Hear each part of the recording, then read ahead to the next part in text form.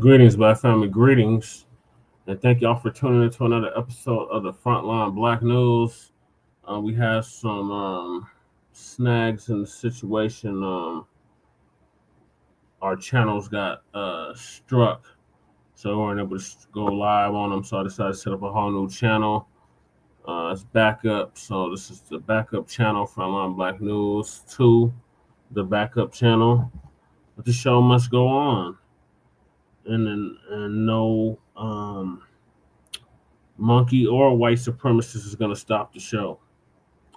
So, on this season 5, episode 47, part 3 of the Frontline Black News, we'll be discussing several topics we didn't get to in part 1, and that is breaking R&B artist, D'Angelo.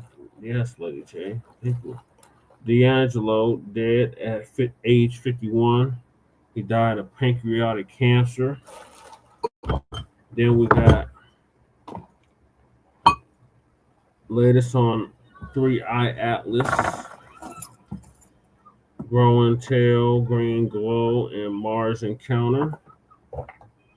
And then we got Avoiding White Power's Ideological, Proxy Wars. Letitia James is indicted. Can she stop it? A conversation with Dick Gregory. Dick Gregory's birthday was a few days ago. He would have been, I forgot how old. He would have been like 90-something years old. Yeah, R.I.P. to him. And the U.S. government admits the American Negro is the real American Indian. And then we got paper Geno-Cide, Black indigenous Native Americans. Then we got Chicago collapsing, ICE agents under fire, violence continues. Mayor says nothing. Then we got Chicago flips red, saying go back to your country and fight for your rights there. Don't try to hijack Black civil rights. Then we got what is a heritage American. And if we have time, are people trying to drag FBAs back into Pan-Africanism? And Jared Leto, how white media ignores scandals. We are based out of East Denver, North Aurora, Colorado. We give the news from a frontline and Black first perspective. We are part of the New Black Media and also the signal boosters of the New Black Media. We have been around for 5 seasons now and counting. We have several platforms that are part of the Frontline campaign. Frontline Black News being the first one, then the Revolutionary Agenda, and now the backup page, Frontline Black News 2. And we brought Shabaka's Black Experience Enhanced over from Blog Talk Radio to StreamYard. Shabaka's Black Experience Enhanced is based off the 50th anniversary of the founding of the original Black Panther Party for Self-Defense, and the 59th anniversary is tomorrow. We started on Blog Talk Radio back in 2016 and have been around for 10 seasons now. Shabaka's Black Experience Enhanced covers the Black experience from the beginning of time until 10 minutes ago. It's also a part of the Frontline campaign and has recently, within the last 2 years, moved from Blog Talk Radio to StreamYard. You join us on StreamYard, YouTube, Frontline Black News 2 now, so this is the backup page. The links to all of our channels are in the description, including the backup page, my personal page, the RBA, Lady Chase channel, Jay Militant's What's Cracking with Jay Militant. His link is also in the description. Kukizi, who does our intro track, when we're able to play it on StreamYard. His link is in the description, and also the Church of Black Power, brought out of West California, who's now in Houston, Texas. His link is in the description. Please sign the petition for reparations. That link is in the description as well as our brother Black Voltron Reloaded's funeral and memorial GoFundMe. It has reached its goal, has surpassed its goals. That's great news. That link is also in the description. The GoFundMe for the Black college student that mocked the death of Charlie Kirk and was expelled as a result. His GoFundMe is also in the description. and I believe it's raised over $30,000, so the brother can go to a whole new school. To hell with that university. And then Lady Chase GoFundMe is also in the description. Also, we have copyright disclaimer under Section 107 of the Copyright Act of 1976. Allowances made for fair use. The purpose is criticism, comment, news reporting, teaching, scholarship, education, and research. And I do not own the rights to the music. And if you don't understand racism, white supremacy, what it is and how it works, everything else you think you understand will only confuse you in all 9 areas of human activity. And that's economics, education, entertainment, labor, law, politics, religion, sex and war, and some say health and nutrition. In all 10 areas of human activity or people activity. That's from the great Nellie Fuller Jr., who passed away back in February of this year, February 1st to be exact. ProduceJustice.com. Then, when you, a black person, are captured by any race soldier, you must never fuss, fight, or flee. Comply and defend yourself in court. Also by Nellie Fuller Jr., ProduceJustice.com.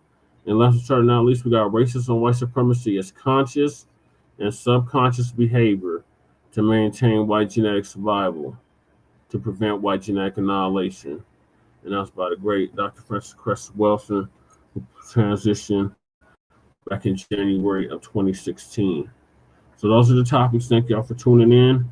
Make sure y'all like and subscribe to the new backup channel, as well as our other channels. I'm going to hop right into it. So we lost a legend yesterday now, almost yesterday. I say today. And that was D'Angelo, R&B legend, neo soul legend. He died after a long, quiet battle with pancreatic cancer.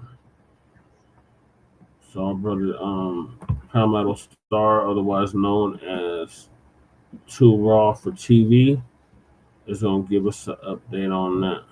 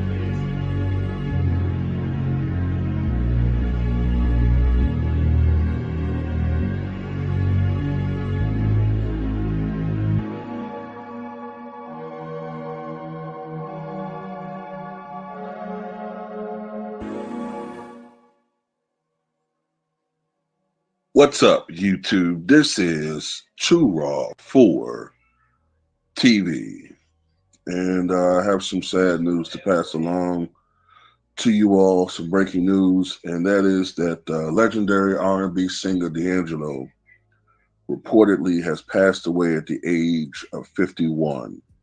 According to Mark Lamont Hill, he said, quote, "My sources tell me that D'Angelo has passed away. Wow, I have no words. May he rest in perfect peace." Hill wrote this on X, formerly Twitter, this morning. At the time, further details on his passing had yet to be confirmed. Other celebrities, DJ Premier, show love to D'Angelo. Give me 1 second here.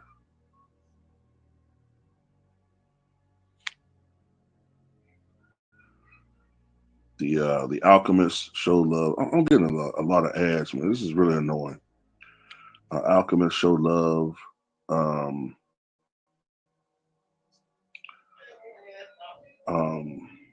But anyway, it's now been confirmed that he was suffering from pancreatic cancer. private battle with pancreatic cancer. And I have to say this as a side note. I suspect it has something to do with the obesity rates in this country, alcohol consumption, diet, in particular high-fat diet.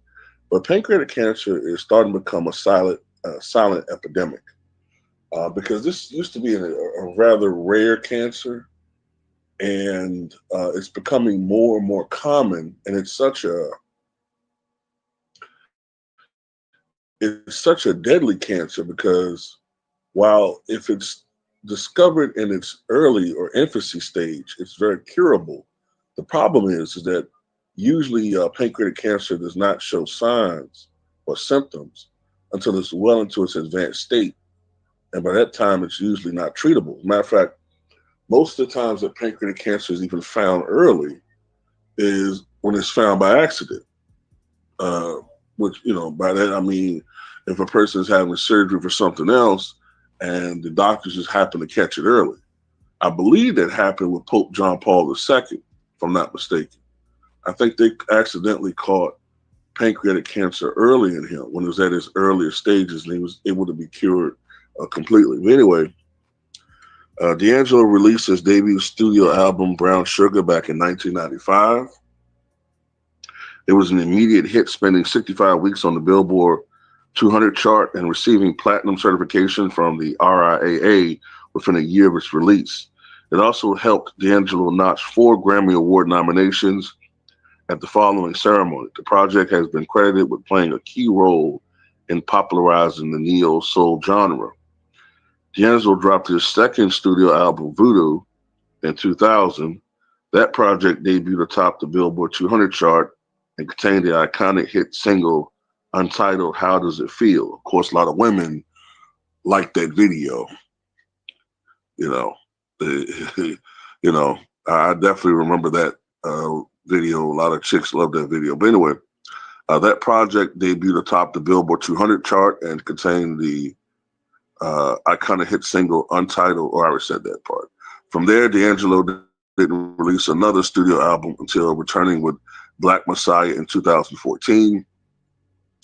The politically charged effort debuted at number 5 on the U.S. Billboard 200 chart.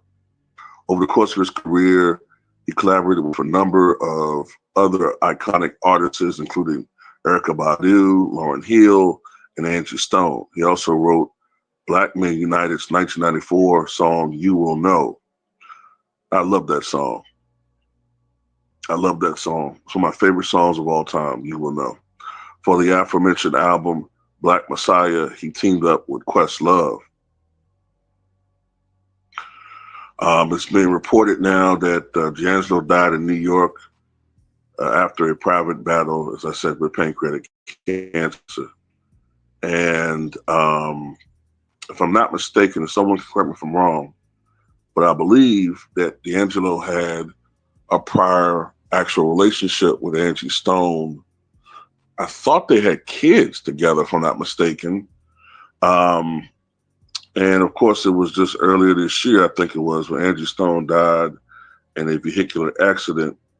She was 63, and rather tragic year as far as losses is concerned. Truly is a tragic year. It's kind of sad too when you look at what type of music we once had in our society and in our community in general. We had much more variety. We had much more of a variety. Thing wasn't this garbage that's put out now, which is what it is. Anything, I'm telling you, man, it's a slick draining of our culture. Everything that is good in our culture has been drained or stolen from us and phased out and stolen. It literally has. Everything that's been good has been stolen from us or phased out and replaced with, demonic, just evil, disgusting, black magic. I mean, it is. It's just, even hip hop of yesteryear there were some things about it that some people didn't like, man, but overall hip hop had a message. And it was a message that was aimed at being a protest against the system ultimately. And now all of a sudden, you know, everything that comes out, it's only aimed at mayhem or glorifying and contributing to the mayhem within our community. It's been totally perverted. But you know, anything that is positive is looked upon as negative in our society. If you're a good man, you're a simp. If you're a good woman, you're a pick-me. If you make good grades, you're a nerd. Everything that is good is negative, and everything that is bad is promoted and favored. And then we have a nerve to sit up there and point at each other and point at other people and make judgments. Anyway, rest in peace to D'Angelo. Tell me what you guys think.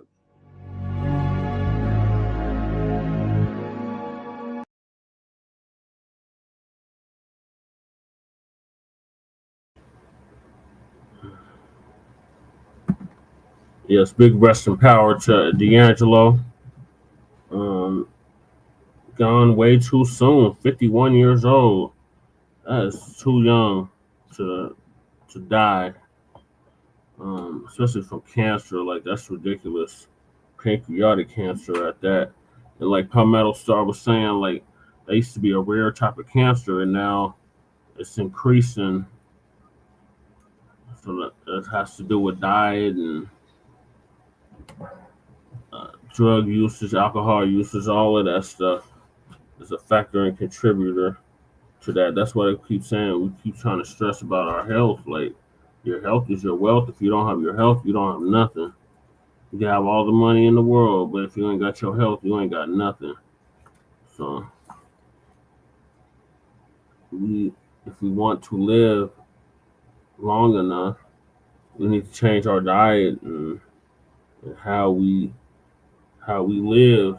Otherwise, we will die very young. I'm only 38 years old. I would like to see 51 years old. So yeah, that's just very too soon. And he left us with some great music, like Palmetto Star said. And R.I.P. to him. R.I.P. to Angie Stone. Thoughts and condolences go to his family and friends. D'Angelo's family and friends. And yeah, I remember all that stuff because I grew up in that era of all that. What was the last of good music, the neo soul era. All right, Letitia, what are your thoughts?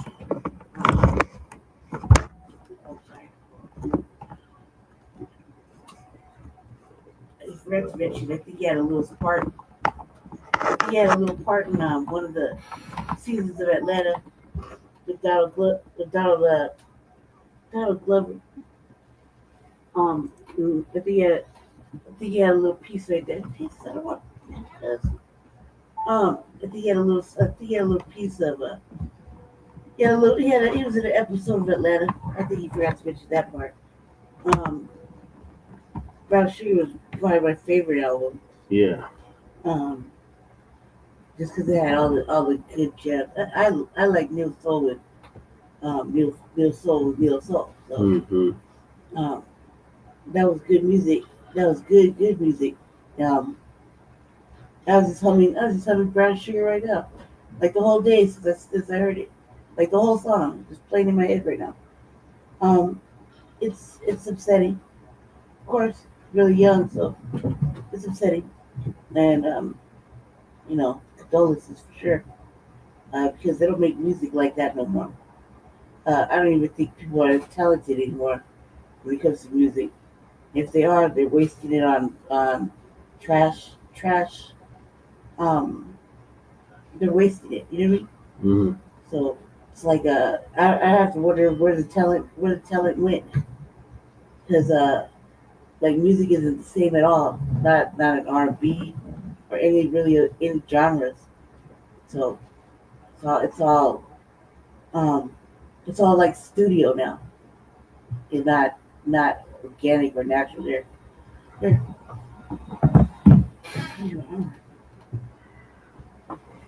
Well, I would say it's not dead. It's not gone yet. It's just went underground. They don't promote it. I mean, there's still a lot of good artists out, but they just don't get the promotion that they should. So you gotta seek them out, literally. Shout out to Dewan B because he did a whole live on this earlier. He was talking about who influenced D'Angelo and how the music industry went the way it did. It's just really sad state of affairs. All right, well, I'm gonna move on to the next topic, and that is, and thank you for that, Lady Che. Um, the next topic is the Three Eye Atlas. They've been real quiet on it since the government shut down. We're on what day 14, going in 15 of this government shutdown, and they've been real quiet about this comet, quote unquote, that's coming through our solar system right now, and it's growing a tail. It has a green glow, and it had a close encounter with Mars. So our sister Lisa Cabrera is going to give us an update on that.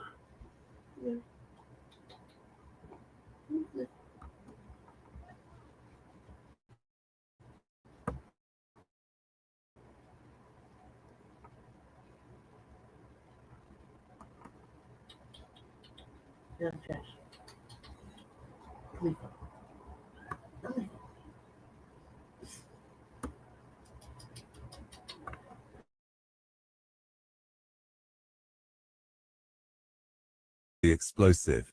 Within hours, Russia backed China's warning. And I have to tell you, I did not sleep most of the night. We had to take my son to the hospital. Every time he was swallowing, he kept feeling something sharp in his throat. So we took him up there. A throat specialist.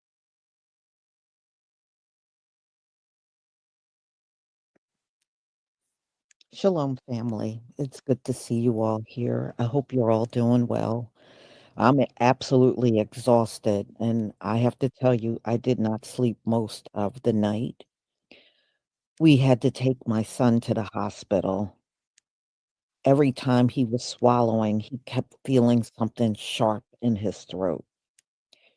So we took him up there. A throat specialist saw him this morning and said they're going to put him under and try to see what's going on with his throat. They said if there's something lodged in there or if there's some kind of growth, they're going to remove it. So we still don't know what's going on, but he's up there. I'm going to have to do some switching around today. Um, and I have to play it by ear at this point. Just to let you know, we may have to do Sabbath Bible study tonight instead of tomorrow because if he has the surgery, they'll probably keep him a day and then we'll have to get him tomorrow during the Sabbath. So I may have to free up that time Saturday. I'm going to do the Sabbath as close as I possibly can. I do know the Most High make exceptions for illness and things like that. He is merciful. So I will definitely keep you all posted. So we're going to get into some of the recent updates, and I think you're going to find many of these updates interesting. There's a Hebrew brother that was able to get some information before the cameras were switched off, and he shows something really interesting on his video. He said, I want to show you why they switched the cameras off. And I'm not going to give it all away because I want you to see what he was talking about. And some of it is news clips and some are just people in general. So I'm going to go ahead and share my screen. Shalom to everybody in the chat.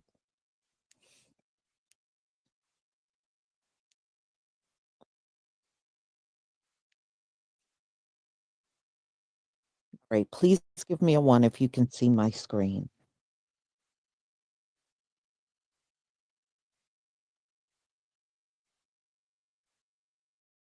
No, I mean, when with my son, all I require of you is your prayers and support. That's it. Thank you.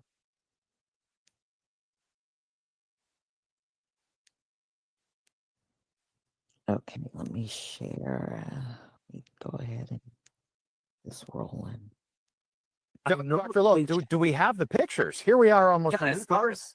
Have you No, seen them? in fact, the only information we get is from the Europeans. There is the European Space Agency that released some data which is inferior to the NASA data, and they are saying that indeed the high-rise camera captured an image of good data on October 2nd. However, the principal investigator of that camera said that he cannot communicate the information to the public because of the government shutdown.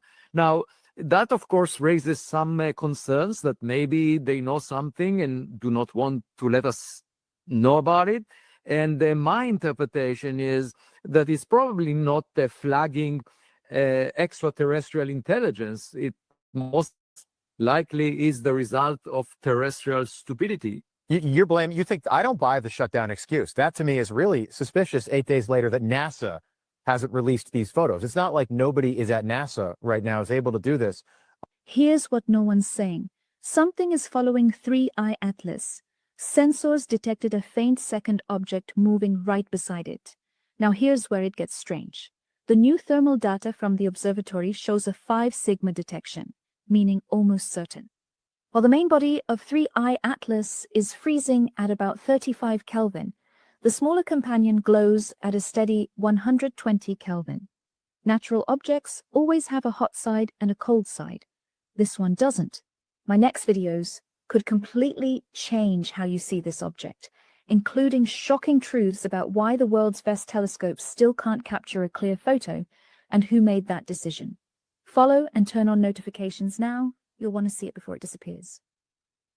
The European Space Agency might have just showed us something they weren't supposed to, since the US government conveniently shut down just days before the Mars flyby of 3I Atlas and told us they're not going to give us updates on it anymore. The good old ESA released this video just a few days after it flew by Mars, using their ExoMars trace gas orbiter. And just watch what happens when we zoom it in. No video enhancements applied whatsoever.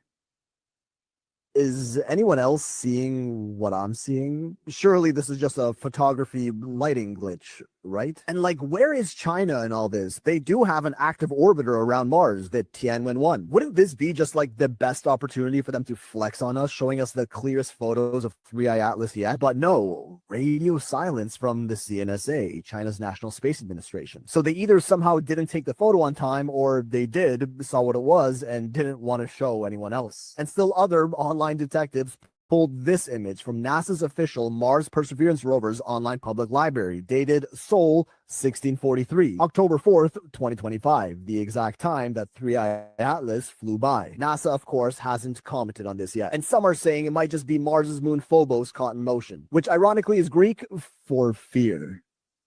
A few days ago, on October 3rd, it passed near Mars in 29 million kilometers, and this camera was able to detect it. And what we see is a ball of light with a slight extension. It doesn't look like a typical comet where you see a beautiful tail of dust stretching away from the direction of the sun. And there will be much better data. The best is yet to come from the high-rise camera on board NASA's Mars Reconnaissance Orbiter. The data was taken, but because of the government shutdown, we haven't seen it.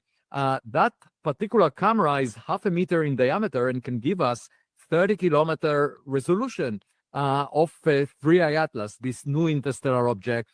And that could potentially tell us how big it is, because the amount of sunlight that is reflected from it will set the brightest pixel in the image that we get from NASA. So everyone is eagerly awaiting that, because it will be the best, the highest resolution image we have. And a picture is worth 1,000 words. Catch the latest on this story at Fox 32 on Fox Local. China just broke ranks with NASA and issued an official warning about 3I/ATLAS. And what they revealed about this mysterious object has completely shattered the narrative NASA's been feeding us for months. This wasn't a diplomatic statement or scientific debate. China's space program just publicly declared that Atlas is exhibiting capabilities NASA keeps denying exist. They released tracking data showing impossible maneuvers. They shared observations of technology that shouldn't be there. And they warned the world to prepare for something NASA insists won't happen. But here's what makes this absolutely explosive. Within hours, Russia backed China's warning, then India, then Japan. One by one, space agencies across the globe started supporting China's assessment, while NASA maintains complete radio silence. Either the entire international space community is participating in mass delusion about Atlas's capabilities, or NASA has been lying to us. And based on what China just revealed, it's becoming very clear which scenario is true. Before we expose what China discovered that NASA won't acknowledge, hit that subscribe button and drop a like, because what you're about to learn about Atlas changes everything. The geopolitical space race just revealed something both superpowers have been tracking. The difference? China decided the world deserves to know. NASA decided we should stay in the dark. Let's get straight to what China observed about Atlas, because their findings are absolutely mind-blowing and completely contradict everything NASA has told us. China's deep space tracking network captured Atlas performing maneuvers that should be physically impossible for a natural object. Over a 48-hour observation period, Atlas decelerated by 5,000 miles per hour, held a stable position in space for 6 hours, then accelerated back to its original velocity. Think about what that means. Comets don't hit the brakes, asteroids don't pause mid-flight. Natural space objects follow predictable paths determined by gravity and momentum. Atlas is actively controlling its movement like a spacecraft navigating through our solar system. A propulsion expert analyzing China's data made it simple. What they documented is powered flight. No question about it. The acceleration profiles, the velocity changes, the ability to maintain station keeping, all of this requires engines. Advanced engines using technology we can barely comprehend. But the propulsion capabilities are just the beginning. China's radio telescope arrays detected something even more extraordinary about Atlas. It's broadcasting complex signals that show unmistakable signs of intelligent design. The transmissions aren't random electromagnetic noise. They're structured, organized, and using modulation techniques that require sophisticated technology. China detected frequency hopping, where signals rapidly switch between different frequencies to avoid interference or detection. That's a military communication technique. Natural phenomena don't do that. The signals also contain what appears to be error correction codes, mathematical structures designed to ensure data integrity when transmitting through noisy space. Again, that's advanced technology, not natural radio emissions. One radio astronomer who reviewed China's signal analysis described it as shocking. These transmissions show engineering principles. Someone or something designed a communication system, built it, and is actively using it. Atlas isn't just an object drifting through space, it's a platform transmitting information with clear purpose. China's space-based telescopes also captured high-resolution images of Atlas that reveal surface features NASA's images somehow never showed clearly. The Chinese imagery shows geometric patterns on Atlas's surface, straight lines, right angles, symmetrical arrangements that look strikingly artificial. Natural space objects are chaotic. Asteroids and comets have irregular, random surface features formed by collisions, thermal stress. I don't want to have to always be the guy who says, I told you so, but I told you so. 3I Atlas is not a comet. 3I Atlas is not a meteorite. 3I Atlas is not an asteroid. 3I Atlas is not just some rock floating through space. 3I Atlas is 100% a spaceship, a mothership, an interdimensional object, spacecraft, whatever you want to call it. That is what it is. And the proof is in the pudding, and there is nothing anyone can say to prove that it is a comet. Because first of all of its characteristics are nothing like a comet, meteorite, or asteroid. It actually has an emission coming from the front. It's now, and wait for this, now that it's by Mars, it's just parked there. It stopped moving. It's just there. And if you haven't seen the photos, I'll take a look of what was captured on the telescope and then the AI 3D rendering of what it potentially might look like. 3I Atlas passed Mars yesterday, exactly when an ancient Sumerian map said it would. At 4 a.m. UTC, 3I Atlas made its closest approach to any planet so far in our solar system, 18 million miles from Mars. Multiple space agencies, including NASA and the European Space Agency, are coordinating observations using various spacecraft and orbiters around Mars. They want to know where it's going next and if its course has changed further. 3,000 years ago, the Sumerians carved a star chart showing a dark object from Sagittarius brushing past Mars and turning inward. Many experts agree that the ancient map is a signal left by the gods, so humans would know when to look up and when to expect the gods' return. Yesterday, that same map was at the forefront of every astrological conversation around the world. Not only did the Sumerians perfectly chart the skies, but they did so knowing where the planets and stars would align today. How is this possible? CERN, they've used their collider to open up a portal to communicate with extraterrestrial beings. Well, and one of them are the occupants from 3I Atlas. to be clear, CERN already has a room and a technology to open a portal to talk to extraterrestrials. Yes. But recently, they also used it to communicate with the beings on 3I Atlas. That's correct. Okay, go on. So those beings introduce themselves as such, like so we are the occupants of this object, and they did not show up physically. They show up as holograms. Now, they apparently showed up as holograms. They look tall, that's what she said, and they communicated telepathically with every single scientist in the room. Wow. And they all got the same message, which is that they are coming in peace and are just trying to come over here to gather all the star seeds of this planet. So when you remote viewed, did you pick up on that intention as well? Yes and no.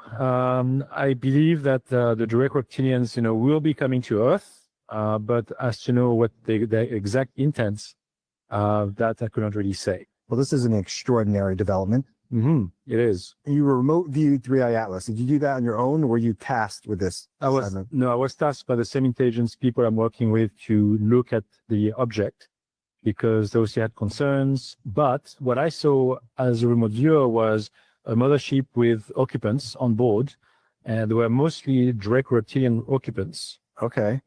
That's what, I saw as a remote viewer. Well, operated by other remote viewers seeing the same thing. That's correct. Yeah, It's Ship and Draco. that's correct. One of them is John Vivenko, who is also a known remote viewer, and he announced it publicly as well. And other people from the Stargate program as well. So they basically all came up with the same idea. It CERN summoned 3I Atlas to this Earth, and is there going to be a rapture, but not like people think? I'm going to show y'all a video that I just got done watching, and then after we'll talk about it. CERN, they've used their collider to open up a portal to communicate with extraterrestrial beings. Whoa. And one of them are the occupants from 3I Atlas. To be clear, CERN already has a room and a technology to open a portal to talk to extraterrestrials. Yes. But recently, they also used it to communicate with the beings on 3I Atlas. That's correct. Okay, go on. So those beings introduce themselves as such, like so we are the occupants of this object, and they did not show up physically. They show up as holograms. Now, they apparently showed up as holograms. They look tall, that's what she said, and they communicated telepathically with every single scientist in the room. Wow. And they all got the same message, which is that they are coming in peace and are just trying to come over here to gather all the star seeds of this planet.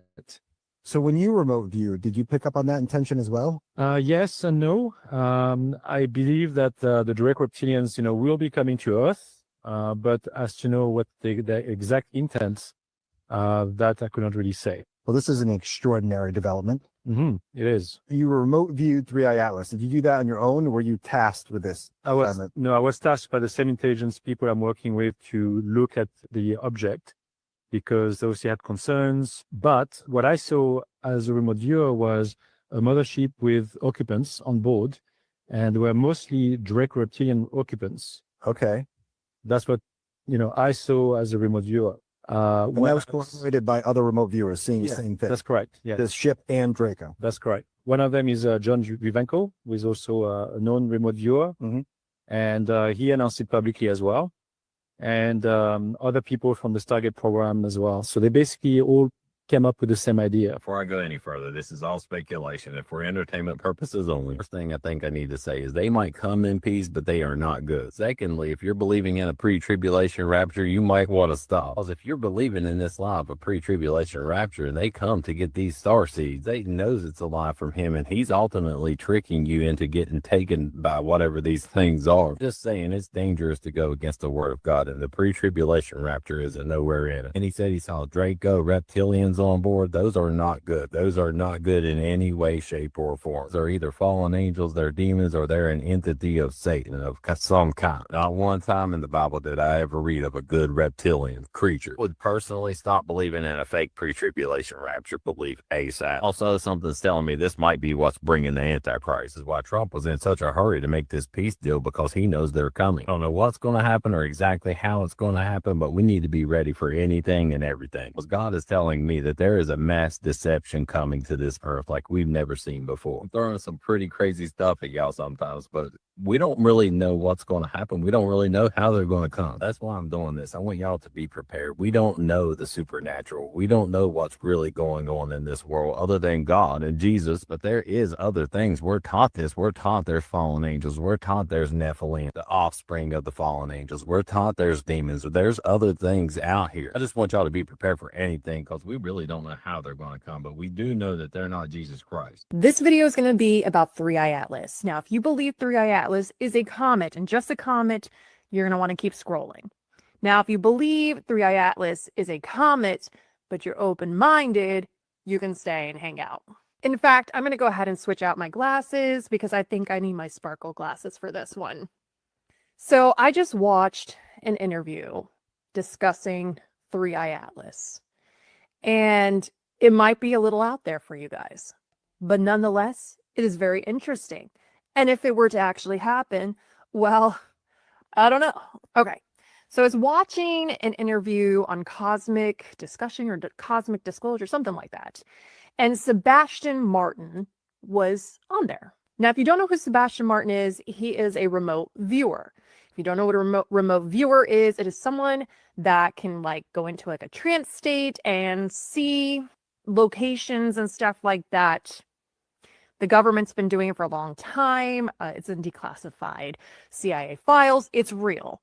Now, Sebastian Martin, did he actually, I don't know, but he claims to be a remote viewer. Sebastian Martin was tasked with the job to remote view 3i Atlas. And guys, this is what he said he had seen. Now, mind you, he was not the only one tasked with this to see 3i Atlas. There was a few of them, and all of them saw the same thing. So what he saw were beings in this, millions of them. But they were in cylindrical tubes, suspended in animation. And you know what kind of beings they were? Dracos, Draco reptilians. And he said that CERN's Large Hadron Collider, that they are using it for a portal. And that one of the beings from 3i Atlas showed up holographically and talked to them and told them what their intentions were. They said that their intention is to come to Earth for the star seeds. Now, if you don't know what a star seed is, my previous video goes into how a scientist from Moscow, Russia, just said that we have alien DNA, which makes us hybrid aliens. Now, it's not peer review, but check out that video, if you want to know more about that. So anyways, they stated that they were coming to Earth for the star seeds. Now, the interviewer was like, can you elaborate more on this? And he's like, well, I can't really.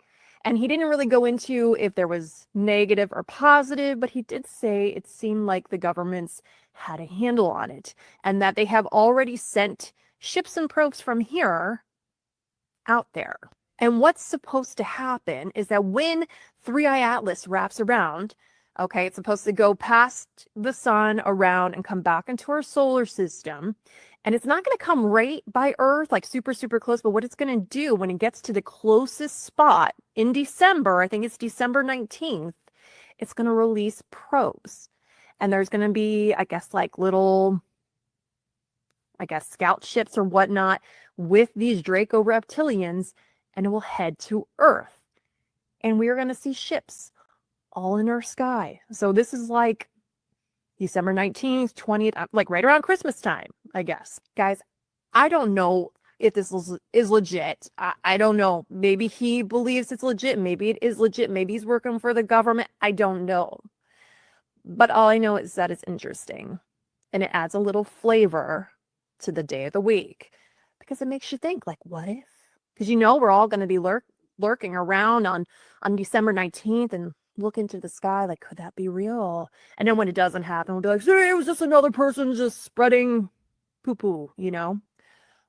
But guys, it adds a little spice. You know what I'm saying? I don't know. What are your thoughts on this? And if they're coming for the star seeds, which star seeds? Interesting. Okay, things are hotting up regarding interstellar object 3i Atlas. The first images have been released by ESA, the European Space Agency, and you can see light being emitted from this object. It seems to be, making its own light and emitting it, which is like, whoa, that's weird. And if you zoom in on it, it looks like there's kind of 3 or 4 kind of portal things on it. It's really, really weird. But I would say that I've spoken to Avi Loeb about this, professor at Harvard University, and he says we must wait for better images, better data from NASA. However, NASA won't release images at the moment because of the US government shutdown. It's all about politics as usual. So he's not very happy, still waiting for those images because they will provide better detail. And the Chinese, have we heard from them yet? No. Why? Are they covering something up? I don't think so. I think if they found something, they would want to be the ones to announce it to the world. 3i Atlas, let me know what you think it is. Bye. We did get one report that as 3i Atlas gets closer now to the sun, telescopes here on Earth are picking up other objects flying alongside it. Is that accurate? Well, there are always objects. The question is whether we see unusual activity. And in fact, I tasked my research team at the Galileo project to monitor the sky for any unusual activity, because it's possible that if it's a alien probe, that in fact it would release some mini probes that will visit the planets. Yeah. You know, we should not assume anything. It's a blind date and we should watch the other side, you know, just in case there is a serial killer.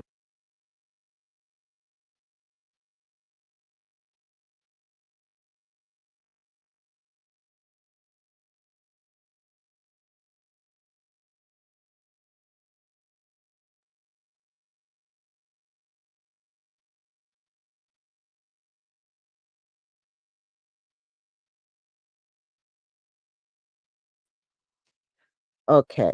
There was another one I wanted to show you. Let me see if I can find that. Hold on.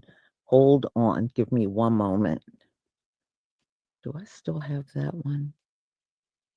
If I don't, I can always show you at another time.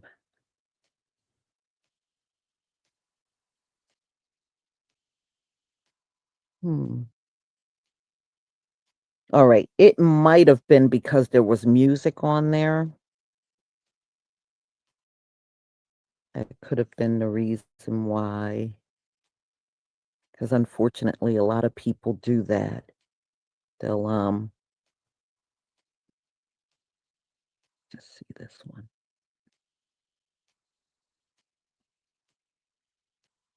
No, that's not it. All right. Well, anyway, as you see, there's a bunch of people with different theories, but as far as them talking to Gentiles, see, that's where I don't believe it. I don't believe that because anything of the Most High coming here is not going to stop and talk to Gentiles in any kind of way. So that part I don't believe. And, these folks, you got to understand, don't like anything with melanin. So if they were dark, that's probably why they're calling them reptilian. So I don't fully believe they're having these conversations with them. I'm just not buying it. That part I'm not buying. Why would they talk to the basis of all men? I'm just saying, y'all. I mean, if I was out there in the universe, the last thing I would want to do is talk to the basis of all men. I mean, seriously. So that part I'm not fully believing. So anyway, we will find out in the next 2 weeks. It should be going behind the sun. And we will see what happens from that point on. So from what I understand, it did make it to Mars. And as you heard, there was some people saying it just parked. It just stopped flying once it got to Mars. Now, what it's doing while it's there, nobody knows. And this government don't want us to see this thing. They desperately don't want us to see any trace of this thing coming. And they're doing everything they can. And, now that being said, I really believe that is the whole premise of the government shutdown. It's not the reasons that they told us at all. Democrats and Republicans have never gotten along. That's nothing new.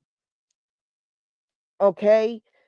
It's just too suspicious that the government shut down exactly 1 week before this thing reached Mars. I don't think that's a coincidence. And I really think that's the whole reason why the government shut down. And the reasons that we're being told is just a load of BS. They just had to come up with a good reason to justify shutting everything down. And the government shut down. Well, if the budget office don't fund you, then you're going to shut everything down. So y'all just stay prayed up.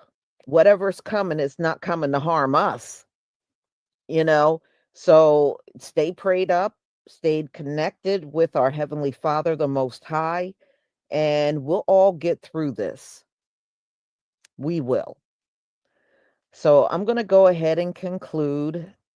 So I thank you all for being here, and I'm going to have to play it by ear as far as more live streams. And like I said, if push comes to shove, if I find out we'll be picking my son up on Saturday, then I will do the Bible study tonight. So hopefully enough people will see the live stream, because I won't know what time they're going to release him Saturday. So I want to kind of free up that time for us to go out and pick him up and bring him home if that is the case. So everybody, please have a blessed day. And please pray for my son. And I pray for a full recovery. Shalom, family. Shalom, Lisa. All right, thank you for that update, Lisa Cabrera. Yeah, I don't trust what the government is saying about this thing either. Like, it's just very ironic that, like she said, a week prior to it reaching Mars, the government shuts down. And they keep telling us, oh, it's because they won't release the Epstein files. Oh, it's because of this. It's because of that. No, there's more to it than that. I had another video lined up on this 3i Atlas. Letitia, what are your thoughts? Well, We thought aliens were gonna come and get us in November anyway. Then they were just coming to get specifically us, like American FBAs. They said they were gonna do that, but this only confirms that you can come get the star seeds. Well, shit, I knew I was getting on the plane. I knew I was getting on the ship anyway. Now you're gonna send the star seeds. That's me. Yeah. That's me. That's me all day. I said it 100 million times. Mm-hmm. I'm motherfucking star seed. Take me away. Beat me up. Bring me up, Scotty. I was like, oh God, this be to me. Sorry, y'all, I can't be special. That's star seed. Ding, ding, ding, that's me. They didn't specify what star seeds though. It doesn't matter. Doesn't matter. The game, we're all special, but you said star seed, and I'm an Aries, top of the food chain type of star seed. Special, super special. Divine fucking feminine all the way. Beat me up. Beat me up. Dracos. Yeah, that's what they man. I knew I was getting on a spaceship with the rest of the collective, okay, with the family. We was going out there with like we already knew we're gonna go. They they can do whatever with the whites and everybody else. Yeah. But we knew we were gonna go back up. Yeah. You know, they cut like what they said. They said the aliens gonna be black, 6'7". You know what I mean? 8. Look like 7 African Americans, not Africans, but African Americans. Mm-hmm. You know what I mean? Shit, that's us. Yep, that's what they were saying months before the government shutdown. Right, that's us. And we were playing along. Yeah. Like, when you coming in November?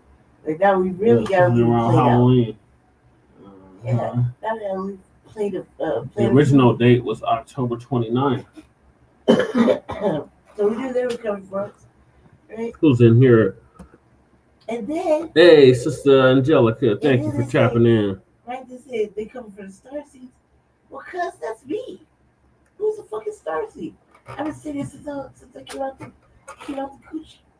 Star seed, right here. So I was like, I'm sorry, everybody, but beat me up. Beat me up. Yeah. I don't need shit. I'm something to entertain myself, and that doesn't even have to be a phone. I can be easily amused. You mean? Beat me up. What kind of star seed? Come on, man. That lady just threw a trick bag question. That was a white lady. Yeah. She threw a trick bag question. Like, what do you mean? What kind of star seed? We come from the universe, cuz. Right. From the universe. Made special, okay? We all are just special. What kind? There's not a kind, like, cuz. Like, that's stupid. Well, we went down this rabbit hole before. Yes. And they said this is magic word, so I already knew I was getting on a spaceship, first of all. I already knew that. I have just the right amount of Melanie to pass the paper bag test. That's up top. Sister Lisa Cabrera was going over that 3-eye atlas. And two, they said, motherfucking coming to get your star seeds. Finally. And her son Finally. had a health situation. Yeah, it's sad. It's sad. You can hear in her voice. It's very, very upsetting. And so we got pray that, like, you see what they do with the lung and throat surgery. Yeah. Since then, I've had lung surgery. Mm-hmm. And they went into my leg with a laser. You know what I mean? To basically stop 30 days of bleeding out of my lung. So I can imagine that the throat, something with the throat is easily just as traumatic. Yeah. And the fact that they're gonna have to go with the trach and stuff, that's usually what happens. Mm-hmm. Is equally uncomfortable and very frustrating for anybody to have to go into it. Right. I just and prayers that and really, really, really, really deep because she's still gonna hold Bible study. Yeah. Carry on like okay, man, but you can take a break from that to deal with this. We'll allow it. We'll allow it. Yeah. Right. Like, man, this is serious. You can hear it in her voice so that she get crying. Mm-hmm. So, that's to go with her son. and then it all goes well. Here's nothing, no bad things happen. You know what I mean? Right. So yeah, that's very sad. Yeah, they covered the three atlas, whatever. So, Yeah, that the supposed comet that's passing through our solar system right now is showing signs of not being a comet, but being of something else. hey, but Black family, isn't this amusing? This is something we can amuse ourselves with. You know what I mean? Like like regardless if it's true or not, isn't it nice to be amused? And like you ain't Yeah. like they coming like hey, they're coming for us. Specifically for us. You know what I mean? Specifically for us. They said they're black aliens. They're like 8 feet tall, and they're coming. Specifically for us. Mm-hmm. You know what I mean? I'm like, yay! What's up? We're done with this shit. Right. Isn't it fun to just wonder if it's true or not? So, I'm gonna have fun with it. So right before the government shut down, it was passing Mars or getting ready to pass Mars, and it just mysteriously stopped out of nowhere. Yeah. When it got to Mars. So I don't know if it released a probe onto Mars or what the hell, but this shit is getting more trippier by the day. And look, kind of make you wonder because Trump cut that programming, those scientists and stuff. You know what I mean? And fucking Elon was over there trying to be Mr. Astronaut with all his occupied space things. Yeah, that SpaceX shit. Yeah. So you kind of wonder, like, and now his satellites are falling off the sky. Satellites are falling off the sky, right? I just want him to get on a spaceship, space rocket, and head towards the Veil, where the Aurora Borealis lights are, and cross over that. I would love that. I would love if he got one of his he needs to just take that motherfucker straight to the sun. Shaky ass rockets and go right through the Veil. And take that shit right to the sun. You take him, Jeff Bezos, and whoever else. Yeah. My old man has some interesting beliefs about extraterrestrials. Yeah. I don't even want to get him started. Right. Yeah, I've been down the rabbit hole. I really have been down the rabbit hole, and it's very interesting when you go down that rabbit hole. It. I'm like, finally coming for me. Been waiting all this time. Like, finally. So there's like really a galactic federation. Yeah. And it's like 2 factions. The Dracos and the Draco Ascar. The Dracos and the Ascar command. And the Dracos, they basically terraformed this planet and made it suitable for life, and they're like the guardians of the earth type of thing. It's really deep when you really go into it. Like, they show you a lot of this stuff in Hollywood. A lot of movies. It's making all the sense of the world now.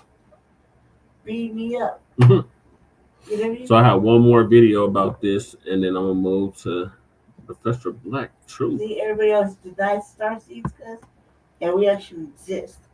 Yeah. We actually exist, and what we're always denying our greatness.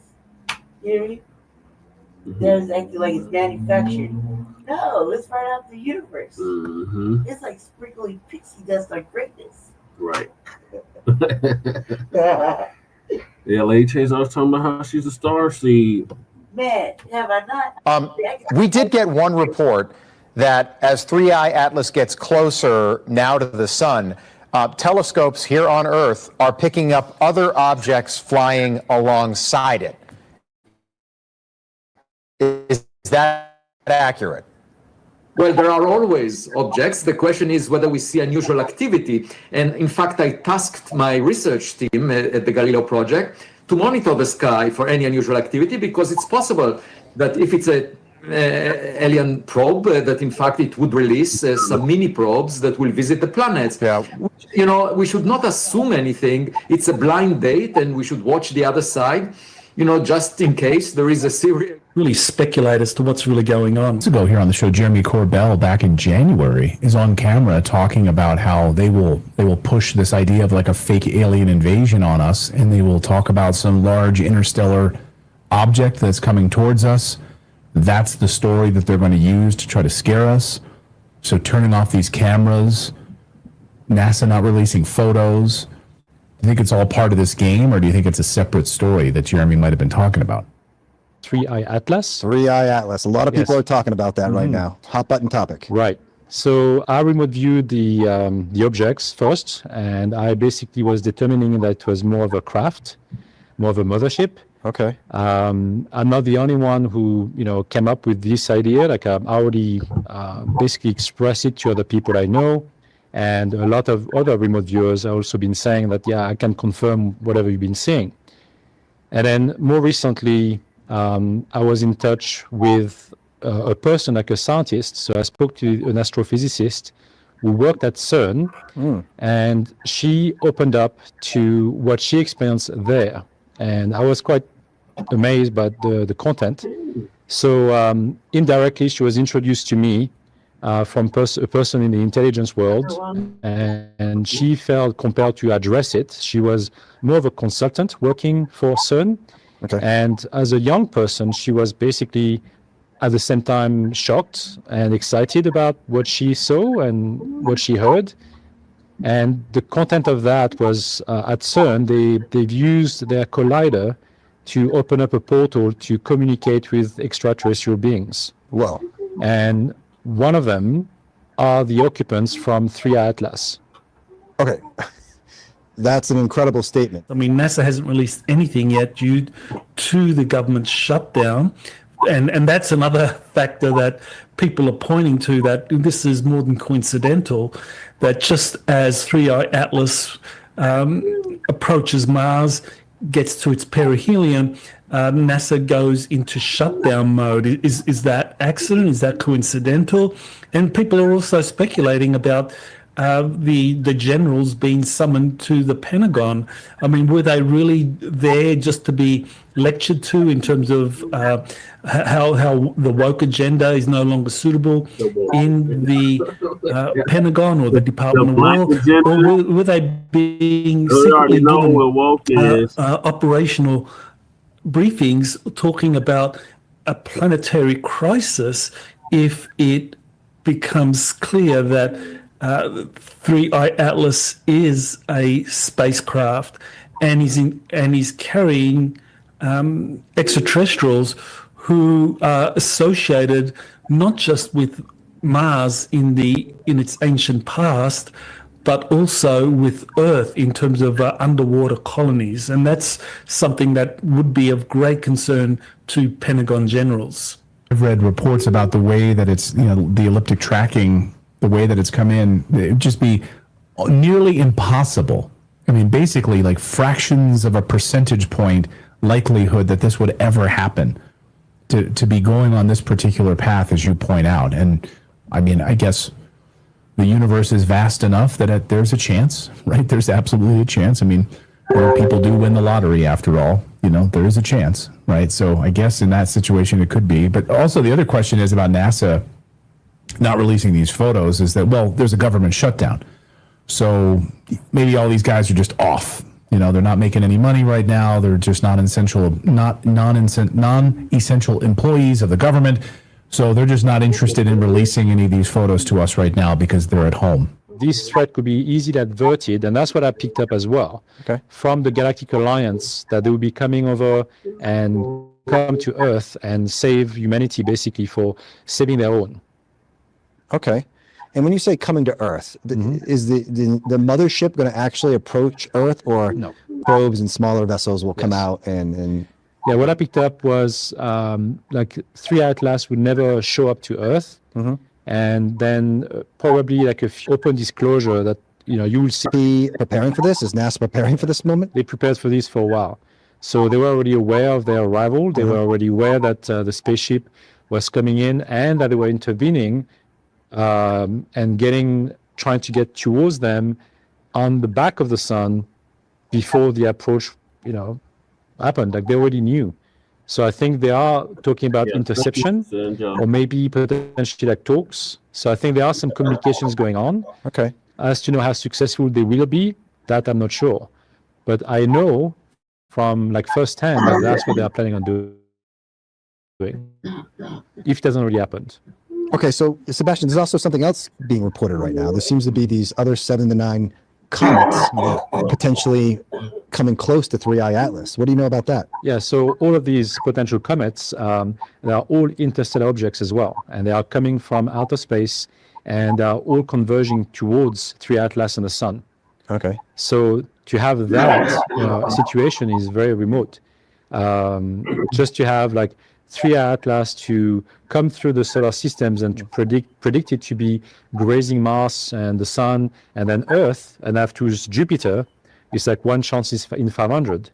To having all of these objects at the same time is like a few chances in 1 million or 2 million or more. So it's very remote. So to know that those objects, especially C2025 Swan comet, is like the size, it's like 100 times bigger than 3I Atlas. And that's actually going towards the Sun at pretty high speed as well. So is that one of the 9 objects we're talking Yes, about? Is that okay? That's correct. Okay, that's interesting. So just clarify for me, did you remote view this, or is this also what the scientists are saying? This is what the scientists are saying. Trying to get the public interested in 3I Atlas, but giving it very little information that could educate people about what's really going on. And then you have NASA astronomers, prominent astronomers, such as Dr. R.V. Loeb from Harvard. They're proposing this dark forest theory, which is the idea that interstellar space is very dangerous and that any alien civilization that would send probes here would do so on the assumption that it's entering a hostile environment, and so it would be prepared to act in a hostile way to defend itself or deal with that environment. And so I think we do get to this kind of possibility that people have been talking about for decades now, which is the false flag alien invasion, that an object like 3I Atlas could be kind of the precursor or could be made the fulcrum of some kind of attempt to fool the public that we are under some kind of invasion, and certainly there's I totally believe that there are positive extraterrestrials out there that are monitoring us and want to interact with us. But I think that there are those within the government apparatus, the deep state, ruling bloodline families, whatever you want to call them, that want to prevent that. And their way of doing that is to use their mainstream media assets and assets within the legislative bodies of major governments to make the public believe that we would be invaded rather than friendly extraterrestrials making contact. You remote viewed 3I Atlas. Did you do that on your own, or were you tasked with this assignment? I was tasked by the same intelligence people I'm working with to look at the object because those had concerns. But what I saw as a remote viewer was a mothership with occupants on board, and they were mostly Draco reptilian occupants. Okay. That's what I saw as a remote viewer. And that was corroborated by other remote viewers seeing the same thing. That's correct. Yes. The ship and Draco. That's correct. One of them is John Vivanco, who is also a known remote viewer, and he announced it publicly as well, and other people from the Stargate program as well. So they basically all came up with the same idea. And when I was asked to talk to this astrophysicist, I was kind of surprised because I had no contacts at CERN directly, and then all of a sudden I was talking to this woman, and she was telling me that the portal that was opening up to speak to those beings was already in existence, like almost like in a boardroom setting. So they show up and then they interact with the scientists and communicate directly with them. Okay, wait. So I know this is some of our audience might understand what you're saying, but to be clear, CERN already has a room and a technology to open a portal to talk to extraterrestrials. Yes. But recently, they also used it to communicate with the beings on 3i Atlas. That's correct. Okay, go Yes. So those beings introduce themselves as such, like so we are the occupants of this object. I don't know exactly what were the exact communication to address the object, if they say it was 3i Atlas or something else, I don't know. But somehow the scientists knew it was from 3i Atlas for what was coming.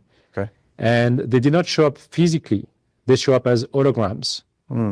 Now, I didn't really know how they look like, so I didn't really ask the question, which is kind of silly of me, but they apparently showed up as holograms. They looked tall, that's what she said, and they communicated telepathically with every single scientist in the room. Wow. And they all got the same message, which is that they are coming in peace, and they're just trying to come over here to gather all the star seeds of this planet. That's pretty much, to me, it's kind of a cryptic message. I don't know what that means exactly, but that's how they introduce themselves as to come here. So when you remote viewed, did you pick up on that intention as well? Yes and no. I believe that the direct reptilians, will be coming to Earth, but as to know what the exact intent, that I couldn't really say. Well, this is an extraordinary development. It is. Yeah. So you know that 3i Atlas is always like shaping up. So right now it's actually on its way to the sun, and it's going towards Mars, and the directions of it is actually getting closer to Mars. So it's changing directions.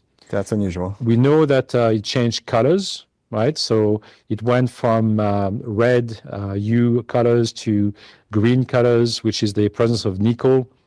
Without the presence of iron, which is not seen in any comets or in the space in general, and it had a light on the front of it, which was not as a coma. The light was coming from the front, and it was shining over 100 kilometers ahead. But the energy field emanating from that comet is too strong and too powerful to be just a regular natural comet, basically. You're calling it a comet, but... Yeah, it's not. I don't think it is.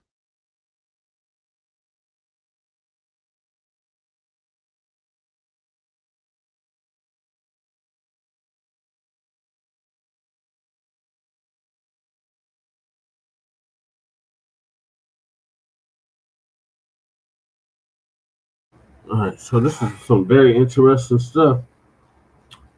So we'll keep y'all updated. Looks like 3i Atlas is going to start making its way around the sun, and it's supposed to be back over by Earth in December. So we'll keep y'all updated on that. In other news, Letitia James might be going to prison. But first, avoiding white power's ideological proxy wars. Professor Black Truth gonna give us an update on that.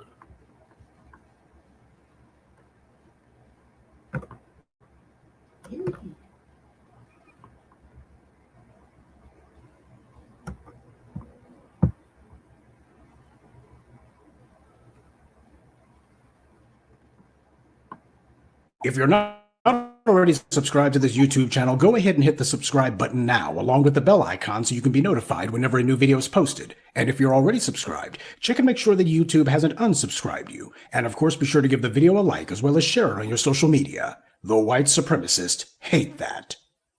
And now, the Sunday address. This evening address basically dovetails with the recent Barry Weiss morning briefing that I have posted. There were some people who were wondering why it was that I basically went out of my way not to say anything about Larry Ellison and Barry Weiss's connections to Zionism. In fact, when it comes to the entire subject of Jews and white supremacy, there are a lot of black folks, especially those who consider themselves to be activists with connections to the Democratic Party and others, who tend to get confused on this kind of thing, and they're always ready to wag the finger at the black media. Well, let me go ahead and clear things up for you. White power fights one of two ways, directly or through the use of proxies. The Vietnam War was a proxy war between the United States and the Soviet Union. So was the war in Afghanistan in the 1980s. The war between Iran and Iraq in the 80s was a proxy war between the US and Iran. The war in Ukraine is obviously a proxy war between the US and Russia. And the same thing goes for the war in Gaza. Your favorite white leftist mouthpieces are in a lather about this because it's a power struggle between different corners of the white power structure. And we've seen it before. We saw this in the mid-19th century after slavery, in the early 20th century with the socialist movement, which many black people turned to because they thought, briefly, that the white socialists actually meant their colorblind rhetoric. They were disabused of that one in due time. Then it happened again in the 1960s when black college students and radicals went for socialism again. A lot of black women turned to white feminism, which fractured the civil rights movement. Meanwhile, those same white women who told black women they were being subjugated went right back to their white men, and afterwards affirmative action was signed into law and white women were the main beneficiaries of it. And of course you got people like Bayard Rustin, the LGBT icon, quote unquote, whose main claim to fame was that he was palling around with Dr. King back in the day, but after Dr. King was assassinated by the 1980s, Bayard Rustin was saying that black people were no longer the leading edge of any sort of moral discourse in the United States, was now the gay community. And the white media has engaged in an absolute orgy of propaganda regarding Rustin, everything from so-called documentaries to so-called films, all of them trying to lionize this guy and boost his profile and make him the face of the civil rights movement. And it didn't matter if it was socialism versus capitalism, if it was the Cold War, if it was LGBT issues, or the war in Gaza, or anything else. There always seem to be black people who are eager to be silly enough to think they have a stake in these ideological proxy wars. Because no matter how these various internal arguments turn out, in the end, the beneficiaries of white power always go right back to attacking us. This is how it's been for hundreds of years. At this late date, we ought to be smart enough. We certainly should have seen this trick enough times that we should know what's our business and what is not. And we should be able to recognize when someone's trying to change the subject. This is why you've heard me say time and again that we do not get involved in third-party disputes, because nobody else is ever getting involved in ours. Dr. King opposed the Vietnam War, but it wasn't for the reasons that the white left and the white media told you. It wasn't because he was so dewy-eyed about the fate of the South Vietnamese. As Dr. King himself explained in various lectures, speeches, and interviews, it was because he understood the Vietnam War was being used as a massive distraction from dismantling the system of white supremacy. As long as there's so much money and attention going to these wars, the white powers that be can keep from dealing with what really terrifies them: black empowerment. This is why your so-called white leftists always get so hot and bothered about being part of some anti-war coalition. And sadly, we have a lot of silly Negroes helping them do this. I'm not concerned about the war in Gaza any more than I would be concerned about the First World War. As Dr. John Henrik Clarke taught us, the wars among the Europeans during the Dark Ages, which for the Europeans never ended, that was nothing more than a series of arguments amongst inbred tribal chiefs calling themselves Kangs about which one of them was going to rule over the other tribal chiefs. This became the wars that the Europeans fought amongst each other during colonialism, which also has not come to an end, about which ones of them would control what pieces of real estate in continents that were not even their homes. Then in the 20th century, there were two world wars, which, as Dr. John Henrik Clarke explained, was just a couple of arguments about which one of them was going to rule over us.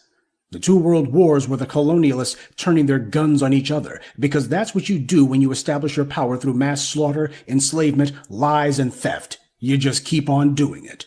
Gaza is sad, but when you look at the war-ravaged landscape there, does it really look that much different than what white power has done to black enclaves and even majority black cities throughout gentrification, white capital flight, and targeted racial impoverishment in the U.S.? We haven't had any 2,000-pound bombs dropped on us, but we're still the victims of war, and it's waged against us on every front. Nobody's spoken up for us. Nobody. The Palestinians don't have any sort of representation on the world stage. What a surprise, neither do we. And the perverse irony is that we're the only ones who would have challenged the very forces that these white leftists are complaining about. But for them, this isn't about Gaza. It never is. Isn't it interesting how your white leftists always seem to have their sharpest words to say regarding the black grassroots? Gaza is a political football for them, no different than when in the 1960s these same white leftists and liberals pretended to care about black liberation and claimed that that was their opposition to the Vietnam War. It wasn't.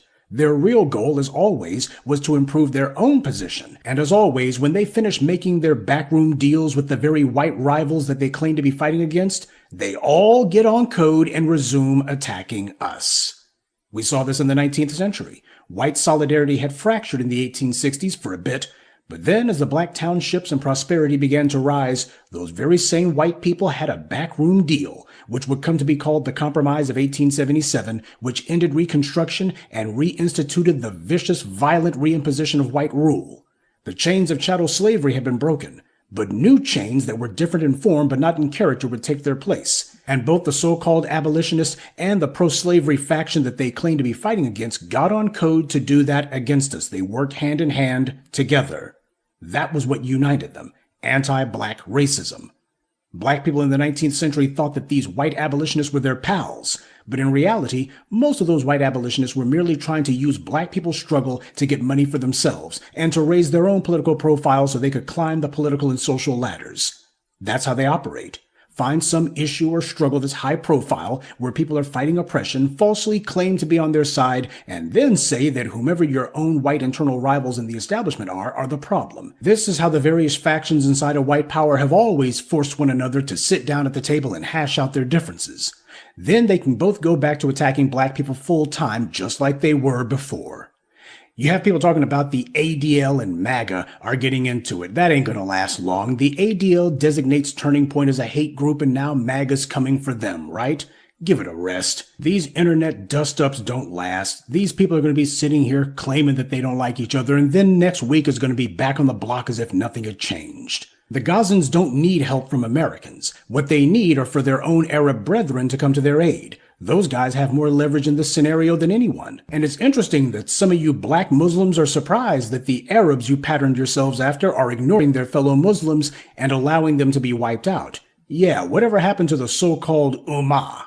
You shouldn't be surprised at all, though. Islam, like most all religions, has been used as nothing more than a system of conquest and control. And the reality is the Arab tribal chiefs have far more in common with their European counterparts than they ever could with the Africans or even black people in the West. It's a disgrace and an indictment of Islam that South Africa was the only country to speak up for Gaza. The Arab countries had to be embarrassed into sticking up for their fellow Arabs. Even the Palestinian Authority in the West Bank, which has a seat in the UN, said nothing until after the South Africans did. No matter how this matter turns out, it will not change our position.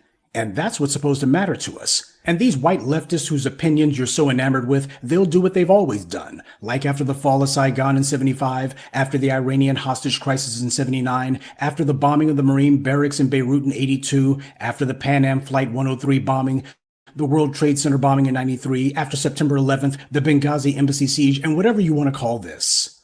After September 11th, there were polls conducted to find out who the American people hated the most. And do you know who was the most hated in the aftermath of September 11th? Black people. Not the Arabs, even after the nation witnessed thousands of people, mostly white people, being wiped out in a single instant. They still said black people are the enemy. Your white leftists, who some of you like to listen to, have never respected black people. They were actually not supportive of the BLM protest or the uprisings at all. They were in fact critical of them. Sure, they didn't mind how those protests galvanized people to the polls in 2020. But the same way Joe Biden didn't about-face the second he was declared the winner, your white leftist mouthpieces also dropped the charade that they ever gave a damn what happened to black people. They started immediately saying you need to get in line and do as told. In fact, when Kamala Harris ran, those same white leftists were right back in there telling black people in general and black men in specific that we had to vote for Kamala and not demand anything. Oh yeah, they're making a couple of croakings of dissent now because they didn't get what they wanted. But the truth of the matter is, they prefer that black people not get anything at all. Folks are being ethnically cleansed in Gaza? Wake up, stupid. There's entire cities being ethnically cleansed in the U.S. It's that they don't call that ethnic cleansing, they call it gentrification or urban renewal. You have cities in the U.S. from Flint to Jackson, Mississippi, where the water systems are being intentionally poisoned, black cities where black people are being intentionally poisoned. You have numerous cities across the country where there's the deliberate intentional dumping of toxic, cancer-causing chemicals where black people live, and nobody calls that genocide. None of your white liberals and leftists are on a crusade about that. None of them calls that genocide or ethnic cleansing. Not one Democratic politician has, is, or will run on a platform of stopping these genocidal acts and punishing those responsible. And your white leftist pals, they aren't either. And we can't leave out the medical apartheid where black patients are intentionally denied medical care, from infants to accident victims, which causes hundreds of thousands of black deaths annually. Anytime the issue of healthcare in America is raised, that should be the first thing talked about. The impact on Black people, the medical apartheid, it should be talked about the most. Instead, it's not talked about at all. Anything you can point to in Gaza, you can point to more so in the United States. That's why I made my now classic video, We're All Detroiters Now. I coined the phrase, gentrification is ethnic cleansing, American style. And that's one of the main things that gets me about these Negroes who you see who can't wait to be part of whatever bandwagon their white leftist pals are on at the moment. If you can't stop the American government from ethnically cleansing multiple Black cities here in the US, then you're a fool if you think you can stop that same US government from doing it to one city on the other side of the world. As always, you have people who want to deal with the symptoms of the problem instead of dealing with the problem itself. Haven't you people who spend way too much time watching social media, YouTube, and TikTok ever noticed that whenever Black people begin to do anything that remotely looks like having power or that we're driving the political discourse, these same white leftists online begin sounding just like the white right? They were sympathetic to Black people talking about police violence right up until Black people began staging uprisings and forcing the thugs in blue to be held accountable. When white cops finally started getting indicted and convicted, then all of a sudden those white leftists who were allegedly so liberal, they fell silent. Or for many of them, these guys overnight discovered that they loved the police and that they were tired of all of this wokeness going around. And none of them ever made it a point to put the police on the spot for anything. I told you about Bari Weiss and how she was installed as the head of CBS by the Ellisons. Now, of course, you notice that I didn't mention that the Ellisons are rabid Zionists or that Bari Weiss is one too. Instead, I focused on her anti-Black racism. You want to know why? Because that's what's actually relevant to us. I'm not fighting anyone else's battles because none of these other people ever lifts a finger or utters a peep to fight ours. So we're all on our own now. No more political charity from the Black community. Bari Weiss is an obnoxious bigot. She's also a lesbian too, and yet she spent her adult life ready to bend over backwards to defend and promote the interests of the very white right who demonizes people like her. She tells them that she doesn't hold that against them. Why? Because Bari Weiss understands that her position in the world isn't based on her being a woman. It's not based on her being a lesbian either. It's not even based on her being Jewish. She knows her position in the world is based on her being white. And she knows that's the actual tie that binds. She and her fellow anti-Black racists on the right as well as the left are united by their anti-Black racism. Everything else is merely a proxy battle. But when the dust settles, they know that they have to get back on code against us. And so they do.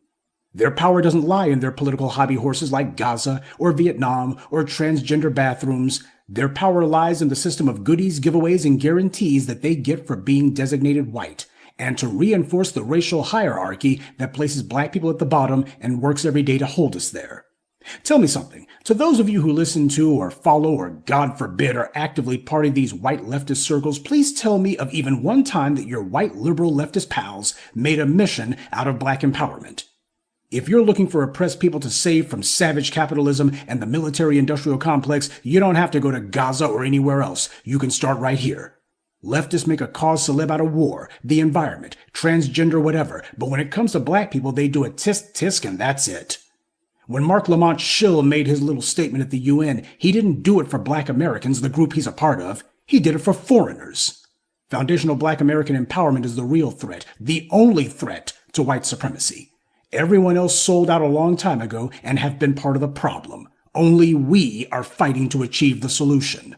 And the solution is Black empowerment. Power has been completely and thoroughly monopolized and consolidated in white hands. And these other groups out there, especially China, these people are not serious about dismantling white supremacy. All they're serious about is trying to enhance their own position under it. To say nothing of the fact that these other groups who want to be white adjacent practice anti-Black racism viciously.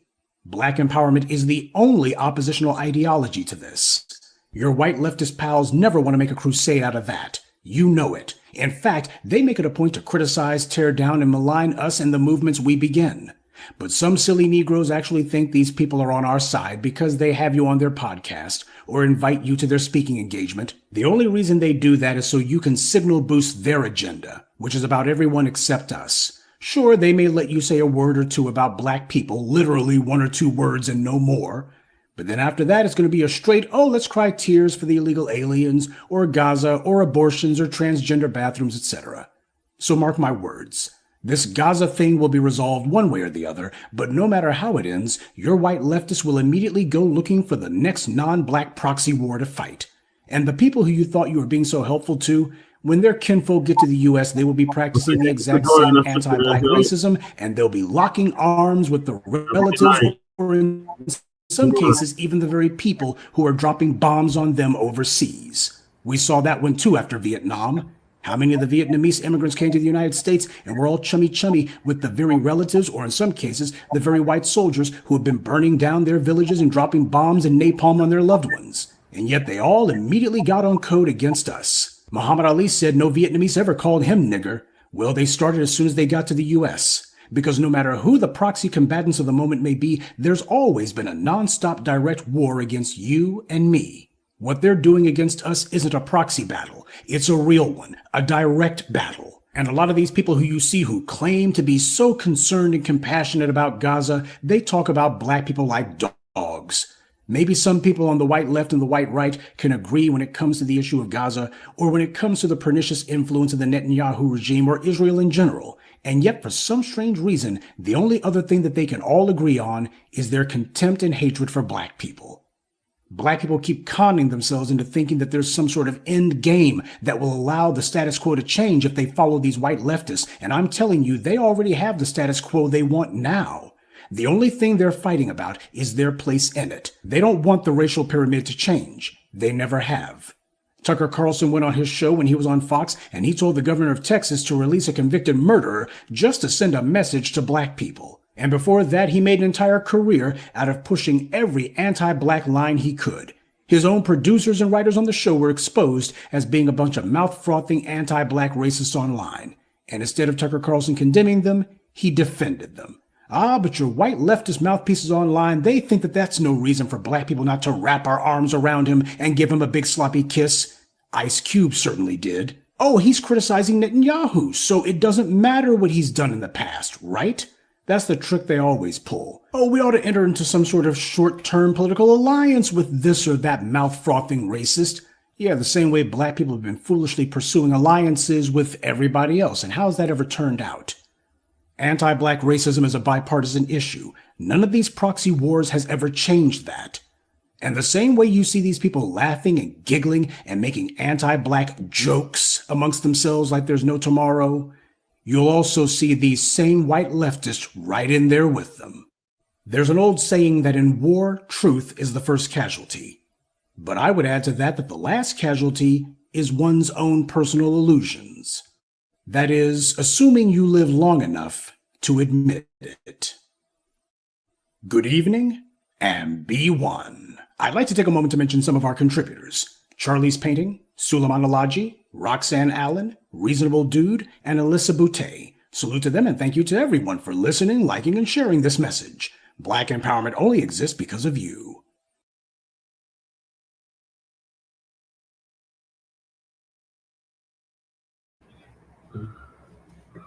I thank you, Professor, for that awesome moment of truth.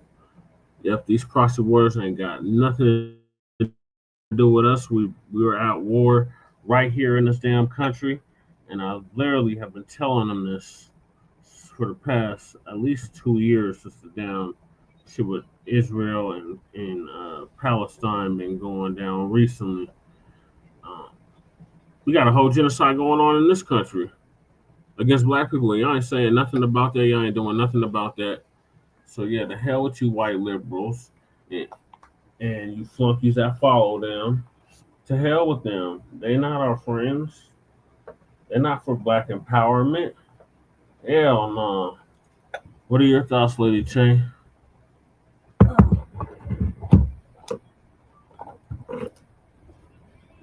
I agree with everything you said, and pretty much where you stand on it. And that's pretty much, I'd have to look more into it. I was reading something about earlier the weekend, but I can't remember what it was. I have to look more into that very, very wise situation. Yeah, he did a whole, Professor Blacc did a whole video on it last week. Basically just gave this white supremacist a whole network. I'm not into it. I don't know. I'll have to catch up.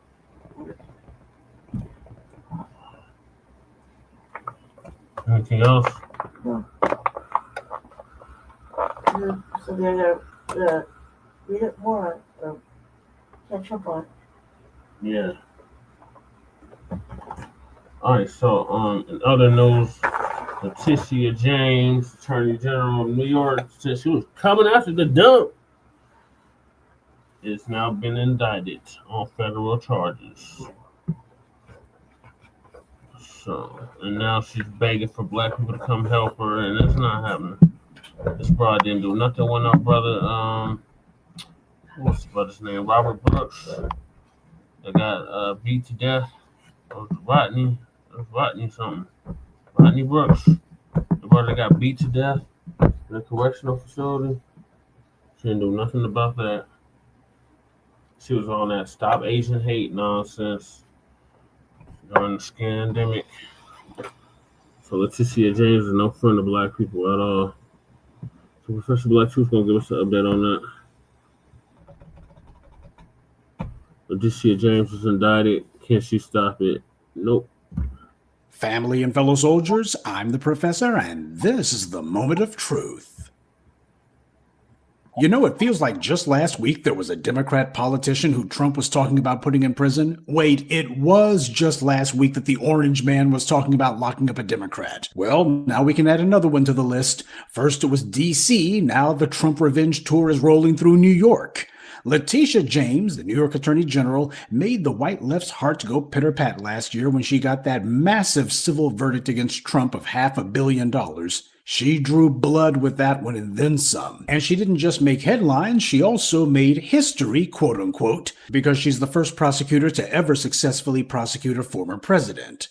But now the shoe seems to be on the other foot because she's become the first New York Attorney General to ever be indicted. And once Trump got back into the White House, it was obvious the writing was on the wall. In August of this year, a New York appellate court threw out the financial penalty against him, ruling that it was excessive. And to add insult to injury, the orange man had his tool, Pam Bondi, indict James over the questionable paperwork for a house she had bought, in which, among other irregularities, James listed herself and her own father as being husband and wife on the documents. And this is how Letitia James is reacting to that news. We see powerful voices trying to silence truth and punish dissent, and yes, weaponize justice for political gain. We are witnessing the fraying of our democracy, the erosion of our system of government, and I will keep fighting for justice. I will keep fighting for New Yorkers. I will keep fighting the aggressive policies of Washington, D.C., and I will not stop.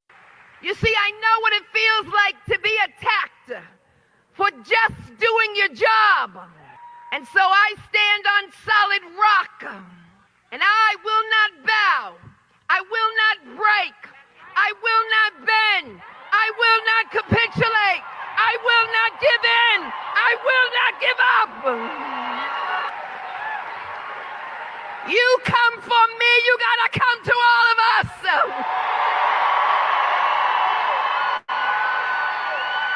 All of us. Every single one of us.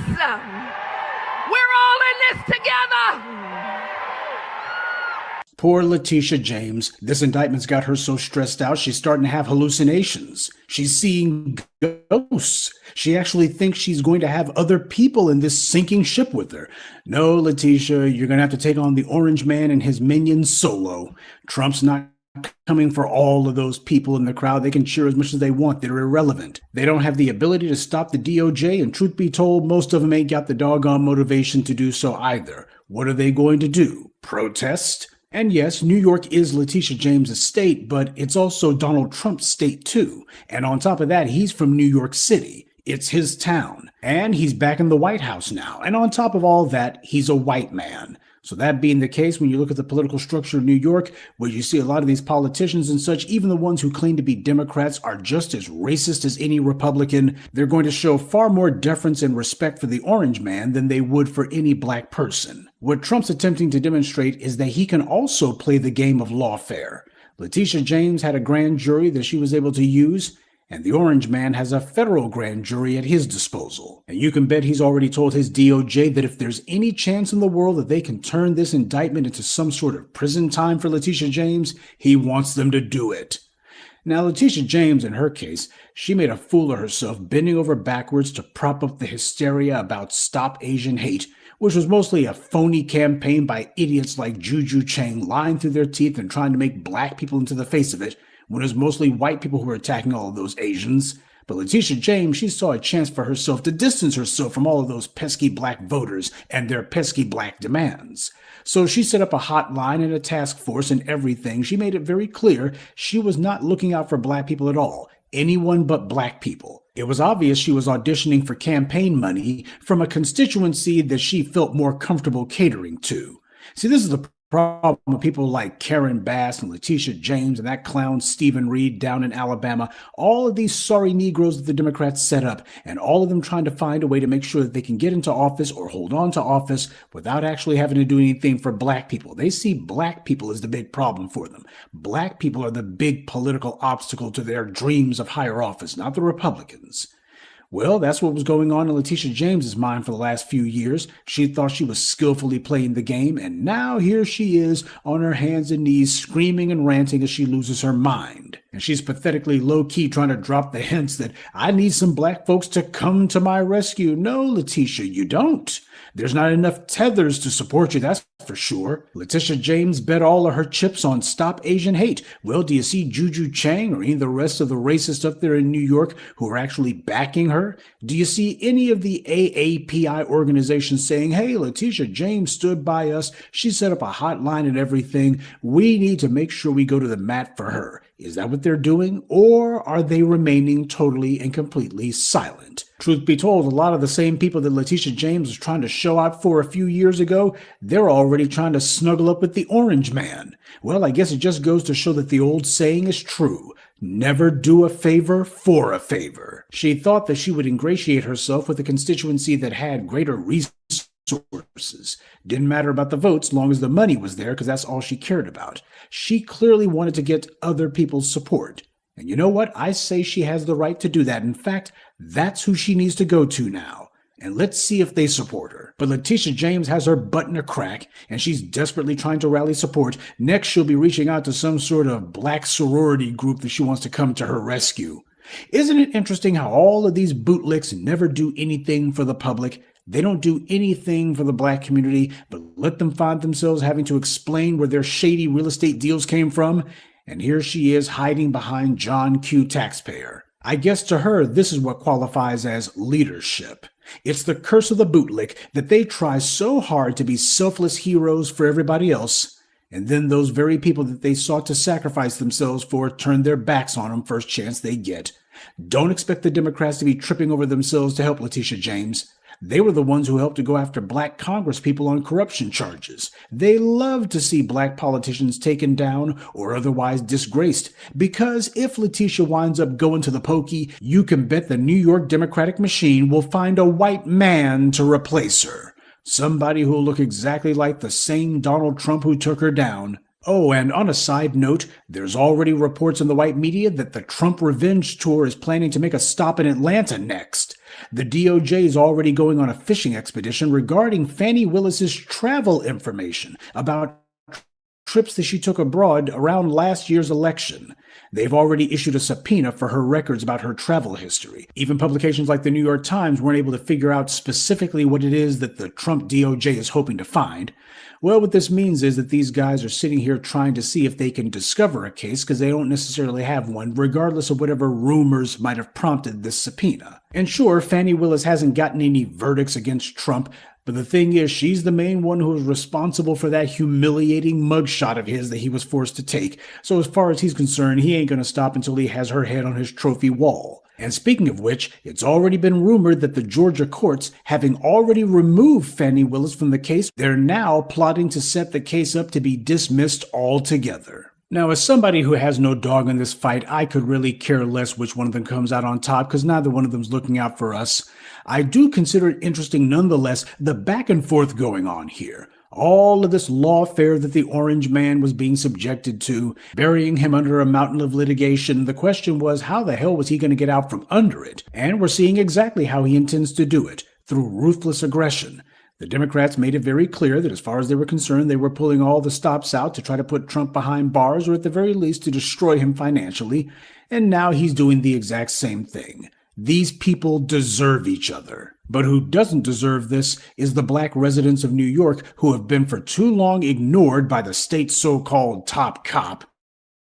Instead of going after corrupt police and making sure they go after all of these hate criminals, instead, you had Letitia James trying to ingratiate herself with the Democratic machine. I'm sure she had all kinds of boneheaded delusions that she was going to be Senator James before too long, or maybe even President James. I mean, heck, you take down Donald Trump, that's got to be worth at least a vice presidential ticket, right? But now she's run into a few potholes on her way to D.C. Trump has already demonstrated to everybody how he intended to get himself out from under those prosecutions that the Democrats were bringing. And now Letitia James, and I suspect before very long Fani Willis, will have to demonstrate how they can get themselves out from under the litigation against them. But if the cases of Marilyn Mosby and others are any indication, they better not expect the Democrats to help them. The Republicans have been pulling out all the stops to protect Trump. In Georgia, they changed the laws on that and everything. You don't see Democrats doing anything to insulate any of these black prosecutors from the wrath of the Orange Man. And by the way, don't think the Orange Man has forgotten about Alvin Bragg.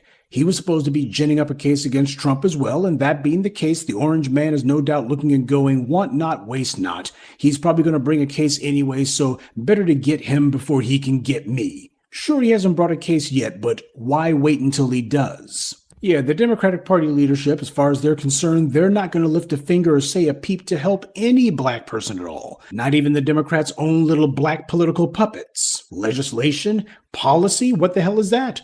No, black people, there's no real problem. Instead, they're just going to give a tisk-tisk, and ain't that too bad. In fact, things are so bad that the exact same people in the white media who were pretending to be her buddy and praising her last year, those exact same people are now turning on her and saying she made a big mistake. I mean, according to PolitiFact, the day after she was elected in 2018, Letitia James was asked by a community activist if she was going to sue President Trump, and she replied, quote, "Oh, we're going to definitely sue him. We're going to be a real pain in the ass. He's going to know my name personally." I mean, that's not a great look for somebody who has just been elected or just been campaigning, who hasn't even looked, I guess, at deeply at any evidence. So yeah, Letitia James is out there on her own, swinging in the wind for the Orange Man to take her down, but it's a position that she put herself in. All that stupid bragging she would do about her law degree and her education in law school. And in law school we learned this, in law school we learned that. Always needlessly reminding people how she majored in law. She would have been a lot better off, though, if the university had offered a minor in common sense. Good day. And be one. I'd like to take a moment to mention some of our contributors: Jeffrey Williams, Bobby Ross, Black Rye, Jerlene Harris, and Coco Sweets. Salute to them and thank you to everyone for listening, liking, and sharing this message. Black empowerment only exists because of you.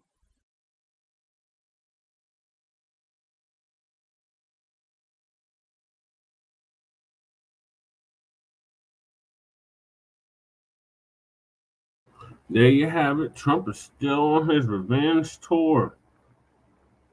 And everybody that tried to come against him before the election is catching hell now.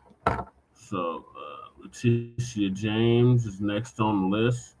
Then, like Professor Black Truth said, Alvin Bragg, Fani Willis, and the list goes on and on. They're all on the list. On this revenge tour, so I don't have no pity for none of them because none of them did anything to help black people. All they did was ignore Black people's plight and try to use us for our numerical value and abandon us in our time of need. So I have no pity for none of them. What are your thoughts, Lady Chain? I concur. What did she think was gonna happen? I mean, honestly, what did she really think was gonna happen? The other thing is, that was so theatrical. Like, she's like, us and we, these words like that. It's like, who's us? Yeah. Who's we? Like, this is all your problem.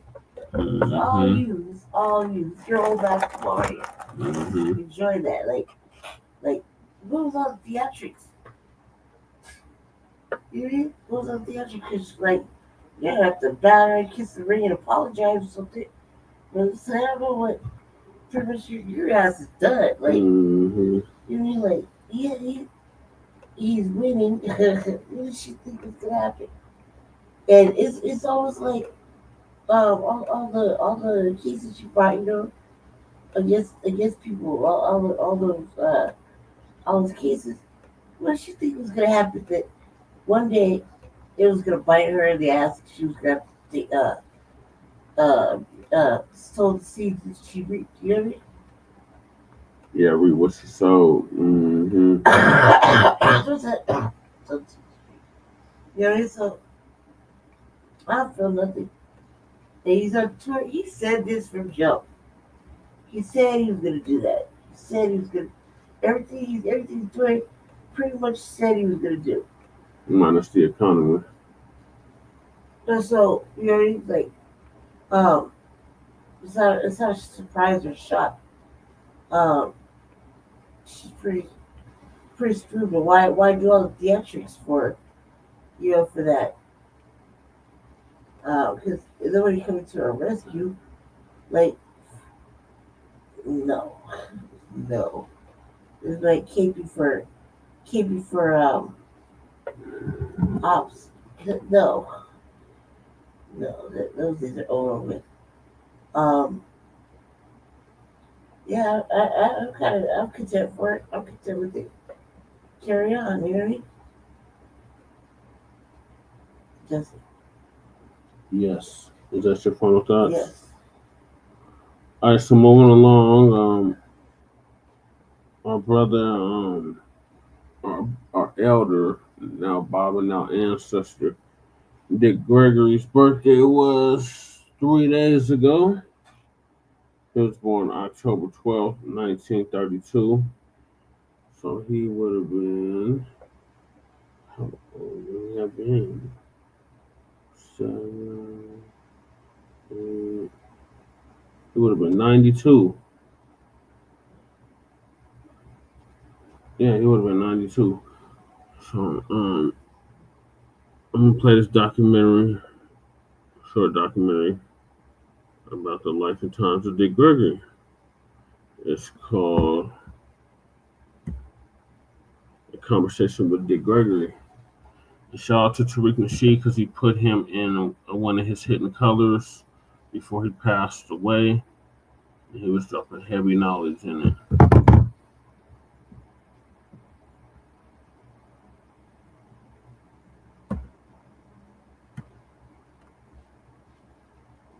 I want to say it was Hidden Colors 3. Yeah, it was either Hidden Colors 3 or 4 that he was in.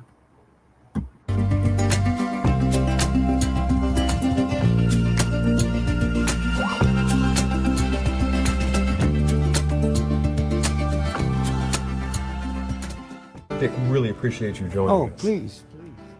You are certainly a larger-than-life figure. Among your accomplishments, in 1968, you ran for president. You received 47,000 votes. Among those who supported you, Hunter Thompson.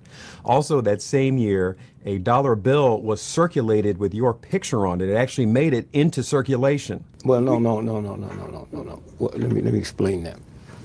It was being used in the money machine. Right, in money machines. It would right. change you for right. 4 quarters. Right, because it was perfect. And that's where the That's where the Secret Service Got came involved. to arrest me, but they couldn't. You know, it's widely known that you were an integral part of the civil rights movement. Several years ago, you actually flew some supplies down to folks in Mississippi that were suffering under some brutal rule there. You were at the marches, you were at the sit-ins, you were at the meetings with Robert Kennedy, with John F. Kennedy, but you always found time for humor. John Lewis, in his autobiography, talked about the night before the march between Selma and Montgomery. And he said that you all were at the chapel at the campus of Fisk University, and you were talking about George Wallace, who was the segregationist governor of Alabama at that time. And you said it would be just your luck, referencing the marchers, that by the time you got to Montgomery, you figured out that Wallace was colored. You see, what most folks didn't know, Johnny Ford, that was a long-time mayor of Tuskegee, the white woman he was married to was Wallace's sister's daughter. So there was a whole lot of trickiness that was going on that didn't nobody know about. On another occasion, when you were introducing Dr. King, you said that he was the only celebrity in America that gave out more fingerprints than autographs. What role did you see comedy, humor playing in the movement? None, absolutely none. You know, we will find a cure for cancer, sugar diabetes, Alzheimer's. It won't be through humor.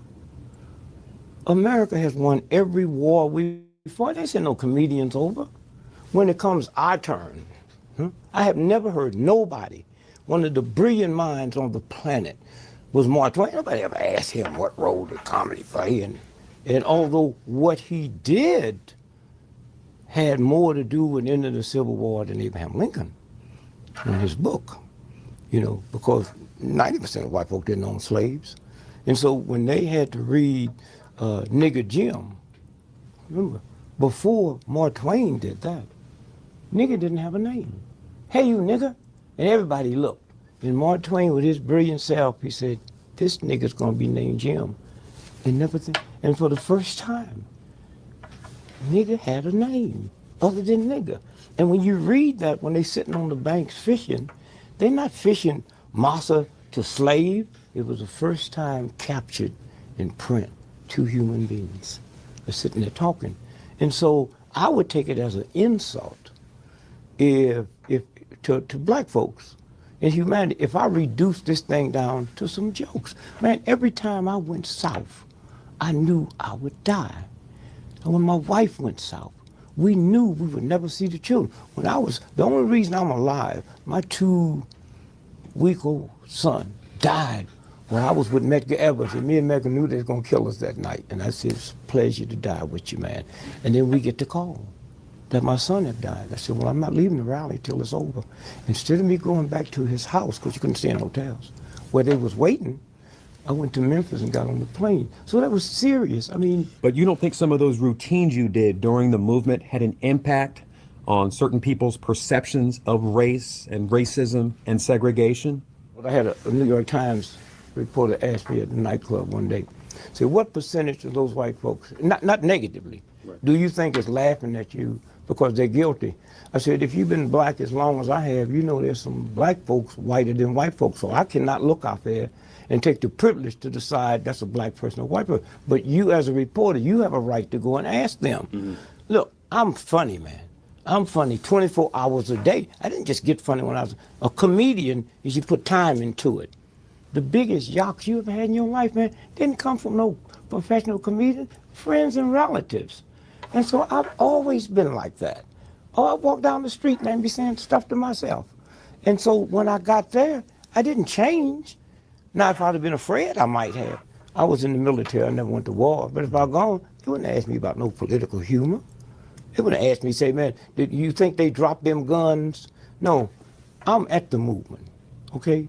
The strongest two forces in the history of America has been the black woman and the black church.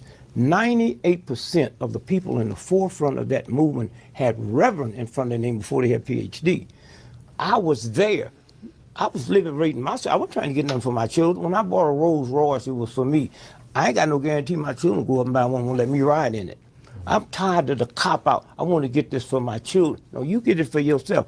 Every time I went down there, I had money down. When I ran out of money, I borrowed money because I was saying thanks to those folks who I'm looking at, those folks that don't know if they're going to live or die.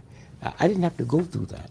I had a amount of protection with me, the Justice Department. They didn't care nothing about me, but I was world renowned. And that's what that whole game was about. But we talked about the fact that you had an influence on Cosby, you had an influence on Pryor, and to a lot of the public, those two represented, yes, they represented comedy, but it was more than laughs. I mean, they were part of changing the perception of black men, of black people in America. It wasn't just humor. The great thing of me being alive, can't nobody lie on me, even if they mean it. Right. But nobody's derogatory. They give you your props. I know. But they also talk about these quips that you had. I mean, you had some zingers. But I had them all my life. Mm-hmm. So they were just that. They didn't have any significance. They were just. It probably did have to, but that was not my intention. Right. You were just being Dick Gregory. I was being Dick Gregory. I understand. And amused and happy and saying, that was my way of saying thanks. Let me tell you, if you and I was together, and I really didn't care that much about you. I mean, you wouldn't hear me tell jokes. When you hear me laughing and rocking, man, that's me. Sometimes I get up on that stage, I sound so good, I wish I was listening to myself.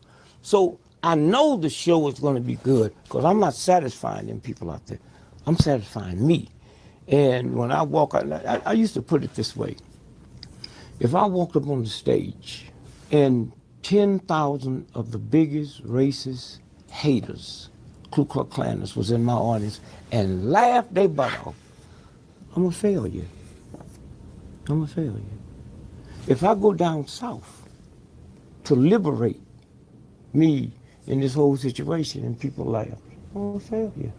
When I walk up on that stage, I go to make you laugh. When I go down there, I go with when I walk on the stage, I don't assume I'm gonna die. Every time I went south, I assumed I was gonna die, because I knew how vicious it was, but I was willing to die with them. And so that was just my demeanor. Hey man, I wore $5,000 and $6,000 suits. And somebody said, oh, he dressed so good, that won a lot of people over. That wasn't that's just the way I dress. So as you see it, the comedy and the movement, two separate entities, had absolutely nothing to do with each other. I wrote 13 books, and now I'm the boss.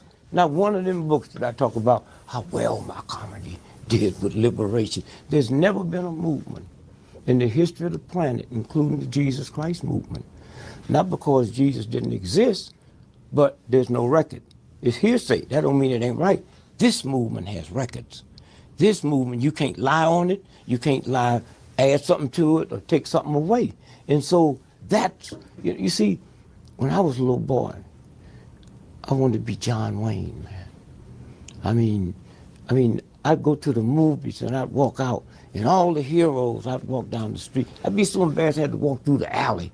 When Clark Gable say, frankly, my dear, I don't give a damn. Every other word. If I remember, say, you care for them apple pie? Frankly, my dear, I don't give a damn. What you say, boy? You know, but I became world renowned in track and field. I ran the fastest mile. I was the first Negro to win a state cross country championship when everybody, including black folks, were convinced that we were genetically engineered to do short races. Mm-hmm. And that was a great feeling because I didn't like my mama, I didn't like my house, I didn't like my neighbors, I didn't like my brothers and sisters, because I was serious as a little boy about God. I believed my inheritance come from God, and that crap I was looking at, if that came from God, I don't want to be with it. I mean, you telling me this is my inheritance from the creator of the, I'm not buying into that. And so consequently, with all of that I had in me, trying to escape, trying to get away and run from it and all of that. And so one day I looked around and the heap, man. No Negro in the history had ever won a state mile championship across country. And that feeling, and then show business, man. That feeling, wow, John Wayne. The feeling I was looking for was in the civil rights movement, man. That's the first time I felt like a cowboy. That's the first time I felt like Jesse and Frank and all my heroes. That's what, it did more for me than I did for them. It's something I had been looking for. Oh, nobody knew it. My mama didn't know it. My friends didn't know it. I found it.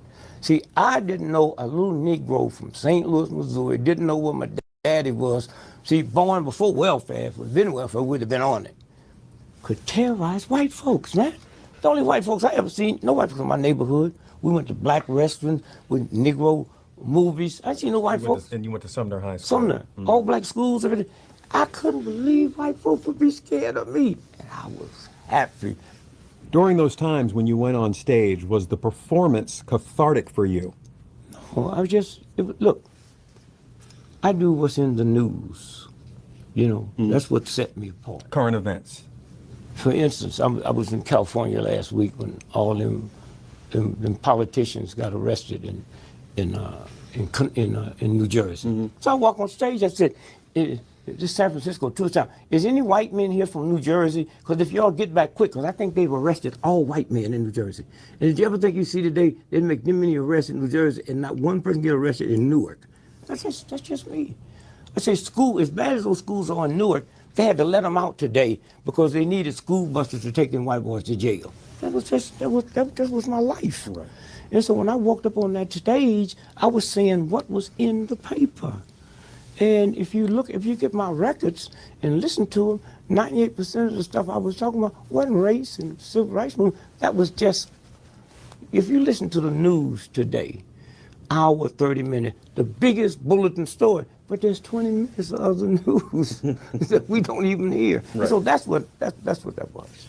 We talked about how you influenced Bill Cosby and Richard Pryor. Now, when we talk about these two men, are we just talking about comedians, or did they have a greater impact on society? Bob Hope ain't never changed nothing.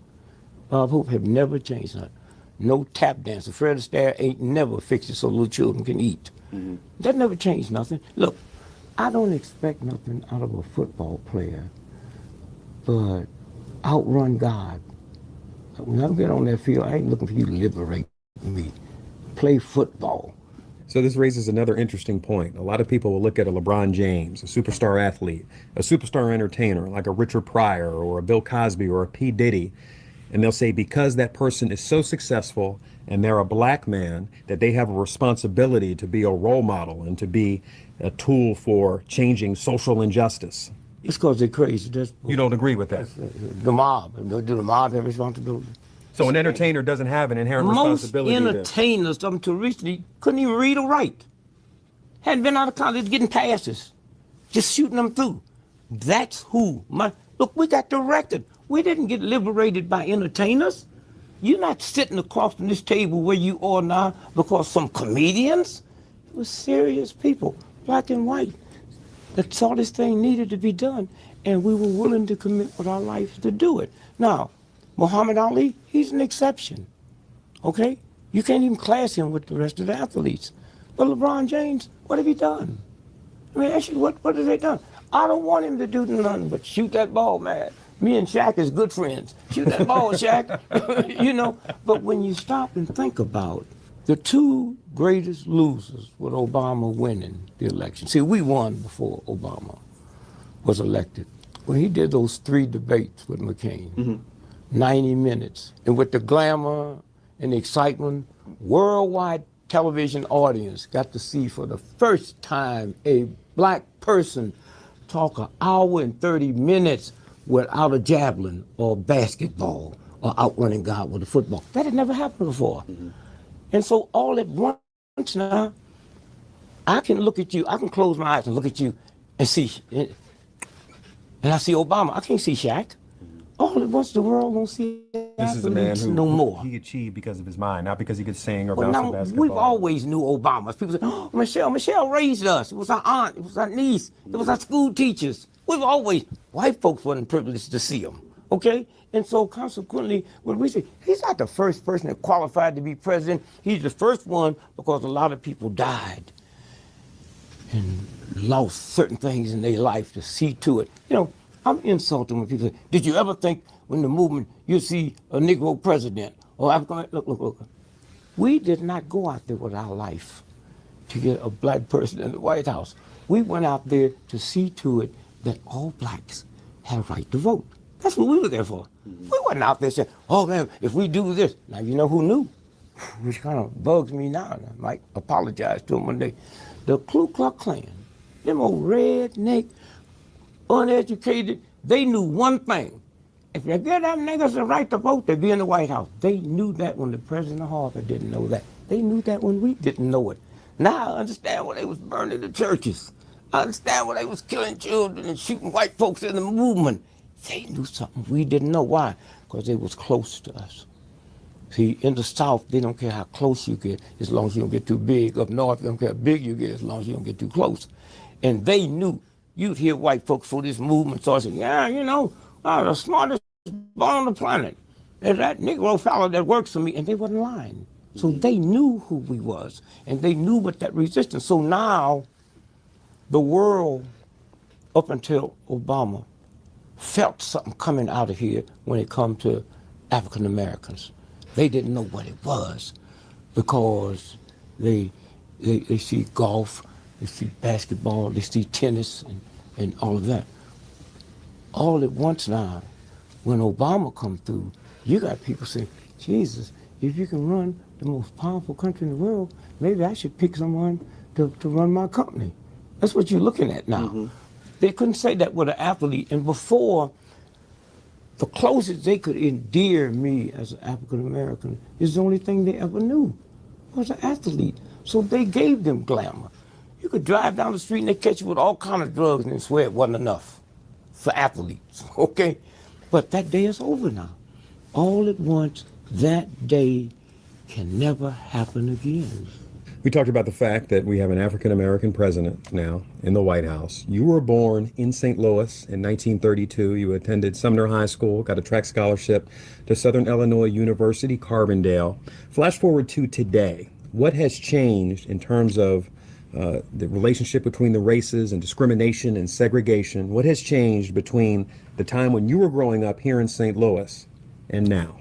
Can't answer that way. What have changed in America? Back then, physically, you was worried about getting hurt. You know, black folks worried about getting lynched. It could happen, but we would be shocked. You know, police brutality. Hey, man, me and my brother went out the street and police beat me half to death. You know, the folks say, thank God he didn't hit both of y'all. Okay? That day is over. You got 5 major cities in America, about every 3.5 years, they pay out $2 billion settling police brutality cases out of court. They never had to do that before. It's the whole physical demeanor. And with the TV, when someone said, do you realize I was in London, the top of my game, man, pocket full of money, and I see 2 black Ethiopian jet pilots. And I call my wife crying, so maybe change my flight. I go to London tomorrow. I'm not moving until these pilots.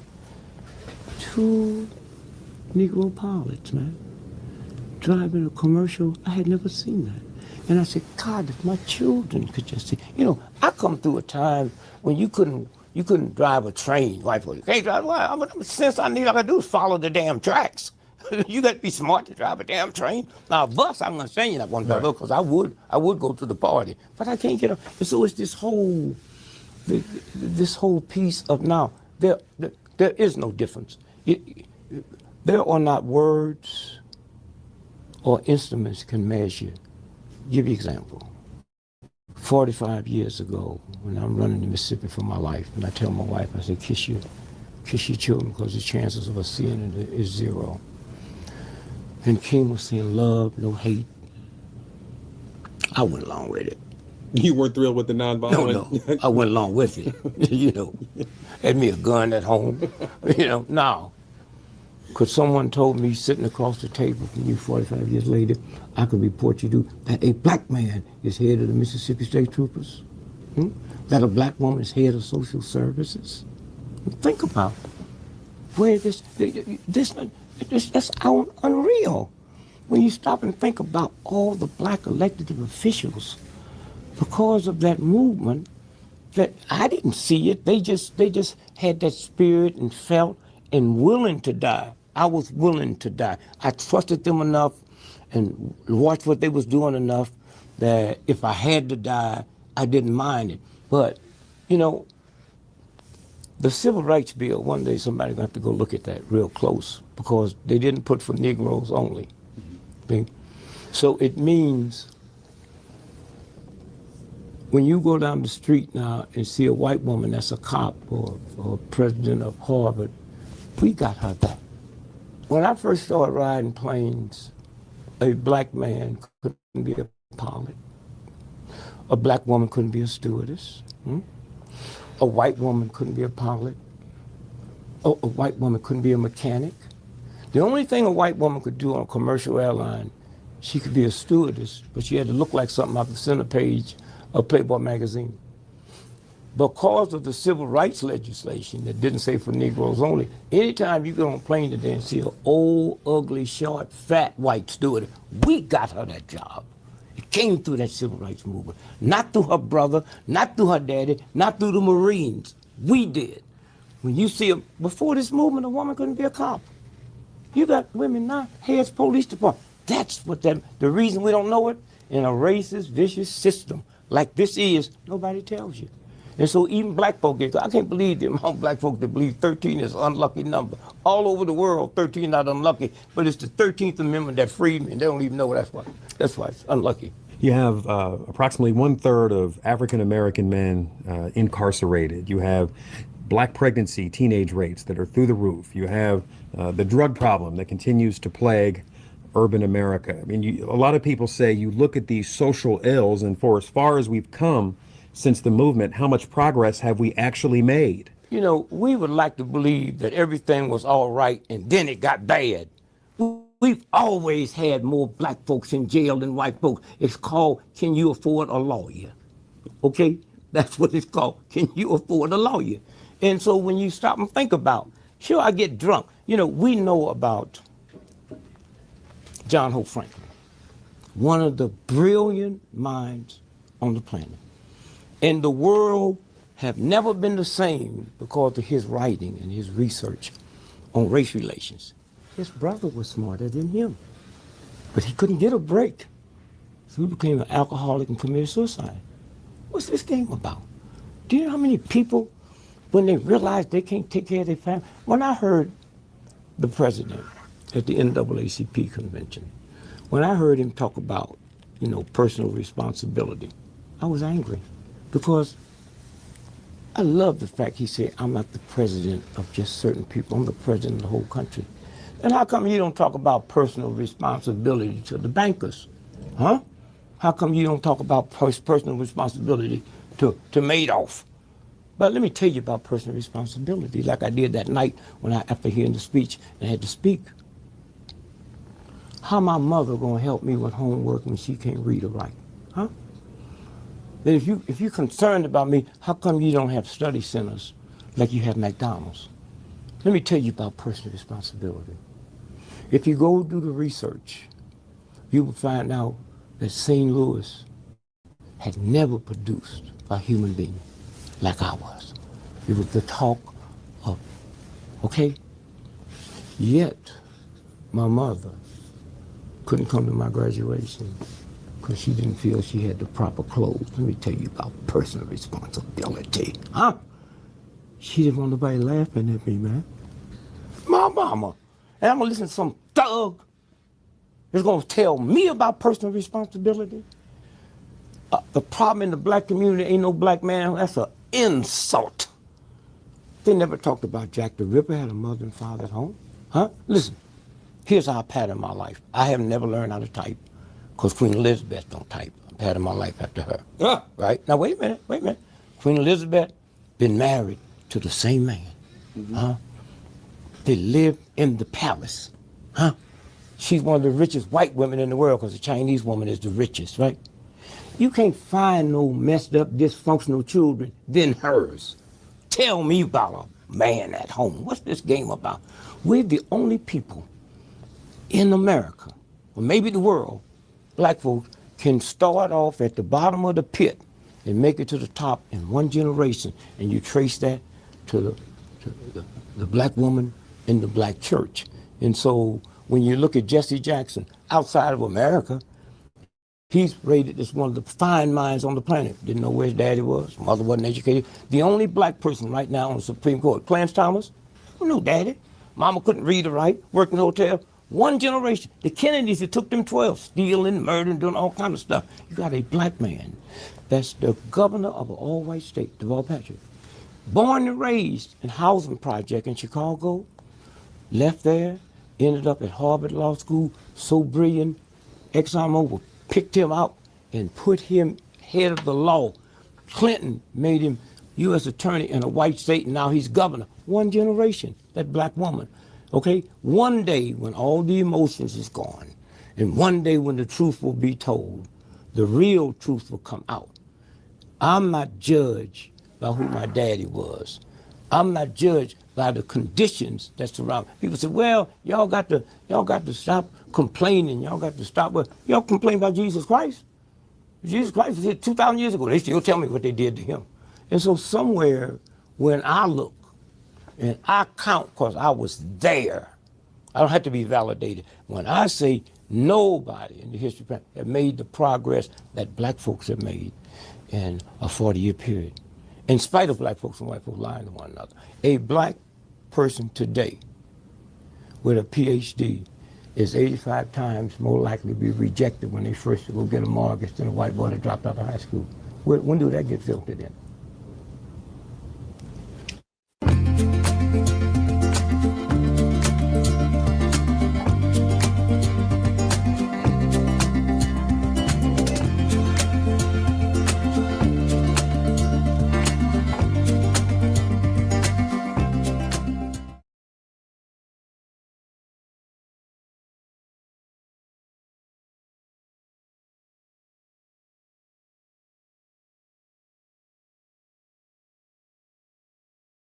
Many know about slavery, but few discuss paper genocide. We did not all come from Africa, and most of us have Aboriginal roots that were stripped away due to reclassification and miseducation.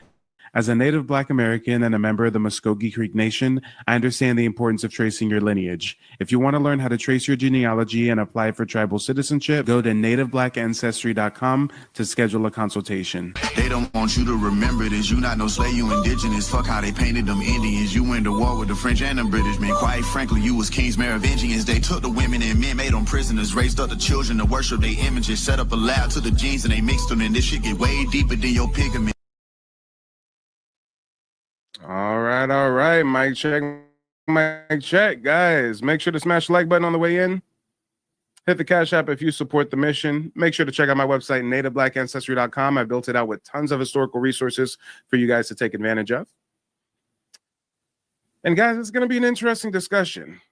A very, very interesting discussion indeed. We're going to be diving into a topic that really shakes the very foundation of American history. The government's own descriptions and records that quietly admit what our ancestors have always known. The so-called Negro of America is not from Africa at all. We are indigenous people of this land. So when you start looking through old government documents, reports, treaties, letters, you'll notice they describe dark-skinned tribes like the Yamasee, the Catawba, the Creek, and the Seminole as black, copper-colored, woolly-haired Indians. They didn't call them Africans. Matter of fact, the Spaniards, who were the first Europeans over here, they called them negros de terras, which literally translates to blacks of this land. And they used that as a term to differentiate us from the African slaves they would later bring over, because they called the African slaves negros de Guinea, blacks of Africa, while we were negros de terras, blacks of this land. Also, we were called Indians not because Christopher Columbus thought that he was in India or something. It comes from the Spanish word indios. That's what the Spaniards called us, indios, people in God. Now, over time, through the magic of reclassification and paper genocide, those same people who were renamed Negro, colored, and eventually African American, but their land, their names, and their history stayed right here. Now, what the textbooks will never tell you is that most of the so-called slave rebellions and the Indian wars, they're really the same. These are the same wars fought by the same people. They compartmentalize, mainstream academics, they compartmentalize history to make you think that a slave rebellion is something totally different from an Indian war. No, no, no, no, no. If you were an indigenous person labeled free and you resisted, well, they called it an Indian war. But if you were indigenous and enslaved in place and you fought back, well, now they call it a slave rebellion. Same people, same blood, different labels, depending on what made the colonizers look better. Think about that. The Yamasee War, the Stono Rebellion, the Seminole Wars, Nat Turner's Rebellion, Fort Mims, all the way to the Civil War itself. These weren't disconnected events. These were generations of the same Black indigenous families refusing to bow down. History's been chopped into categories to confuse you, but the truth is simple. Our ancestors never stopped fighting for their land, for their freedom, and their name. So tonight, we're going to peel back those layers, show you the government documents that describe these Black indigenous nations, and reveal how academic institutions compartmentalize our history to hide that the so-called Negro was and still is the real American Indian. Let's get into it. But guys, before we get into it, I also urge you to check out NativeBlackAncestry.com because I've just built out my first ever course, Hidden Heritage. Make sure to check it out. It officially launches in a few weeks, but in the meantime, I'm offering a early bird discount. You get 50% off if you become a founding student of mine. So definitely make sure to check out the website, NativeBlackAncestry.com, if you need help with genealogy research or would like to check out the course. But earlier today, I actually spent the time putting together this timeline to really, put things in perspective for you all. Hopefully, check it out. And give me some fists or feathers in the chat so I know that you guys can read this. If it's a little bit small, there is a way for me to make it bigger. So give me some feedback, guys. I want to make sure that you guys can follow along.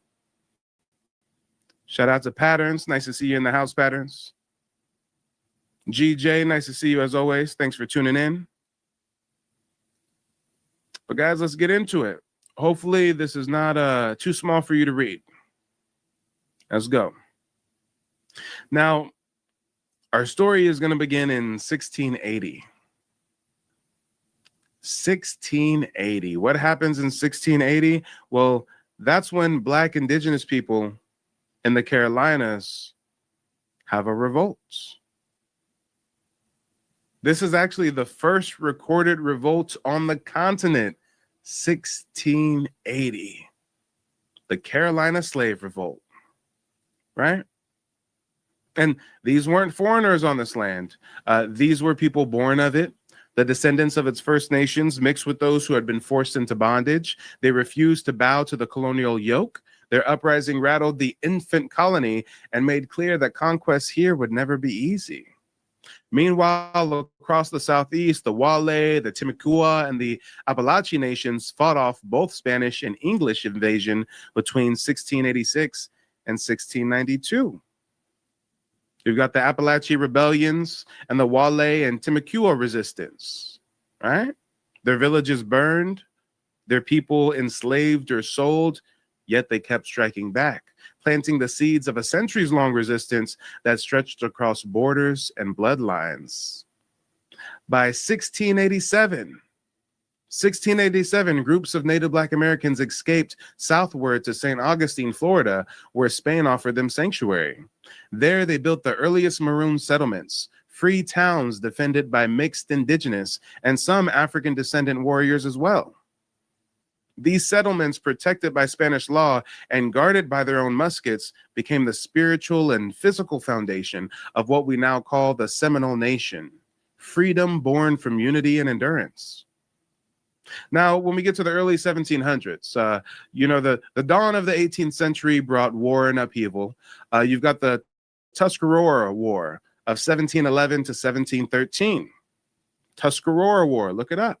Native Black Americans allied with Tuscarora fighters to defend their homelands in the Carolinas. When the English prevailed, they enslaved and exported thousands of indigenous people to the Caribbean, a preview of what would soon sweep across the entire Southeast. That same decade, resistance flared in the heart of the North. In 1712, Native Black Americans in New York City launched a bold nighttime rebellion. They set fires near the docks and attacked colonists in the streets. Dozens were captured and executed, some tortured, others burned alive. In response, the colony enacted draconian new laws restricting movement, gatherings, and even drumming. But despite the terror, the will to resist spread. And then we get to the Yamasee War. But guys, before we get to the Yamasee War, I just want to give you guys a quick introduction into some of the work that I do through my website, nativeblackancestry.com. You see, as a genealogist and card-carrying member of the Muskogee Creek Nation, it's really my life's work to teach you guys how to trace your heritage and get tribal citizenship if that's something you're interested in. So definitely make sure to check out nativeblackancestry.com. And here's a quick word from some of my recent clients. Hi, my name is Frances Tuck, and I contacted Mike from Mike TV on YouTube because I wanted to find out about my family's Native American history that I believed existed. Through the research that I was able to do through Mike TV, I was able to find out that our name is indeed on the registry. I had a consultation with Mike today, and because of his advice and the research that he has done, I am now confident that I'm able to find my family's roots in the Native American History database. Thank you, Mike. All right, how y'all doing? My name's Major Wright. I just got done with my consultation with Mike. If you trying to trace your ancestry, Mike is a good first step to go through. He's going to break it down to you, all 3 steps to get you what you need. And if you want somebody to maybe do the research for you, you pay that price and Mike can help you too. But yes, he will fill you up with knowledge that you never knew and give you all the things like those unanswered questions in your head throughout time. Talk to Mike, man. He's a great dude. I believe in Mike. What are you waiting for, guys? Real people, real results. Make sure to check out nativeblackancestry.com. But without further ado, the next thing that we're going to get into is the Yamasee War of 1715.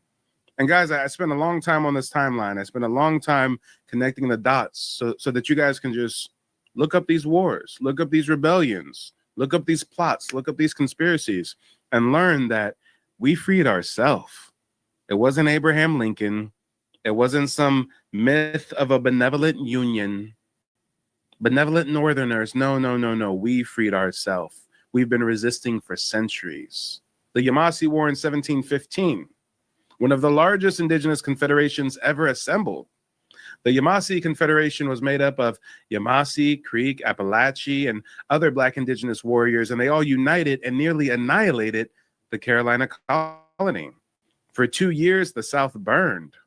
Afterwards, colonial governments sought revenge, not just in battle, but on paper, systematically reclassifying Native Black Americans as Negro, mulatto, or colored. It was the beginning of what we now know as paper genocide, the bureaucratic erasure of an entire people's identity. Genocide with a pen, if you will. By 1739, that spirit erupted into what is now known as the Stono Rebellion of South Carolina, the largest mainland uprising before the American Revolution. 20 Native Black American men, trained and battle-tested, seized weapons, beat drums of war, and marched south towards freedom in Spanish Florida. As they advanced, they liberated others, torched plantations, and struck fear into the colony's heart. When they were finally cornered, colonial militias executed them with sadistic cruelty, decapitating the fallen and placing their heads on stakes along the road in Charleston. Yeah, you heard that right. When we talk about things like a purge, when you see them fetishize things like a purge in Hollywood medias, I mean, our ancestors lived through multiple purge-like events. Decapitated, put our heads on stakes along the road in Charleston. This brutality was meant as a warning, but it became a rallying cry. Stono wasn't an isolated revolt. It was the continuation of Yamasee resistance carried on by their descendants. And 2 years later, 1741, fear gripped the North once more. You see, a series of fires broke out in New York City, and authorities blamed the vast Native Black American conspiracy that alleged aim to burn the city to the ground. What followed was one of the darkest moments in colonial justice. There were mass arrests, secret trials, forced confessions, and executions. Dozens were hanged. 13 were burned alive, and more than 70 were banished. And this was not justice. It was racial theater, a northern echo of the terror that already ruled the South. Now, when we get into the Revolutionary era, I mean, liberty for who, right? While the colonies shouted for liberty from Britain, Native Black Americans were still fighting for freedom on their own ancestral soil. You've got the Cherokee American Wars in 1776. 1776 to 1794, this reflected the last organized indigenous stand against American expansion east of the Mississippi. Even as white revolutionaries claimed to fight tyranny, they marched west to seize indigenous land and enslave indigenous people. By 1800, the revolutionary spirit had transformed into something new, organized, militant, and spiritual. And this is where we get to Gabriel Prosser, a skilled Black indigenous blacksmith from Virginia. He plotted to seize Richmond, hold the governor hostage, and negotiate freedom for his people. He gathered hundreds of conspirators, men and women enslaved and free, bound together by shared ancestry and conviction. A violent storm delayed their march. Betrayal sealed their fate. Gabriel and 26 followers were hanged, but their vision, a sovereign homeland for Native Black Americans, survived him. Now, when you get to the early 1800s, the century's first decades were drenched in rebellion. In 1811, you've got the German Coast Uprising. The German Coast Uprising in Louisiana saw hundreds of Native Black Americans march towards New Orleans, waving banners and chanting freedom songs that echoed Maroon ceremonies. And their goal was not escape, it was revolution. Though it was crushed, their defiance shook the Gulf South. And in 1813, the struggle erupted again, this time among the Creek Red Sticks. Now we're talking about my tribe. We actually had a civil war called the Red Stick War. Part of my tribe got intermarried with Scottish Highlanders that came over here to weasel their way into the elite of our tribe. And they want to get down with European expansionism and assimilate. And then you had the other Creek faction, that just didn't want to go along to get along. You know, they wanted to maintain our indigenous way of life. So we had something called the Red Stick War. 1813, this literally split families and nations. The Red Sticks were inspired by the pan-indigenous movement of Tecumseh, and it struck a decisive blow at Fort Mims in modern-day Alabama. And when we speak about the massacre of Fort Mims, 1813, Fort Mims massacre of 1813, I don't know if you guys have ever looked into this, but Fort Mims was where hundreds of settlers, militia, and mixed race Creeks who had sided with the Americans, that's where they were living, in Fort Mims. And on August 30th, 1813, over 700 Red Stick warriors from my tribe surrounded and stormed the fort. When the gates were breached, chaos followed. Gunfire, smoke, and flames filled the compound. By the end of the assault, more than 250 settlers and soldiers lay dead, their bodies burned or mutilated. To this day, historians call it the greatest loss of colonial life on U.S. soil until September 11th, 2001. Yeah, you heard that right. Members of my tribe gave the European settlers such a devastating blow, historians said it was the worst terror attack until 9/11. Damn. Shout out to the Red Sticks. For the young United States, it was a shockwave, a terror so profound that newspapers across the country screamed of savagery and blood. But for the Red Sticks, it was a message. The colonizers' advance would not go unchallenged. Now, this event turned the Creek War into a war of extermination. Andrew Jackson responded with scorched earth tactics, leading to the slaughter of thousands of Creek people and the seizure of over 20 million acres of land. Fort Mims became both a symbol of retribution and resistance, a defining moment in the long war between Native Black America and U.S. expansion. And 2 years later, in 1816, That same war spirit rose again in Spanish Florida at Fort Negro. Fort Negro was a stronghold built and defended by free Black indigenous Maroons. When U.S. forces bombarded the fort, a single cannonball struck the powder magazine, causing an explosion that killed more than 250 men, women, and children instantly. Look it up, guys. I'm not doing it justice. Just speaking about it for a minute or two and then moving on. I mean, take the time, go and look up Fort Negro. This was a Black indigenous fort. We were living freely. We were resisting. We were allied with the Spanish. And then boys came over shooting cannons at us.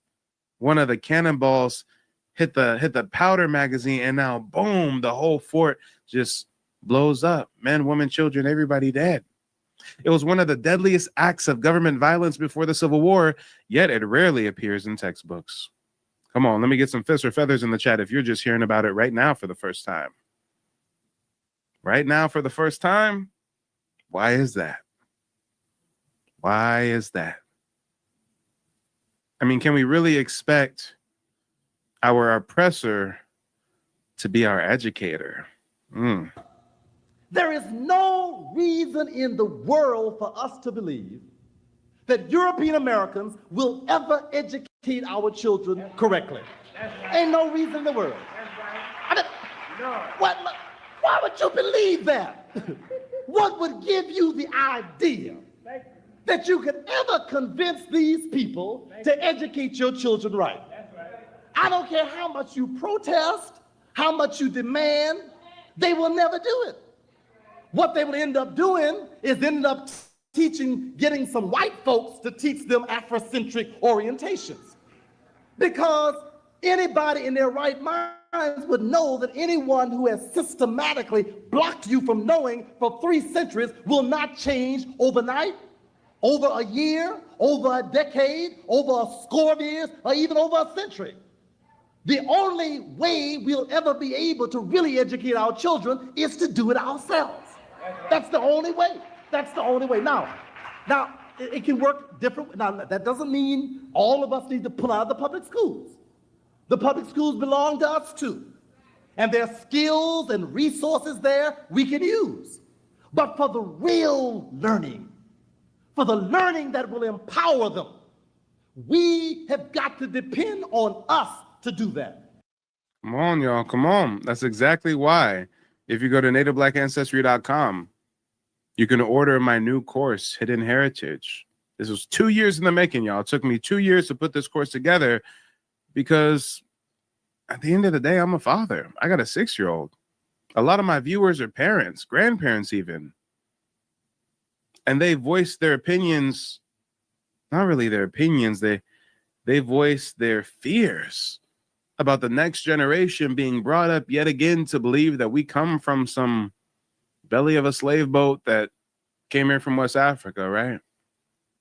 So this course that I made, it's really for ages 12 and up, but it's really great for the youth. It's really great way to supplement their education. I mean, not everybody is going to pull their kid out of public school and start homeschooling and stuff. I mean, we got to work, we got lives and stuff, right? But we can at least supplement their education.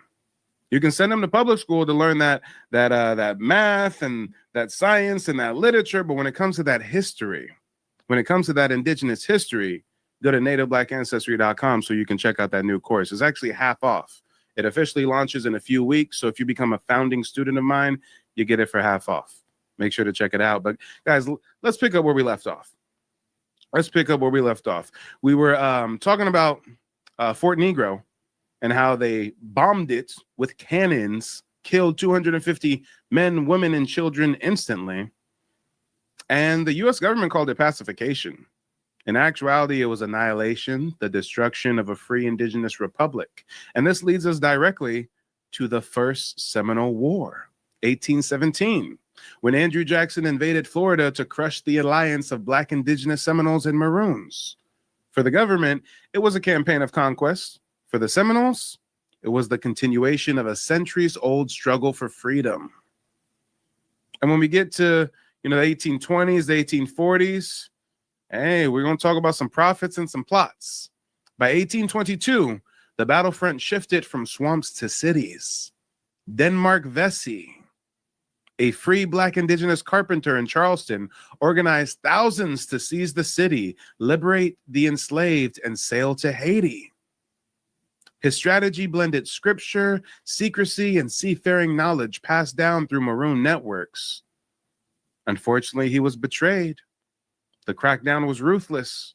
Vesey and 34 others were hanged, their heads displayed to break the will of the community.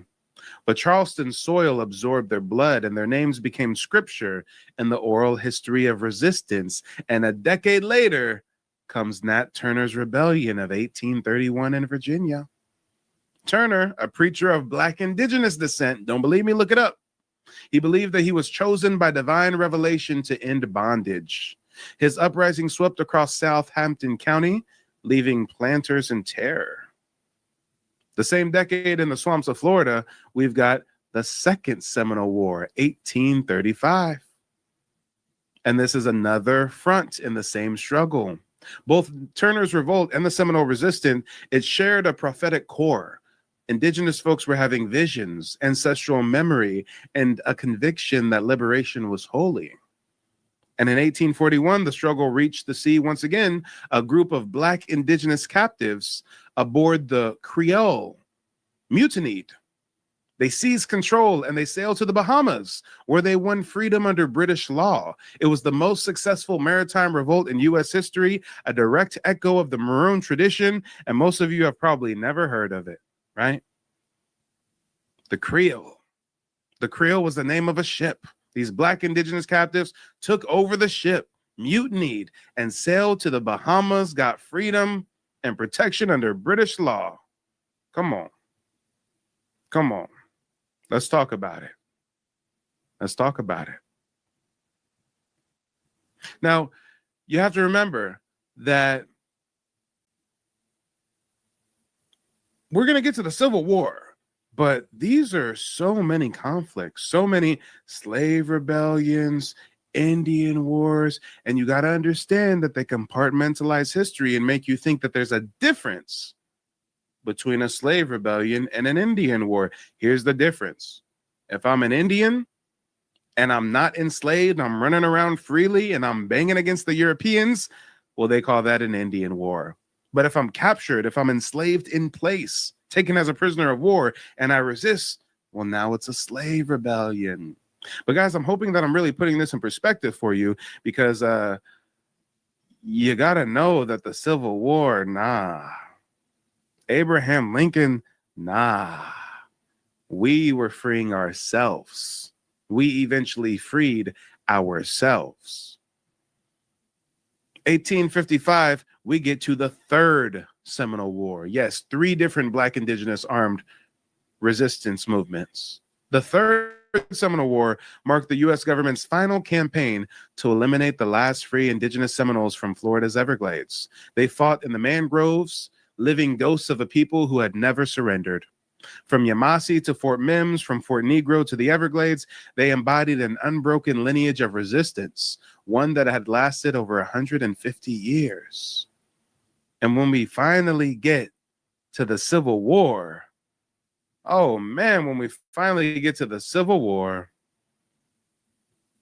let me properly put this in perspective for you guys. They'll never teach it to you this way. The Civil War was the greatest slave rebellion. When war finally erupted in 1861, the world called it the American Civil War. But in truth, this is the largest Native Black American rebellion in recorded history. The culmination of every revolt that had come before. Nearly 200,000 Black indigenous men enlisted in the Union Army and the Navy. Plantations burned again, enslavers fled, and the South convulsed in the same fear that had haunted it since the Stono Rebellion. What textbooks call emancipation was, in fact, a 200-year-long indigenous uprising finally reaching its breaking point. From 1680 to 1865, the rebellions never stopped. Remember, the Civil War starts in 1861. Lincoln is on record saying, hey, if I can win the war and not free a single slave, I would do it. But guess what? Before he even issued an Emancipation Proclamation, slaves were defecting and fleeing to the North, the Underground Railroad. We all know about that, right? Not only that, there were slaves in the South sabotaging plantations. I forget the name of him. You guys can look it up. There was one Black indigenous man. He was enslaved. Again, a lot of our ancestors who were enslaved, not all of our ancestors even were slaves, but those that were enslaved, they were prisoners of war. They were enslaved in place. They came from here, not from West Africa, but they weren't just like some cotton pickers. Like, they were engineers. They were mathematicians. They were architects. They were blacksmiths. They were tradesmen.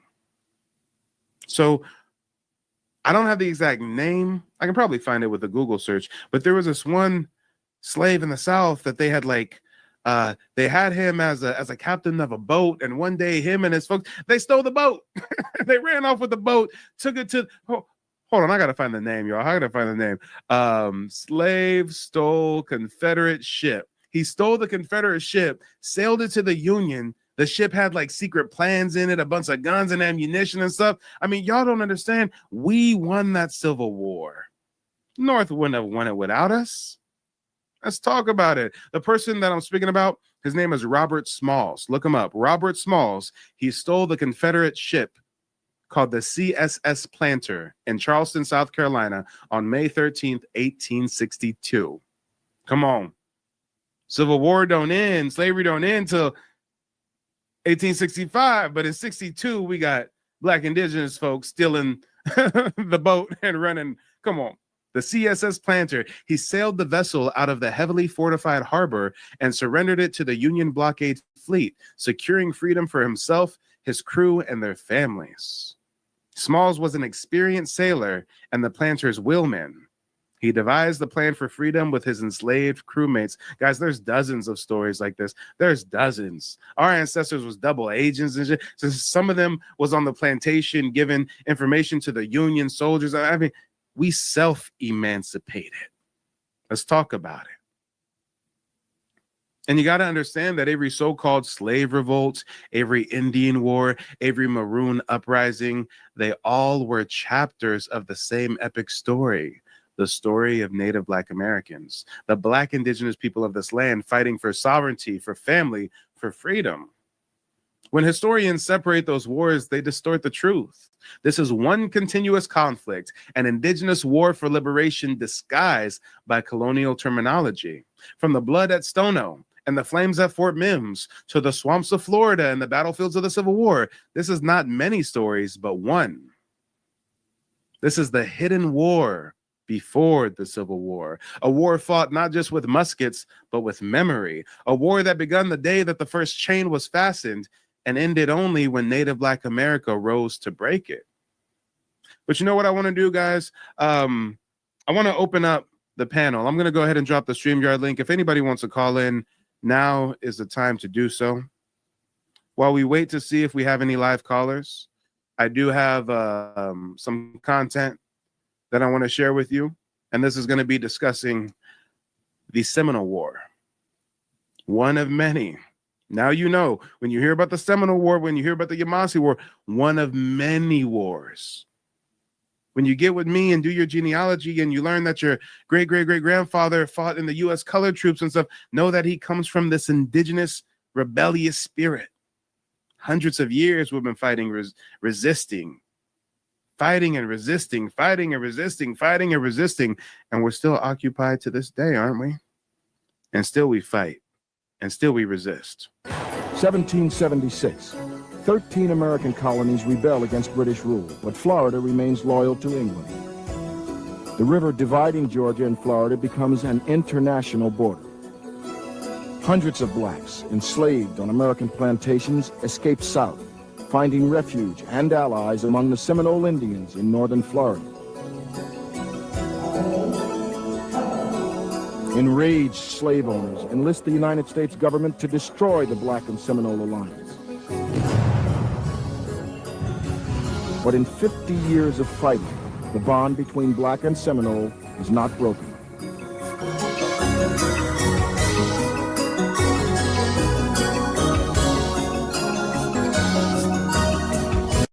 we have to watch the mainstream academic trickery, y'all. The mainstream academic trickery. They'll talk about it as if it's blacks and Seminoles, as if they're different people, right? Matter of fact, first they said black Indians don't exist. They said we're Wabos. They said we're pretendians. Then we came out with the archaeological evidence, the anthropological evidence. So many receipts, so many receipts. So then they changed their tune. They said, okay, black Indians exist, but you know what? You guys like really came from Africa a bajillion years ago, once upon a time, right? So you got to watch out when you hear a lot of mainstream academics talking about, yeah, black Indians, black Indians, black Indians, because more often than not, they still try to tie this to some, oh, you're really an African that like married a native and really you're mixed. No, there were black indigenous people here since day one, from time immemorial. Let's talk about it. Come on. And you know, it's interesting because the title, the thumbnail, I mean, it says U.S. government admits American Negroes descend from American Indian tribes, right? Some of you guys might think that this is like clickbait. This is just me trying to get some views over here. Nah. Y'all call me the king of receipts, and I live up to the name. I got a book from Chief Sekou of the Yamasee Nation. Matter of fact, where's that book? Where is that book at? I got so many documents everywhere. I got so many books. I think I got it.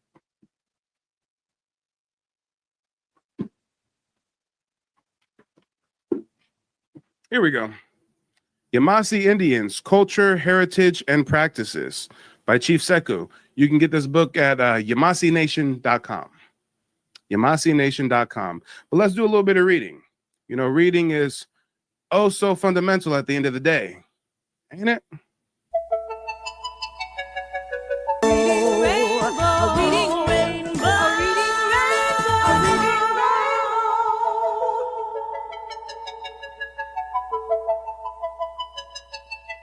All right. So right here on page 3, we're reading from page 3.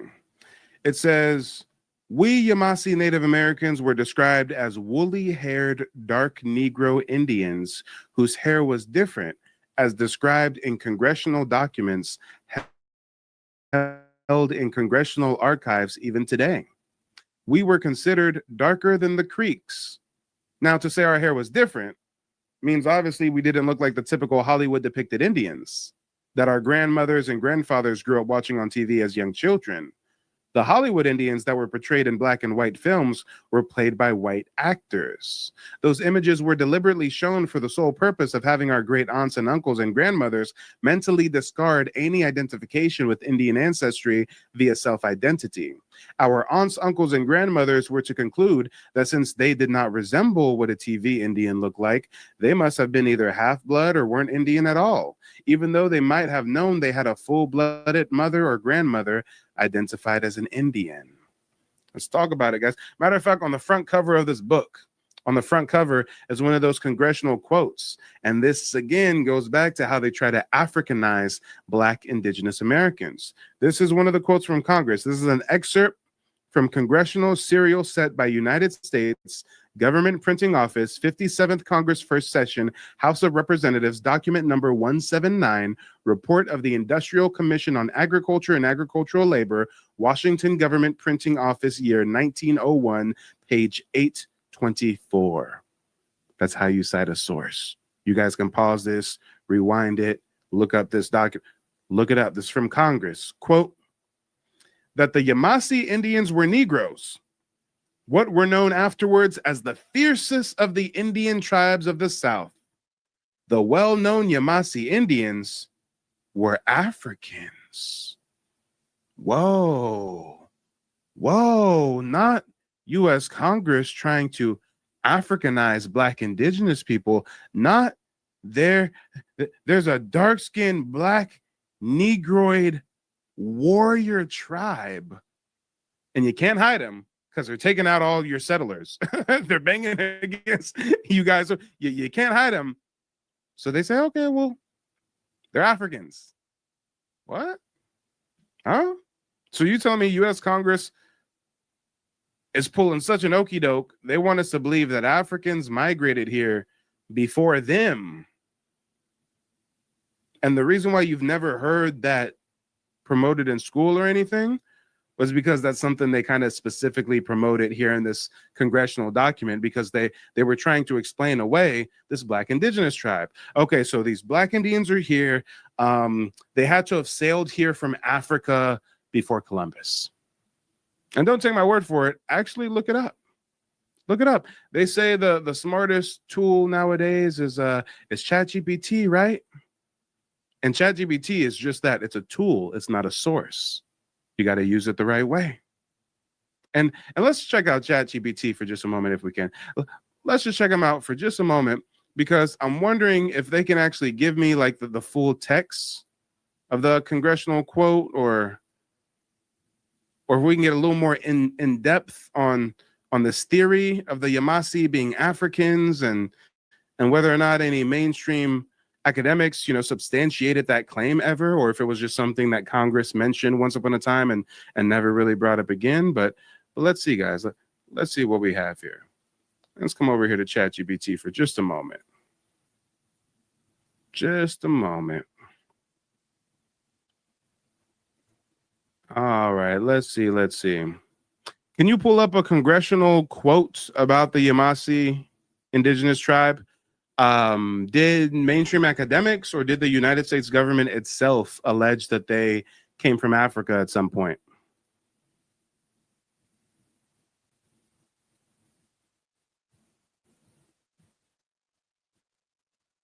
All right, it's searching the congressional quotes of the Yamasee tribe.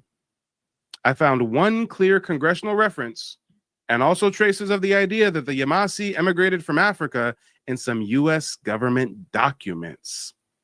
Come on, the U.S. government wants you to believe that the Black Indians came from Africa. First, they hid the history of Black Indians. They reclassified them to Negro, mulatto, free person of color, freedmen. But the Black Indians that are wild and rebellious and going to war with you, well, hey, they came from Africa. Came from Africa. A very striking reference appears in H.R. 4637. Which is a modern piece of legislation. The bill states, quote, each town, hold on, I'm gonna go straight to the course. The source is congress.gov.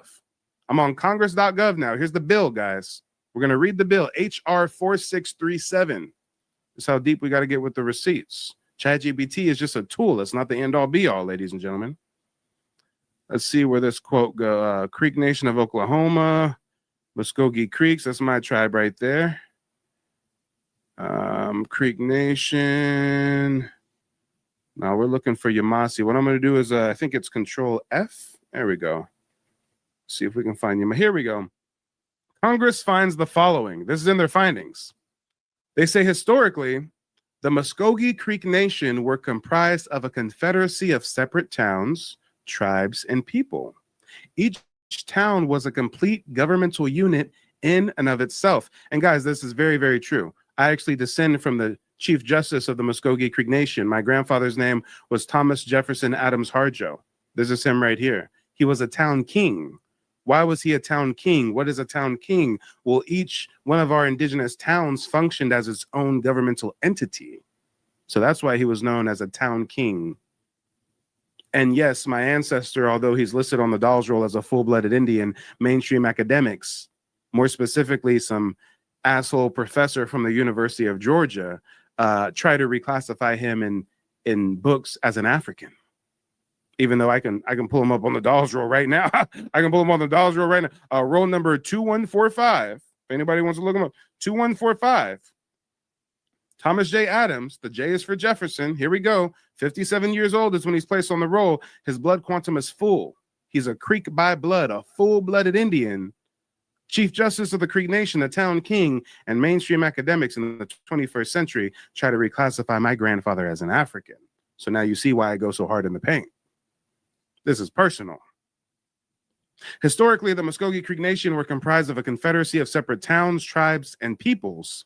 Each town was a complete governmental unit in and of itself. Among these people were the Yamasee or the Jamasee, who were reported to have immigrated from Africa prior to the European discovery of America. Now, guys, what is going on here? Congress is saying they did some research and they found that the Yamasee come from Africa, but nowhere in public school do they teach you about a Black indigenous rebellious tribe that migrated here from Africa before the European discovery of America. Nor do they tell you how the Yamasee came over, where the Yamasee ships went, what part of Africa they came to, the similarities between the Yamasee culture and the African culture. I mean, no, but they just pull some shit out their ass real quick when it's time to explain away a Black indigenous tribe that's kicking their ass. Okay.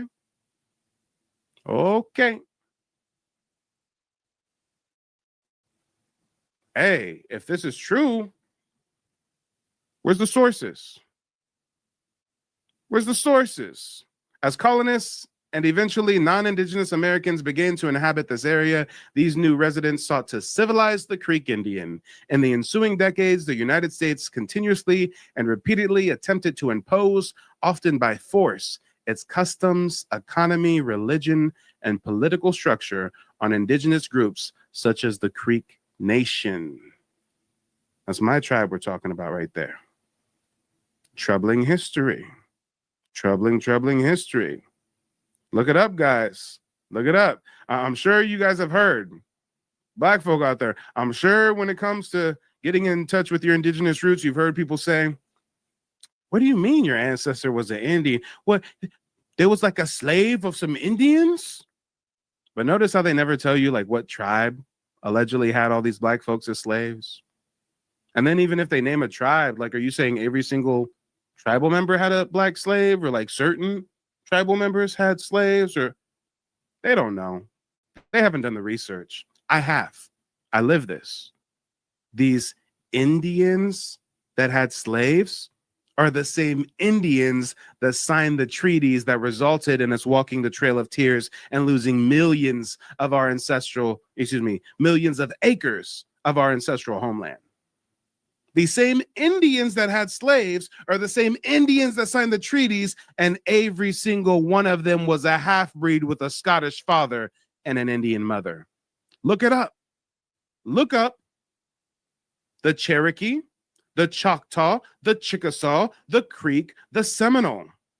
Look up what treaty they signed, the date and the name of the treaty that resulted in the tribe walking the Trail of Tears. Look up the Indian that signed the treaty. I bet you're going to see a last name like McIntosh. Oh. And I didn't pull that name out of a hat. The half-breed Scottish sellout of our tribe, the Creek Nation, was called William McIntosh. His father was a Scottish nobleman. His cousin was the governor of Georgia. And this half-breed sellout agent provocateur, oh, sorry, you don't see the image. This half-breed sellout agent provocateur was used to sign treaties and give away millions of acres of my tribe's land and force us to Oklahoma. And guess what we did when we found out he signed that treaty without our permission? Creek warriors went to his house, shot him like 80 times, and burnt his plantation. Yes, he had a plantation. Why did he have a plantation? Because he had slaves. This is one of those Indians that have slaves. Looks real white to be an Indian, huh? Oh, because his daddy's a Scottish man. So you see how they don't really want to do the scholarship. They don't really want to do the research, but they want to tell you bullshit to try to scare you away from researching your indigenous heritage. Oh, no, don't look into great-great-granny who said that y'all Indian. No, because Indians have Black folks as slaves. No, a very small minority, elitist, half-breed Scottish class of indigenous people had slaves. These are the same ones that sided with the Confederacy. These are the same ones on the reservation present day, trying to keep you from getting tribal citizenship, right? These are the same ones that got control of my tribe in 1979 and changed the tribal constitution to say that it's no longer good enough for you to have an ancestor listed on the Dawes roll as part of the tribe for you to get Muskogee Creek citizenship. No, from 1979 onward, these $5 Indians changed the constitution in the middle of the night. They changed it to say from 1979 onward, you have to have an ancestor listed on the Dawes roll as part of the tribe, and they have to have a blood quantum recorded. And they did that on purpose because they knew damn well hundreds of thousands of Black indigenous people had ancestors who were racially reclassified as a freedman. And when they reclassify you as a freedman, they also don't write down your blood quantum. So in 1979, hundreds of thousands of Black folks are kicked out of my tribe, and they don't get their citizenship rights restored until July 23rd, 2025. Kicked out in 1979, don't get their citizenship rights back until July 23rd, 2025. You guys may have seen it in the news, the Creek-Friedman court victory, right? For 40 years, they've been fighting through Congress and senators and legislation, and they finally won. But again, the government's admitting these Black indigenous people exist, so we got to Africanize them. If you look at the news and CNN and Fox News, when they talk about the Creek-Friedman, they're going to say that they're Africans who were enslaved by the Creek Nation. Okay, but it was only a few elite half-breed Creek Indians that had slaves, and there's so many Black indigenous people you reclassified as a freedman. So what's really going on here? What's really going on? Let's talk about it. But what I want to do is, once again, urge you guys to check out my website, nativeblackancestry.com. I've built it out with tons of historical references. If you need genealogy assistance, you can book a one-on-one consultation with me where I'll teach you the 3-step process me and my family use to trace our heritage and get tribal citizenship with the Muskogee Creek Nation. And here's a quick word from one of my recent clients. Hi, my name is Vishelle, and I came across Mike on YouTube showing some historical information about how, we're not all from Africa. And of course, it got my attention as I've been doing my genealogy research for a little while, but I hit a brick road and I needed more help. So the consultation that I had with Mike, it was great, very informative. It showed me a lot of history that I was unaware of, and it's made me more aware of what I don't know. So with finding him, I'm pretty sure that it's going to open up a new door, information about who I really am, who my lineage is, and I'm excited to get started. I'm so happy to have found him, and I recommend him to anyone who may have hit a brick road, who is interested in, going a little bit further than they may have been able to get, or just to find out the truth about your ancestry.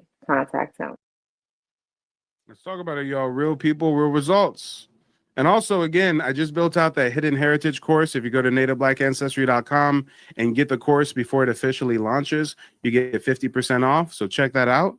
If you're not familiar with my content, you're watching me for the first time and you're like, damn, who is this guy? He's teaching me a whole bunch I ain't never heard about none of. Wait a minute. Then imagine what you can learn from a formal structured course that I spent over 2 years putting together. But guys, we do have a caller backstage, OTK. OTK, go ahead and unmute yourself. Let the people know where you're calling in from and what's on your mind. OTK going once. OTK going twice. All right, OTK couldn't find the unmute button. It's all good, y'all. It's all good. All right, let's finish out some more of this video that we were watching about the Seminole.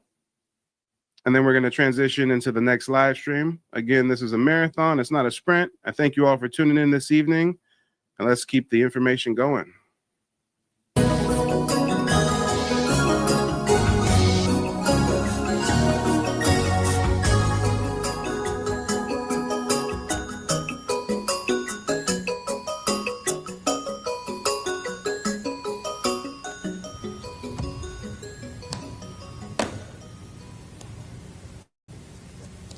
Charlie Wilson is dedicated to passing on the history of her Seminole ancestors.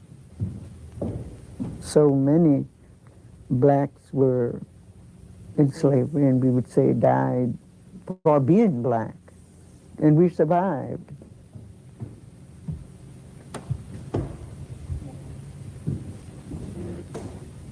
The heritage of these black Seminoles is unique.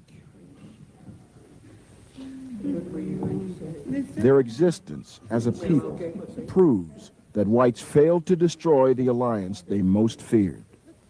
They knew if there was ever a joint effort that they wouldn't be able to control. They couldn't control either race, the Black or the Indian. The Indians were skipped, but then you had your blacks. Some of them were domesticated by the whites. They knew their ways, they knew their weaknesses. So together, what do you get? A formidable foe, because they're stronger together.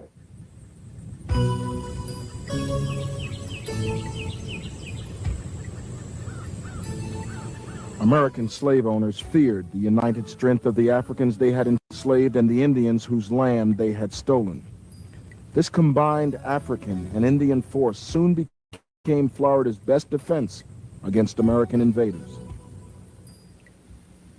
A 1783 treaty ended the American Revolution. Control of Florida returned to Spain, the territory's original colonial ruler. As the Spanish moved into St. Augustine, the Americans demanded the return of escaped slaves. But the Spanish had other plans. Anytime, day or night, step out and see what will take place.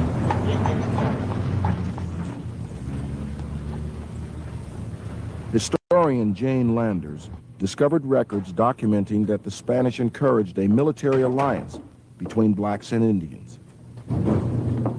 Sometimes you will see on the list detachments of the Free Black militias specifically posted out at Indian villages. The Black and Indian militias were the military force on the frontier.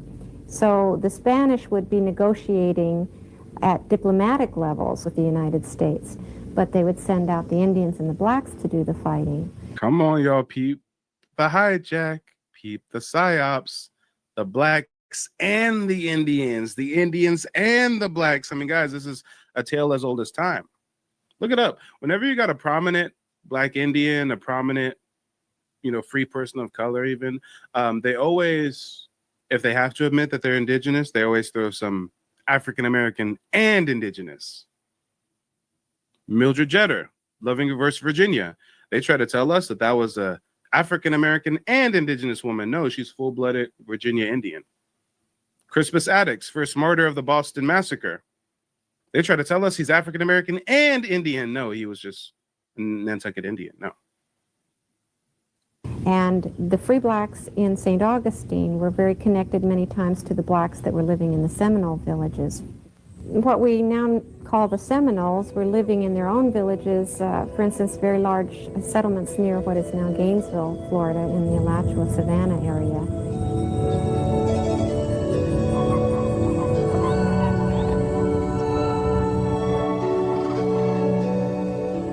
A close relationship developed between Seminoles and blacks on this prairie. Some white observers mistakenly assumed the blacks were slaves to the Seminoles. Wait a minute. What do you mean some white observers mistakenly assumed the blacks were slaves of the... Oh. So when you hear people modern day talking about, oh, Black Indians, they were just slaves of the Indians. That's where they get some of that dumb shit from. So guys, it goes like this. I'm walking back in the day with a group of people, and some of the people walking with me are darker skinned than me. So the white dude, the white settler, right? The colonizer, he's maybe like half a mile away and he sees us and stuff and he says, damn, well, that one dude is lighter skinned than the darker skinned ones. So the dark skinned ones must be the slaves of the lighter one. Yeah. What? Some white observers mistakenly assume the blacks are slaves of the Seminoles. Okay. That's a hell of an assumption to make, ain't it? Close relationship developed between Seminoles and blacks on this prairie. Some white observers mistakenly assumed the blacks were slaves to the Seminoles. It really was not a slave-master relationship. It was more a free existence. They intermarried. The children were accepted in the tribes quite easily, and they had a common interest in wanting to hold that land where they were living freely. They had acquired big herds of cattle themselves. They had nice fields and homes.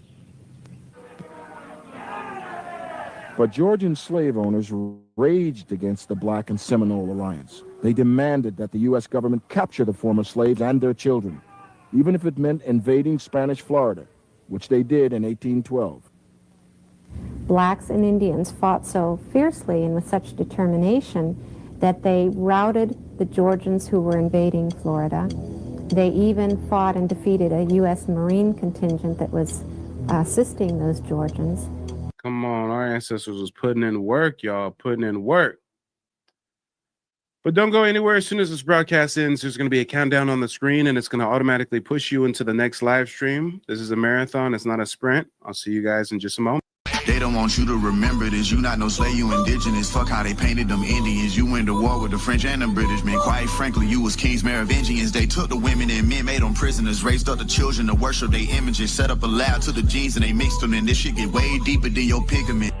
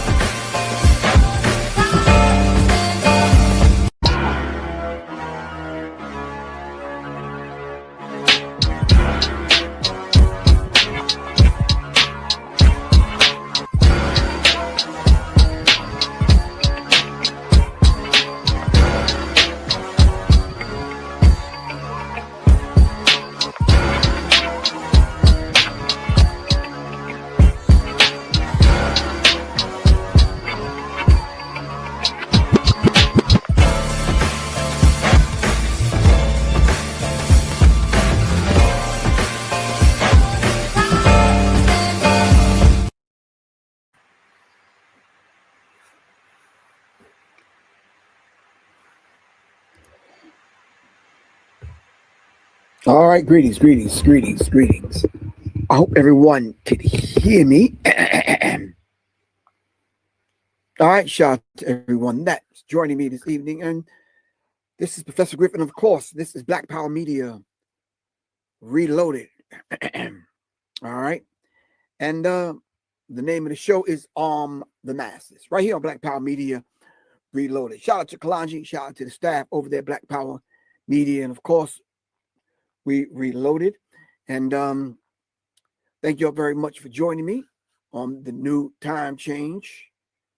Had to shift from the 12 o'clock hour to the 8 o'clock hour. Some other things are kind of going on and going down that I need to kind of make sure they happen during the day. So, yeah. All right. Shout out to everyone in Kansas City, Missouri. They say Kansas City, Missouri is present. Thank you for being present. Really appreciate that. Denver, Colorado's in the building. All right. All right.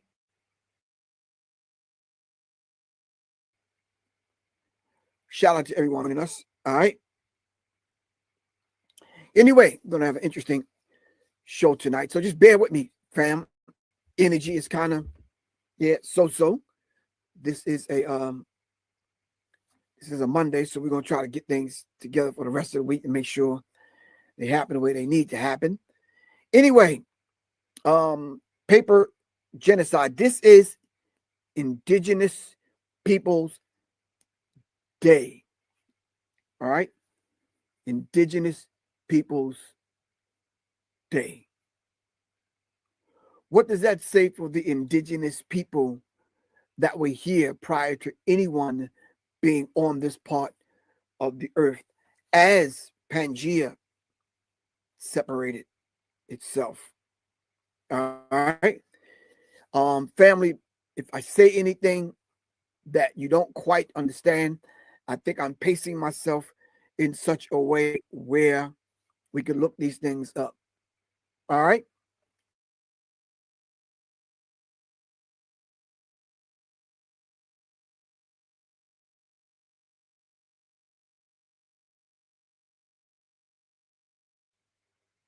That landmass was called Pangea. All right. So then, of course, there were people already populating this part of that particular landmass. All right. And over a period of time, the one landmass called Pangea separated. And it separated, forming the continents. All right. Some of us ended up here and some of us ended up here, but we're the same people. And I'm going to need you to understand that point before we move on, because some of the people that you're seeing now that's saying they are indigenous, if they're not in that particular bloodline, tradition, heritage, or however you want to twist up the English language, that's fine with me, according to your understanding. All right. Then we can honestly say, and some cannot say, that they are indigenous. All right.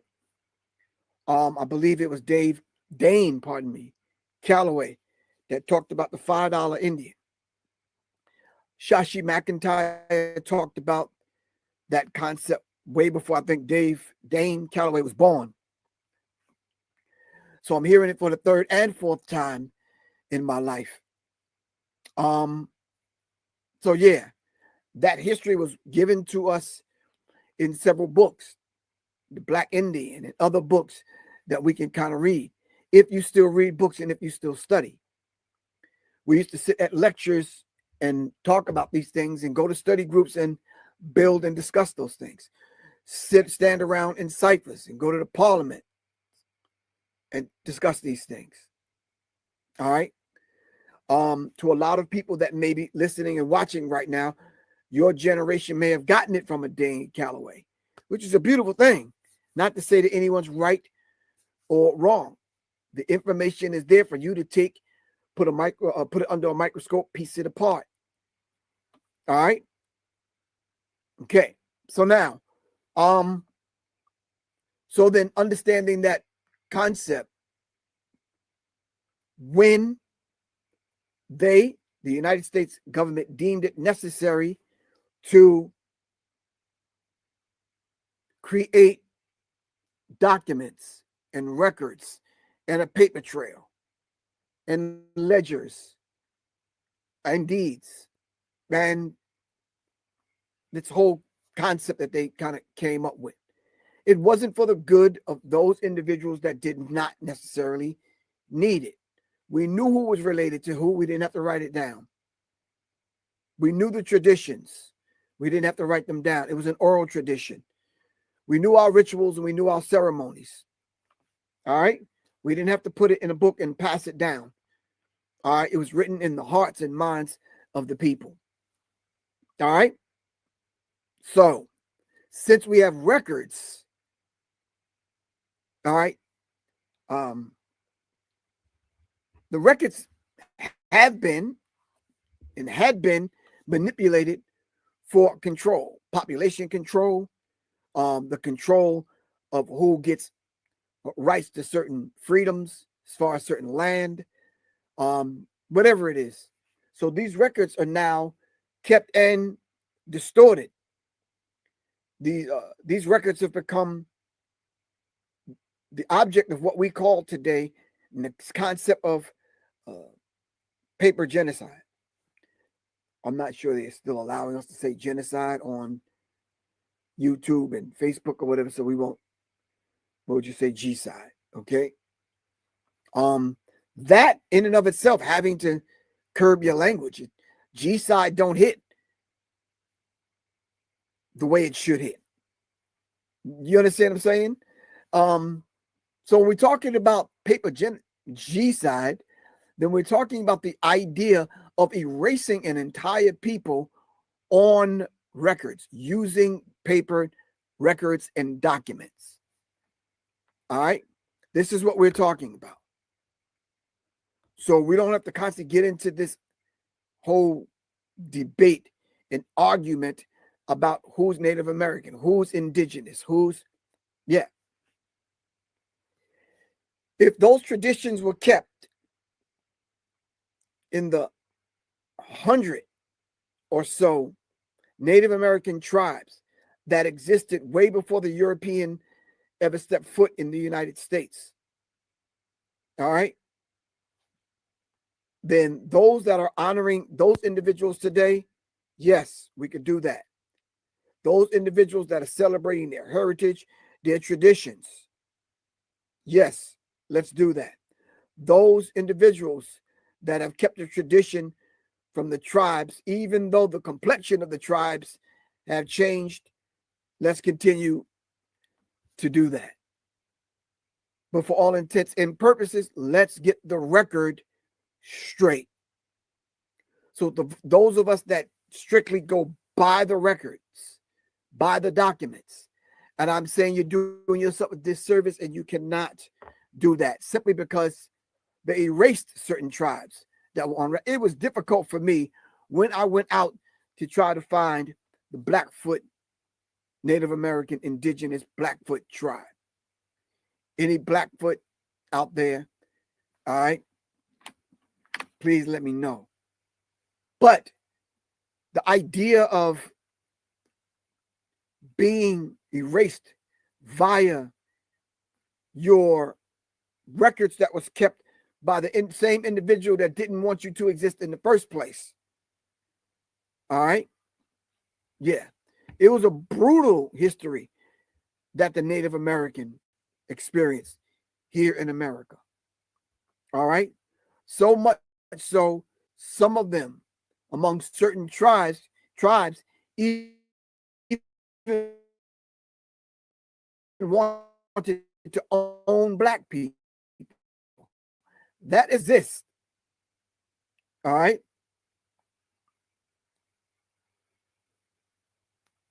Okay, so let's understand this. All right. There are black Native American indigenous people still walking among us today. There's still tribes that are there that know the history and know the stories. All right. Know the tradition. All right. But they are rarely brought to the surface, rarely brought to the forefront, and rarely recognized. All right. So this day, we are going to recognize all of those black indigenous Native American tribes simply because the $5 Indian is the one that's recognized. Even when it comes down to what has been altered in the record. Once we come along and set the record straight, will they then in turn recognize the black indigenous Native American tribes? All right. Okay. So with that said, when we start to look into some of these, I mean, how could you say it? There is material that's out there that you can look up right now as we speak, and being that it's easier now to go online and look up some of these things, we have to begin to connect the dots. There are books out there. There are scholars out there. There are historians out there that will tell the record. All right. There are tribes that, that are out there that still celebrate, that are black and indigenous, that get together, and they're not even mentioned in the records. They're just written off as Negro or colored. I don't even think they're referring to black people as black at that particular time. All right. So the idea of paper genocide. Let me see if I can pull up the article that I had. Oh, excuse me, family. My energy is just a little bit off. All right. Okay.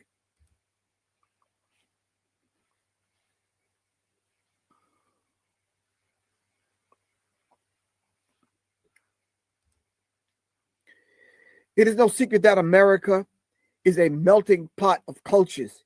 Yet while some people of European, African, and Native descent can claim a single racial or ethnic identity, Black, African, others have intersectional identities, meaning bring the intersected with all these particular identities and kind of morph them together, such as in the case of Black Native Americans. Because their lineage traces back to both African and indigenous origins, Black Native Americans' genetic heritage distinguishes them from other African American and Native American communities. Despite making up a small percentage of the population, Black natives have a rich history in the U.S. Unfortunately, their stories are often left out of the history books, which is why we must speak about them now in this present day time that we live in. But to simply say, I am a Black Indian is probably not enough, because you're left and you're charged with the responsibility, the duty of proving it. And then you turn and go to the records that they have tainted. What are you saying, Professor Griff? In essence, in a nutshell, I'm just basically saying that Black people are the Native Americans that you speak of. All right. So let's explore the history and the genetics of Afro-Indigenous to better understand this diverse yet unrepresented community. All right. Black people are the Native Americans.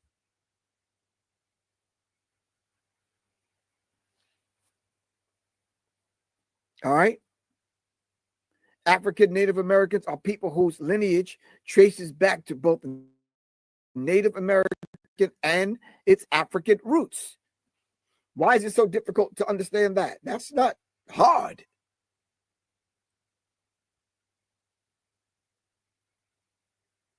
That's not hard. All right. If people are just tuning in, this is Professor Griffin. Of course, this is the Masses. Having to change my time slot from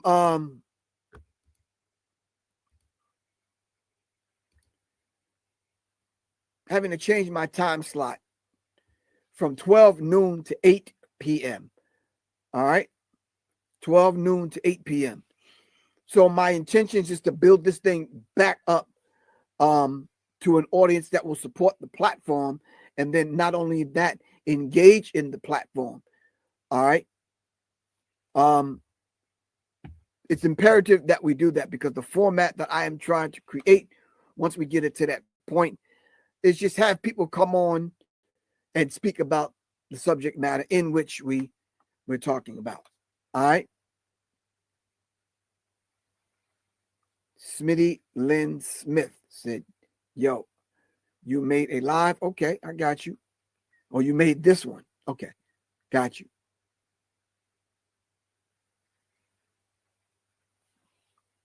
Okay. So with that said, whether it's articles or whether it's information that we have to kind of get out to those of us that have become members or subscribers, then we'll do that. All right. Okay. So this is the environment that we want to create in order to have the discussion. The discussion is not long, maybe 30 minutes, maybe 45 minutes at best. Get in, get the information. So just now from the outstart, let me say this while pressing the pause button. Salute to all the indigenous, the Black, Native American indigenous tribes that still exist. Shout out to the Native American tribes that are existing. We're not going to just discount you. All right. You have a rich history and a rich heritage, your traditions, your rituals, and just the Native American people. We're in solidarity with the Native brothers and sisters. All right. We're not having this talk to separate ourselves from them, although there needs to be a recognition of who and what we are on this side of that coin. All right. And then to some degree, have a cultural exchange. All right. And have them understand that Black people in America, you know, form the basis of the Native American tribes. It wasn't like the tribes were formed and then we came along. No, the tribes came up out of Black people in America. All right. Okay. Now, this idea of whence this whole idea of Indians being called Indians, now that's something that came a whole lot later on. And then the whole idea of the paper Geno-Cide kind of took place.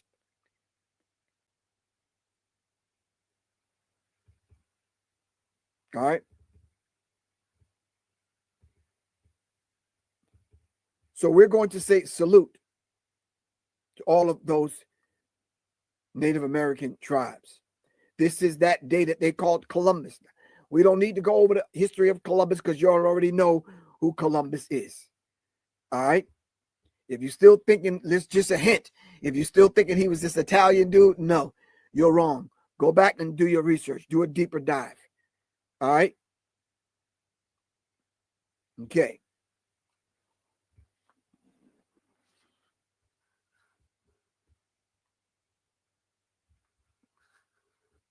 Okay. So we can field some of the comments as we kind of have the discussion. Lee Hout says Columbus can be honored for his successful journey, but he didn't discover a damn thing. Right. He never stepped foot in America. I'm going to say that again in English. Christopher Columbus never stepped foot in the United States of America. Christopher Columbus never stepped foot in America.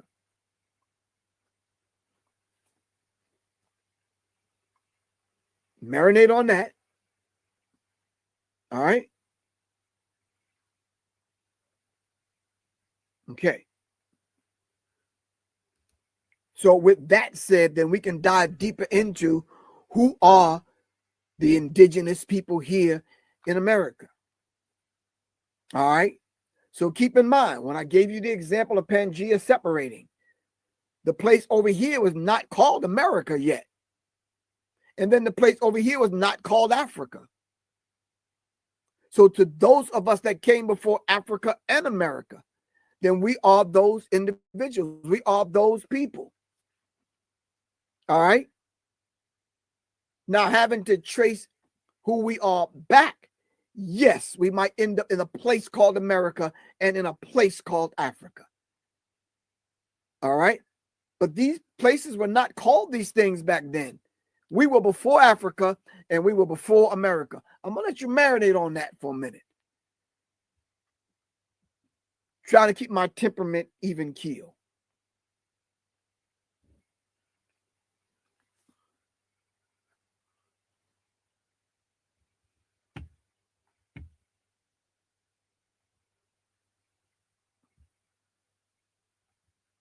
Okay.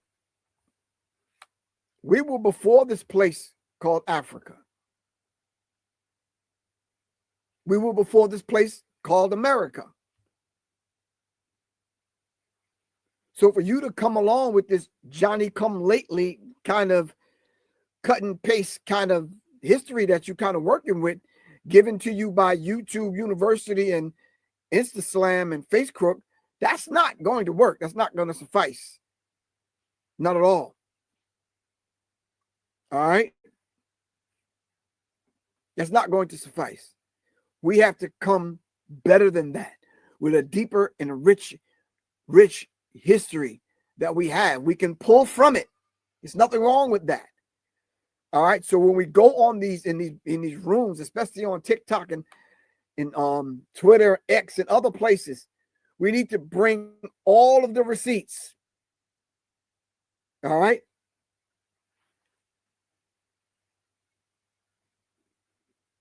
So as we approach the 30-minute mark, I'm going to open up the phone lines. But we need to know and understand who and what we are, all right, as a people, and know our history. You see, the very main reason why they cut us off from our history is so we won't get together and discuss this. Some of these things that we need to discuss. All right.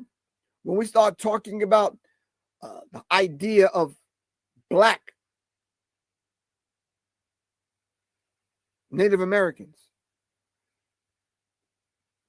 there was a minute ago, there was no need to put a quote unquote complexion or color on it until the other ones started shutting us out and making us think that we had absolutely nothing to do with this concept called indigenous people and or Native American or even the tribal stuff.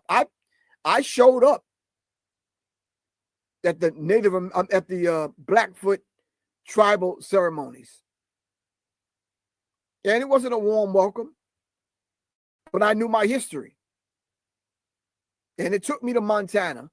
It took me to Billings and some other places. It took me to Dakota.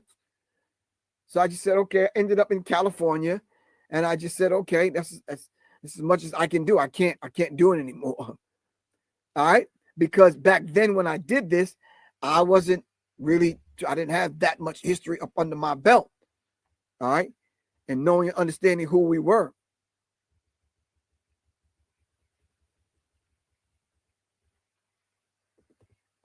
All right.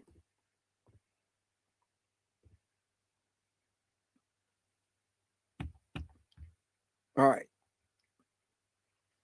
So now that there are books that are out there that are written, the Black Indians. All right. This guy right here looks like my dad. Black Indians and an American Story. All right. This is one of the popular books that was circulating when I came up.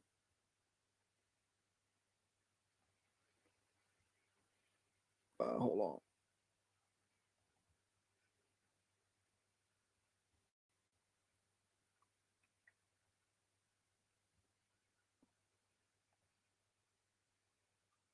I'm trying to get it on the screen. Right. Okay. I'm trying to get it on the screen so you can see it and you can go look it up. The Black Hiddens, the Hidden Heritage. Who are the Black Indians? William Loren Katz. All right. Let's look up some of this information. All right. So we can know who and what we are and how they hid the information from us. All right. We need to know this. I want to know. I'm sure you want to know. Because back in the day in high school, we always used to say I got Indian in my family. All right. Not really knowing what that actually meant.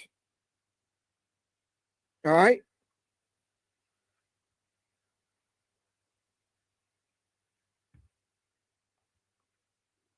Akabulan is the term sometimes used to refer to the continent of Africa as its ancient indigenous name, which translates to Mother of Mankind or Garden of Eden. Thank you very much.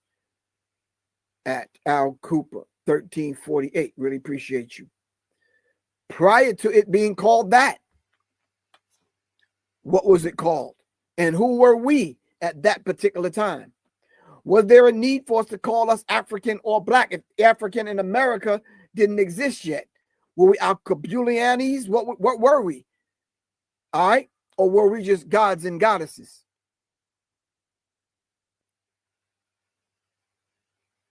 All right.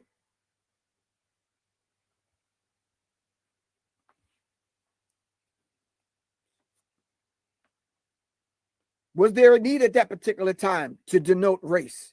No, the whole idea of the race construct came a whole lot later on. All right.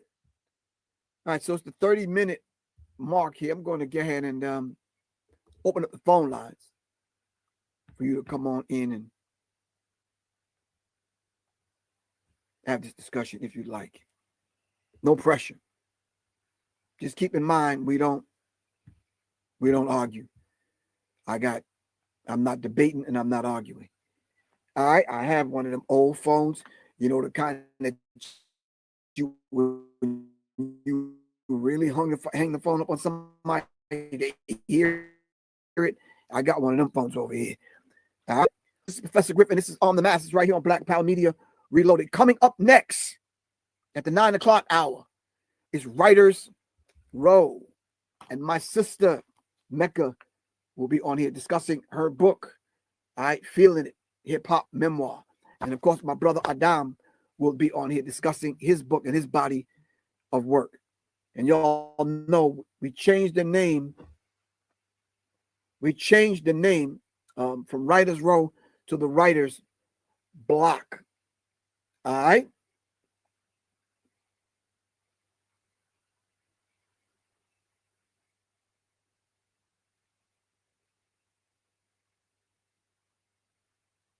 All right.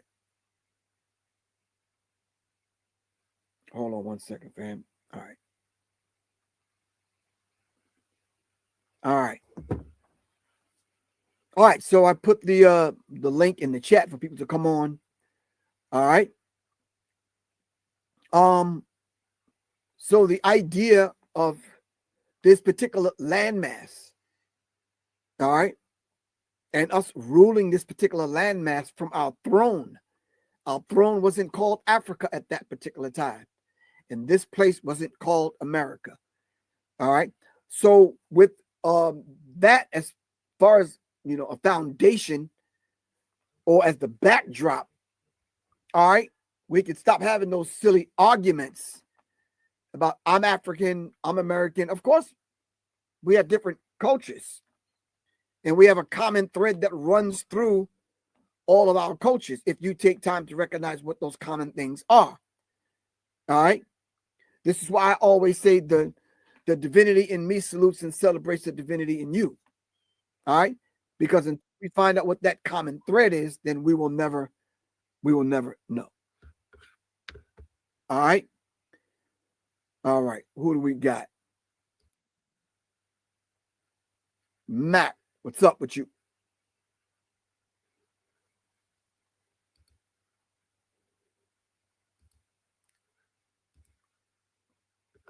All right. Nope. There's certain people we're not allowing to come on because their level of disrespect. We're not doing that. No. Yeah. No.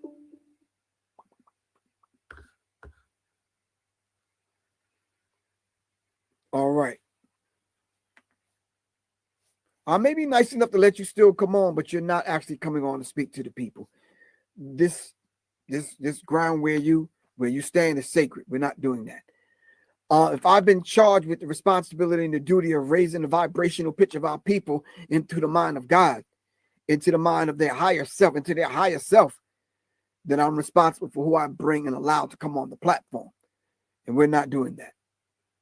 We're not playing those games with the hearts and minds of the people. I'm responsible for that.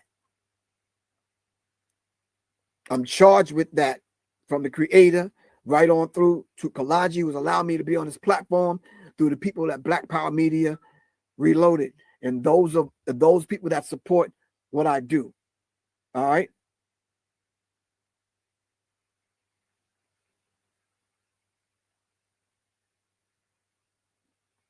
All right. Okay. So today we're discussing the paper Geno-Cide. All right. My other computer went out on me up here. Hold on. Let me see if I can find it. All right.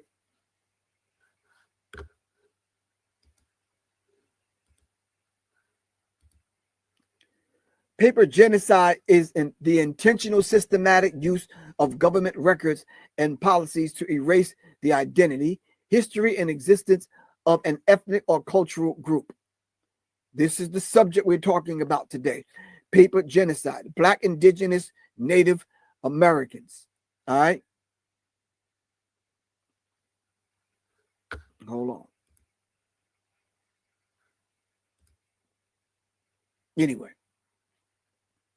Where was I? Oh, it is a process of bureaucracy or the bureaucratic erasure with generational consequences.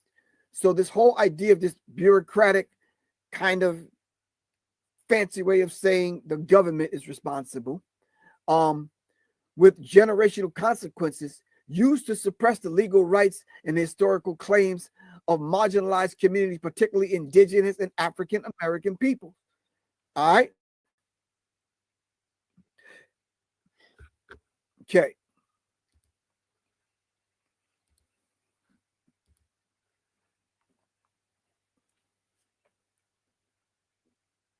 Okay. What are some of the key mechanisms of paper genocide? Forced relocation or reclassification, manipulation of census, imposing racial hierarchies, colorism,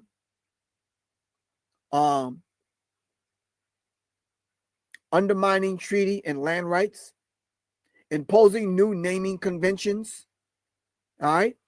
So these are the things that they put in place, stripping Black people yet again of their culture, their heritage, their names.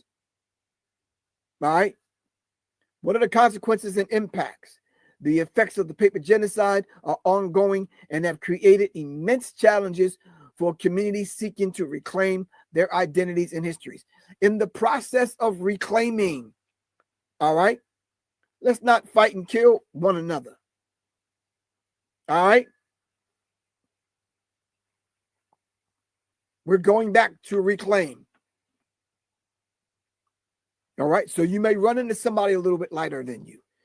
You may run into somebody with their hair a little bit straighter or a little bit more nappier than yours. All right. Let's not discount them. The same dog that bit them bit us too. All right. One thing we do have in common is the history of Christopher Columbus. You might call him Christopher Columbus. All right. But understand his history and why it was necessary to give him the credit for discovering America. And if your children are in school learning that same tired madness, you might want to check that seriously.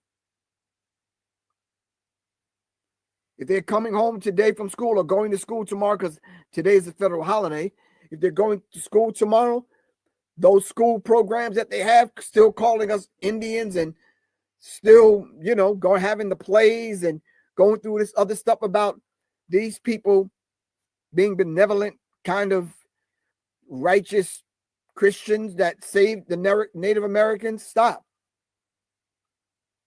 Stop it.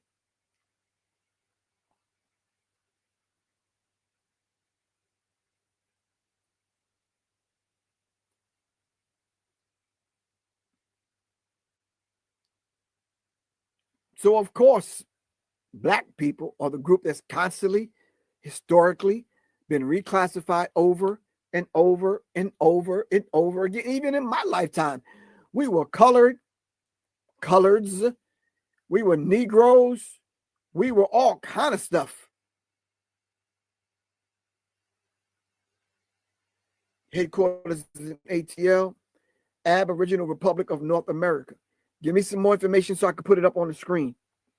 And thanks for the super chat. All right, really appreciate you. All right. So this whole idea of the consequences and the impact of this idea of paper genocide are ongoing and have created immense challenges for communities seeking to reclaim their identities and histories. Difficulty proving lineage. It's difficult when you got to trace yourself back and you run into a dead end because of some paperwork. barriers to recognition, lack of documentation, the erasure of culture and heritage, weaponizing bureaucracy. The tactic of demonstrates how administrative processes and seemingly neutral data collection methods can be weaponized and to suppress and marginalize the group, thus forcing us in a bottleneck where they just, with one swoop of the pen, call all of us Negroes when we were from different tribes. We were from different tribes when they rounded us up and brought us here. We were from different tribes when they ran into us when we were already here. All right? So no one understands. You have to study your history. So it's not wrong for you to say you got Indian in your family or native blood. I say it to some people all the time when I run into somebody at the grocery store or whatever, and I see it in them. I said, you have native blood? They said, some people tell me I do. I'm like, oh, okay. You might want to look into that. Well, that's how the conversation started off with me searching and researching the Blackfoot Native American indigenous tribal lineage. All right.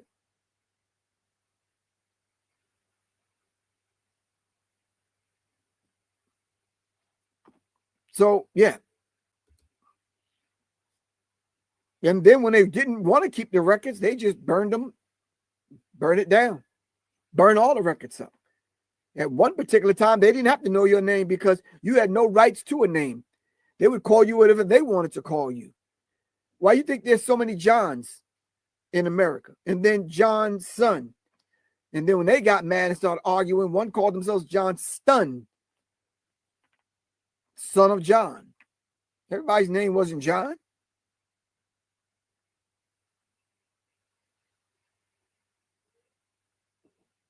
So study the history.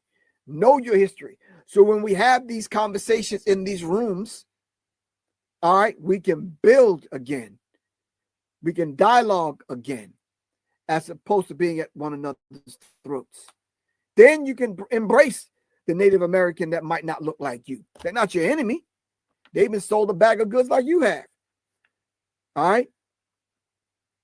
Okay. Anyway, this is the new time slot, 8 p.m. weeknights. All right. So I'm going to start off with Mondays and Wednesdays, and then we'll build it up. We'll probably add in a Friday. We'll add in maybe some stuff during the week on a Tuesday and Thursday, probably once on a weekend. I'm not sure. All right. And then we'll take it from there. But in the meantime, between time, study, family. If anyone wants any research material that I have, all right, hit me up. All right. My phone number is 678-557-2919. 678-557-2919. All right. And if you're on right now, I'm about to hang up and get right back on at the 9 o'clock hour because we have Writers Row coming up right after this show. All right. I'll put my phone number in the chat. Text me if you want some research information. Just say, Griff, here's a Cash App donation. Please send me the information. I'm going to email you my email address. Send me the information I want to know because I want to start my research. It's simple as that, family. All right, this is your brother, Professor Griff, right here on Arm the Masses on Black Power Media Reloaded at the new time slot. All right, 8 p.m.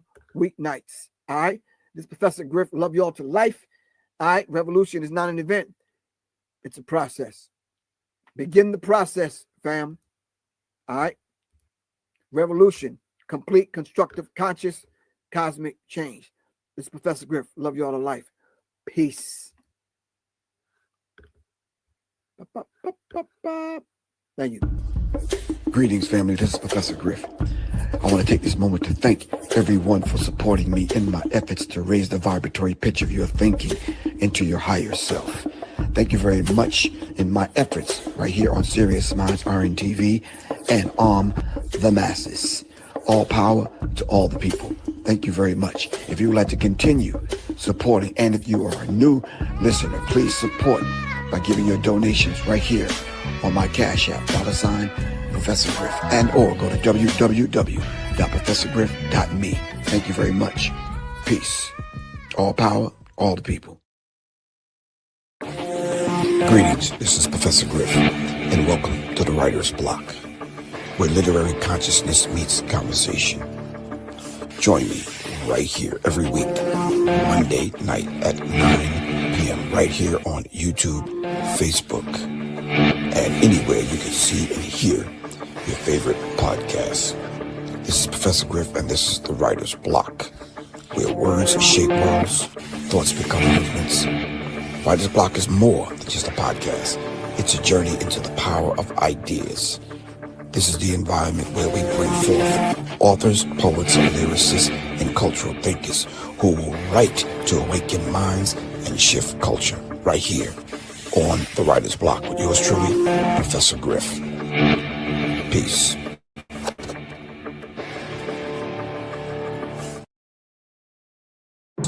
Breaking news, fam. The Masses, with your host, Professor Griff, has a new time slot, 8 p.m. weeknights, right here on the Masses, brought to you by Black Power Media Reloaded. YouTube, Facebook, Instagram, weeknights at 8 p.m. The nighttime edition on the Masses with your host, Professor Griff. I will see you in the PM. Peace.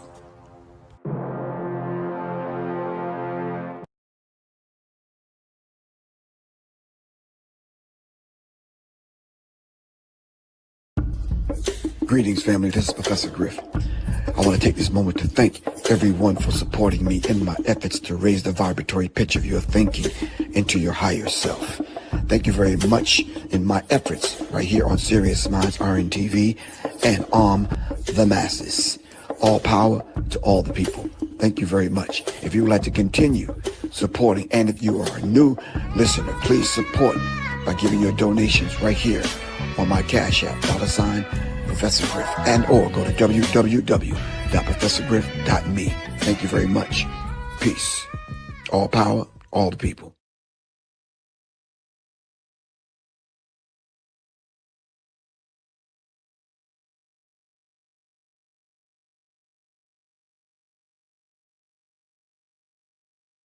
Is it the case that, as Pritzker frames it, you are profiling brown people? That this immigration crackdown is designed to go after people of color? It's such a, oh, what a dumb question. The illegal aliens who are here are taking jobs away from blacks, they're taking jobs away from whites, they're taking jobs away from Latinos, they're taking their health benefits away, they're taking their school slots away, and of course in many cases they're committing heinous crimes. We cannot have a system of law in this country that privileges illegal aliens over American citizens, and that's what they're doing. You know it, and I know it. So that's not exactly a no, Stephen. Can you just unequivocally state that the immigration I said it's policy... a dumb question. Okay. Well, I appreciate that, but it's a dumb question. So no, this policy is not designed. I thought when I said it was a dumb question, it meant no. Well, I just want to be clear and precise. I appreciate you trying to qualify my questions, but nevertheless, I think it's a fair one that a lot of people have. My full answer is no. That is a lie, and it's a dumb question. What's going on, everybody? Thank you all for joining me today. If you haven't already, please make sure you hit the like button, subscribe to the channel if you're new to the channel, and most importantly, please make sure that you are following me on Telegram at CD Media Group to help circumvent social media censorship and shadow banning. With the introduction out of the way, let's get into today's news. And today, yes, we are headed back to the People's Republic of Chicago. Why? Because, ladies and gentlemen, Chicago is turning into a war zone, okay? It is turning into a war zone. Like I stated in my previous video, Chicago is significantly worse than Portland, significantly worse than Portland. Why is that? Because in Portland, we all know about the ICE facility over there in which the anti-ICE rioters are consistently clashing on a nightly basis with federal agents down there. But what's not happening that I haven't seen, and maybe you can tell me and prove me different in the comment section below, is that in Portland, the anti-ICE rioters, agitators, as people would call them like myself, I don't see them, and I haven't seen video footage of them actually actively following around ICE agents as they're on their operation to arrest illegal immigrants. And during those operations, they're attacking them in the streets, right? They're ramming vehicles into them, pulling out guns on them, throwing bricks through their windows. I don't see them actually pursuing ICE agents during operations just all throughout Portland. A lot of the activity, really 100% of the activity, is happening at specifically the ICE facility in Portland. Whereas in Chicago, I mean, as Gregory Bavino stated, they've recovered more guns from anti-ICE rioters in Chicago in the first 4 weeks that they've been there than in the 4 months that they were here in Los Angeles post-riot, right? So that's very interesting to highlight and to note that, yes, it is significantly more dangerous and more hostile in Chicago than anywhere else concerning these ICE operations. Let's get into this clip here. This here is from Aurora, Illinois. Right, the suburb of Aurora, Illinois. There was an ICE operation going on, you know, where they were arresting some illegal immigrants, criminal aliens. And I just want you to look at what's happening here. Look at how these animals are attacking ICE agents. And quick disclaimer, there is going to be a significant amount of profanity in these clips that I'm about to play. Just so you guys know, you all know me. I typically like to remove the profanity in these videos, and I don't curse in my videos, but I wasn't able to remove them today. At least I'm not going to be able to. I'm not going to have time to. So if you have kids around, or maybe you're in the break room of your job, something like that, just letting you know, profanity alert. Okay, let's get into this madness here in Aurora.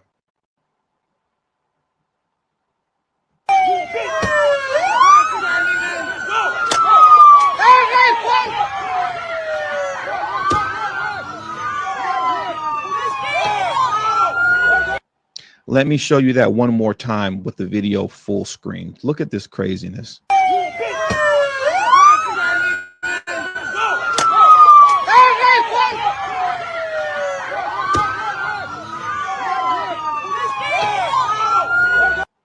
Look at how ignorant these animals are, okay? Look at how ignorant these animals are.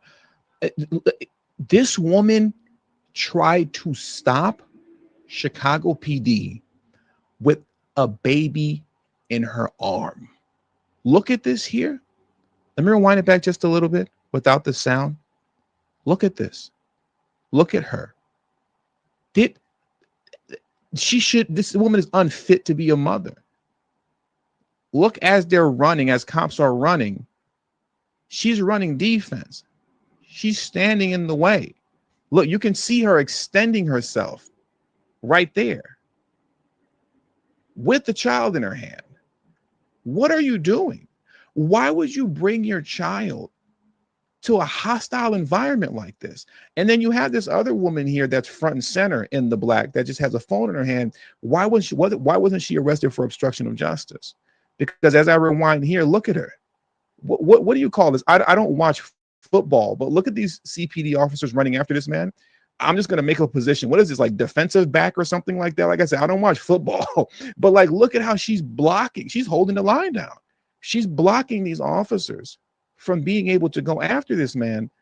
She should have been arrested for obstruction of justice. That's what she should have been. And this goofy woman that's here with her child is obviously unfit to be a mother. Obviously unfit to be a mother. This is craziness.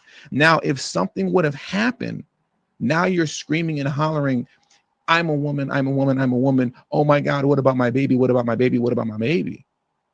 But you're the ones putting yourselves in harm's way intentionally, obstructing justice, and also while having a child in your arm. Are you crazy?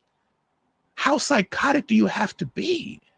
Now look at this other situation here. And this is also in Aurora, Illinois, the suburb of Aurora, in which you're going to see a second ICE vehicle was destroyed. Check this out here. Yeah, this the world, bitch. This the world, bitch. This the world. It's the world, bitch. This the world, bitch. We stick together, ho. Get the fuck out of here, bitch. Get the fuck out.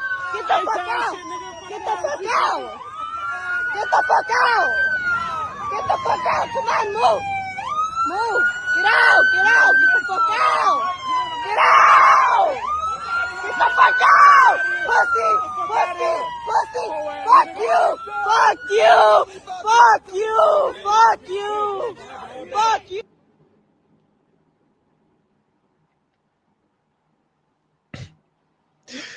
Shout out to that dude Saul. I can't say what I want to. My man Saul that's watching.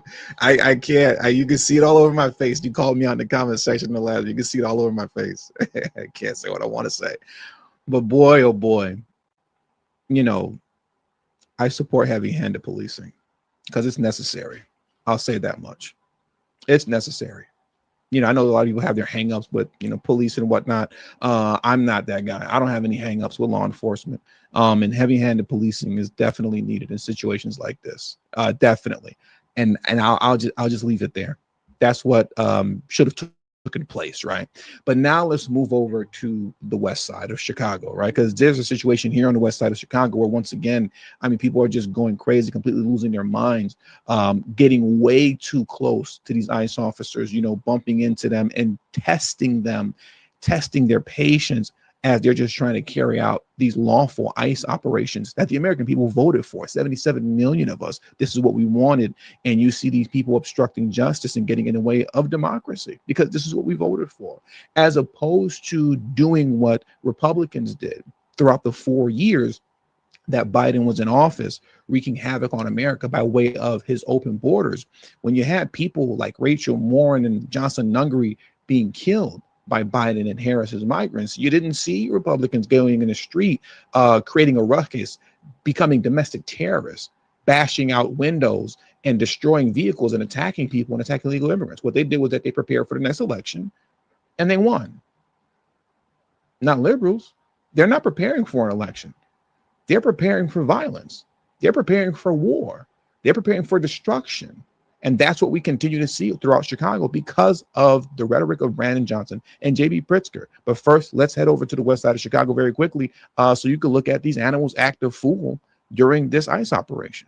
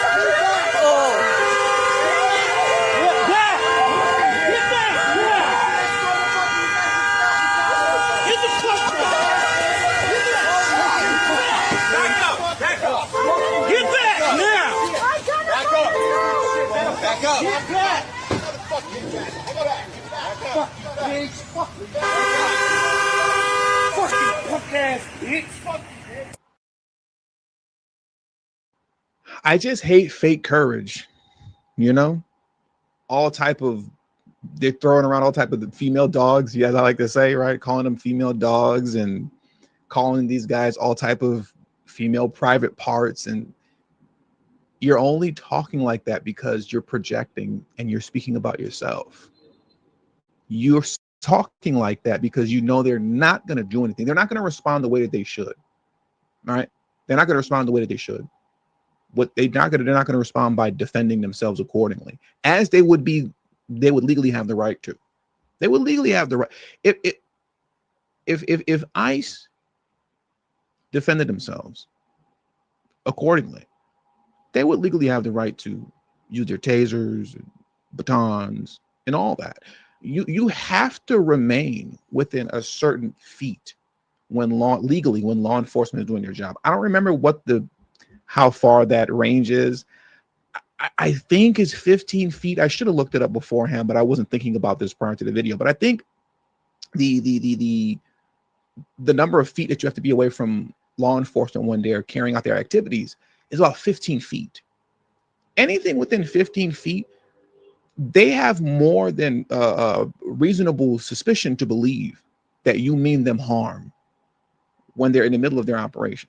Whether we're talking about federal law enforcement or local PD, at that point it's fair game. Once you enter into that threshold, you enter into that zone, at that point, whatever happens to you happens.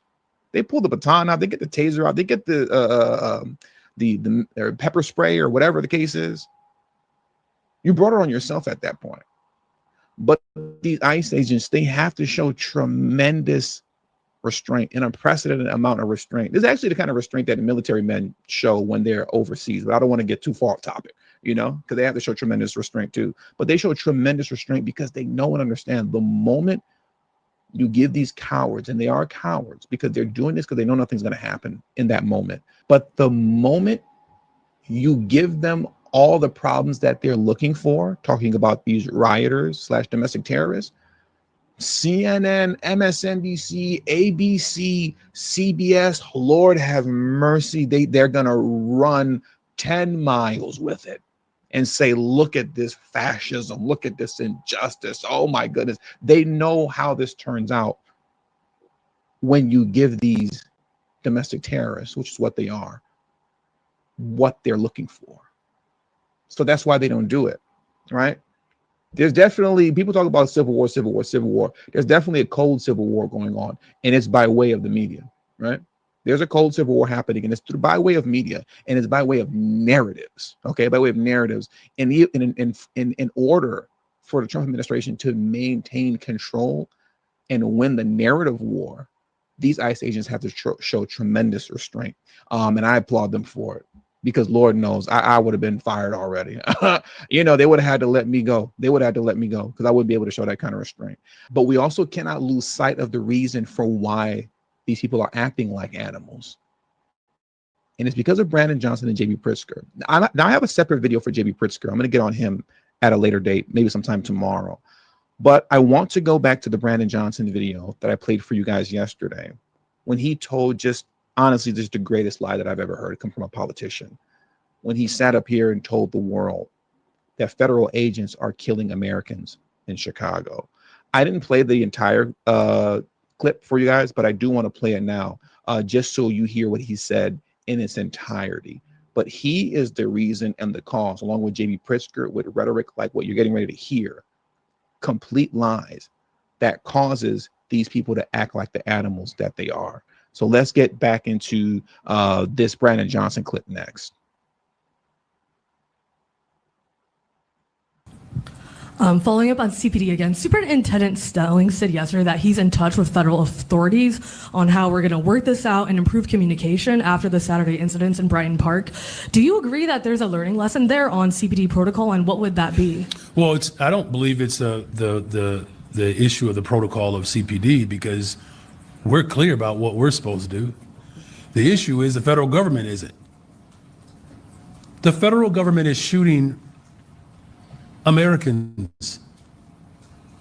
In the streets of America right now, the federal government is shooting and killing people, unleashing tear gas on families who are walking to the grocery store, trying to get their kids to school. The federal government is out of control.